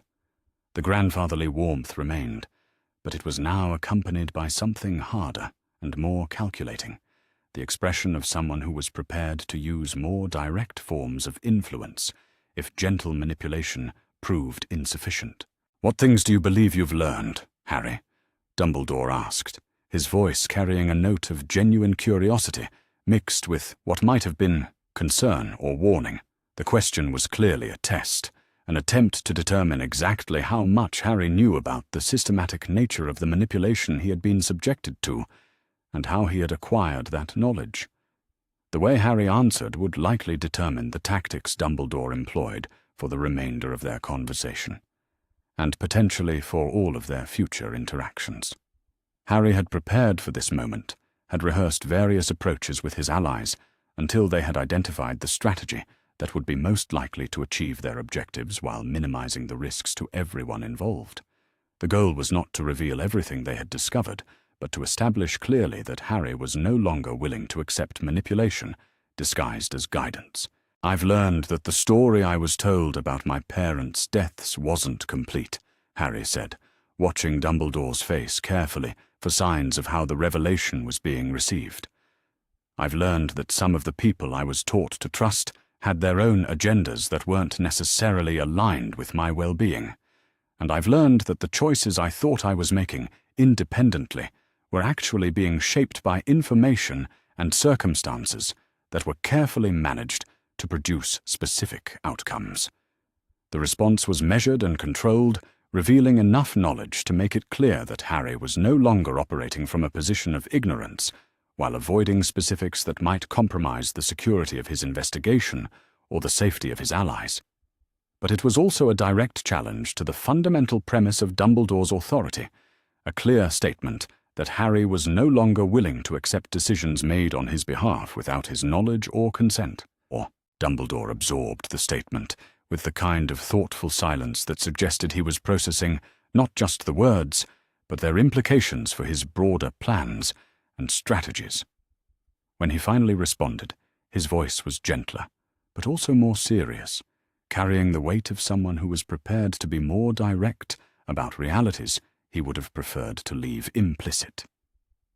"Harry, I can see that you've been exposed to information that has caused you to question decisions that were made to protect you and prepare you for the challenges you would inevitably face. I understand why that might feel like betrayal, why learning about the management of your circumstances might make you feel manipulated rather than cared for. But I need you to understand that every choice I've made regarding your upbringing and education has been guided by my knowledge of what you would need to survive the conflict with Voldemort and fulfill the role that the prophecy has assigned to you. The world you live in is more dangerous and complex than you fully comprehend, and the enemies you face are more cunning and ruthless than you have yet experienced." The explanation was a masterpiece of false equivalency, acknowledging Harry's concerns while simultaneously dismissing them as the result of incomplete understanding rather than legitimate objections to being treated as a tool rather than a person. It was also a subtle threat, suggesting that resistance to Dumbledore's guidance would leave Harry vulnerable to dangers he was not equipped to handle on his own. And what if I decide that I don't want to fulfill the role the prophecy assigned to me? Harry asked, finally voicing the question that had been at the heart of all his recent struggles with authority and destiny. What if I choose to find a different way to deal with Voldemort? One that doesn't require me to sacrifice myself for abstract concepts like the greater good. The question hung in the air between them, like a challenge thrown down in a formal duel. Harry could see Dumbledore processing the implications, recognizing that this was not just adolescent rebellion, but a fundamental rejection of the entire framework of manipulation and control that had shaped Harry's life. When Dumbledore finally responded, his voice was very quiet, but also very firm, carrying the authority of someone who was accustomed to having his will prevail in situations where compromise was not acceptable. "Harry," he said slowly, "I understand your desire to control your own destiny, and I sympathize with your frustration about the circumstances that have limited your choices. But you must understand that some responsibilities cannot be avoided simply because we find them unpalatable. The prophecy is not a suggestion or a preference. It is a description of events that will unfold regardless of our personal feelings about them. You have been marked as Voldemort's equal, chosen by forces beyond any of our control to play a specific role in the conflict between good and evil. Trying to avoid that role, trying to find alternative approaches that seem more appealing or less costly, will not change the fundamental reality of what is required to protect the innocent people who depend on you to fulfill your destiny." The response was both an explanation and an ultimatum, making it clear that Dumbledore considered Harry's compliance with his plans to be non-negotiable, regardless of Harry's own preferences or the ethical concerns he might raise about the methods being employed. It was also a direct challenge to the premise that Harry had the right to make his own choices about his life and future. Harry felt something cold and hard crystallize in his chest as he processed what he had just heard. This was not the benevolent guidance of a caring mentor, or the necessary firmness of a leader making difficult decisions in challenging circumstances. This was the authoritarian demand for obedience from someone who had decided that his vision of the greater good was more important than the autonomy and well-being of the individuals whose lives he was managing. "And if I refuse?" Harry asked quietly, though he suspected he already knew the answer. Dumbledore's expression grew very sad, but also very determined, the look of someone who regretted the necessity of taking harsh action, but who would not allow personal feelings to prevent him from doing what he believed was required.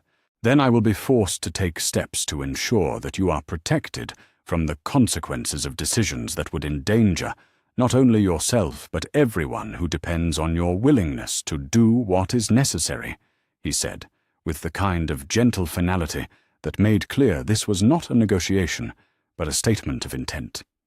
The threat was delivered with perfect politeness and abhorrent reluctance, but it was unmistakably a threat nonetheless. Harry understood that his choices were being limited to compliance with Dumbledore's plans or some form of intervention that would remove his ability to make independent decisions about his own life. The realization was both terrifying and liberating. Terrifying because it confirmed that the systematic manipulation he had discovered was backed by the willingness to use more direct forms of coercion when necessary. Liberating because it made clear that the conflict between them was not about misunderstandings or communication failures, but about fundamentally different visions of how power should be exercised and what rights individuals possessed to control their own destinies. "I understand," Harry said finally, though what he understood was very different from what Dumbledore probably intended him to take from their conversation. "Thank you for being so clear about the situation." He stood up to leave, recognizing that continuing the conversation would serve no useful purpose and might actually provide Dumbledore with information that could be used to compromise the alliance they had been building. But as he reached the door, the headmaster's voice stopped him. "Harry," Dumbledore said, his tone carrying both warning and what might have been genuine regret, "I hope you will give serious thought to what we've discussed today." The path of resistance may seem appealing in the abstract, but the reality of opposing forces beyond your understanding or control is far more dangerous than you realize. Harry turned back to face the man who had shaped so much of his life through carefully orchestrated manipulations and outright lies, and for the first time in their relationship, he felt no trace of the intimidation or deference that had characterized all of their previous interactions. "I've already given it serious thought, Professor," Harry replied with a calmness that surprised even him. "And I've decided that some things are worth the risk." The walk back to Gryffindor Tower felt different from any journey Harry had ever taken through the corridors of Hogwarts. The familiar castle surroundings seemed simultaneously more beautiful and more threatening, as if he were seeing them for the first time with eyes that understood the complex political realities underlying the apparent simplicity of school life. He was no longer just a student navigating the normal challenges of adolescence and academic achievement. He was a resistance leader who had just openly defied one of the most powerful wizards in the world, someone who had committed himself to building alternative structures that could challenge decades of institutional manipulation and control. The confrontation with Dumbledore had been both exactly what he had expected, and somehow worse than he had prepared for. The headmaster's willingness to acknowledge the systematic nature of his manipulation while simultaneously defending it as necessary had confirmed every suspicion Harry had developed about his character and methods. But the explicit threat of intervention, if Harry continued to resist, had added a new level of urgency to their planning and preparation. As he reached the portrait hole and prepared to share the results of his meeting with the allies who were waiting for his return, Harry felt a complex mixture of fear, anger, and determination. The path ahead would be more dangerous than anything he had faced before, because it would require him to stand against not just individual enemies, but an entire system of power and authority that had shaped the wizarding world for generations. But he was no longer walking that path alone, and he was no longer burdened by illusions about the benevolence of the forces he was opposing. For the first time in his life, Harry Potter knew exactly who his enemies were and what he was fighting for, and that clarity, terrible as it was, gave him something he had never possessed before: the power to choose his own destiny rather than simply accepting the one that others had chosen for him.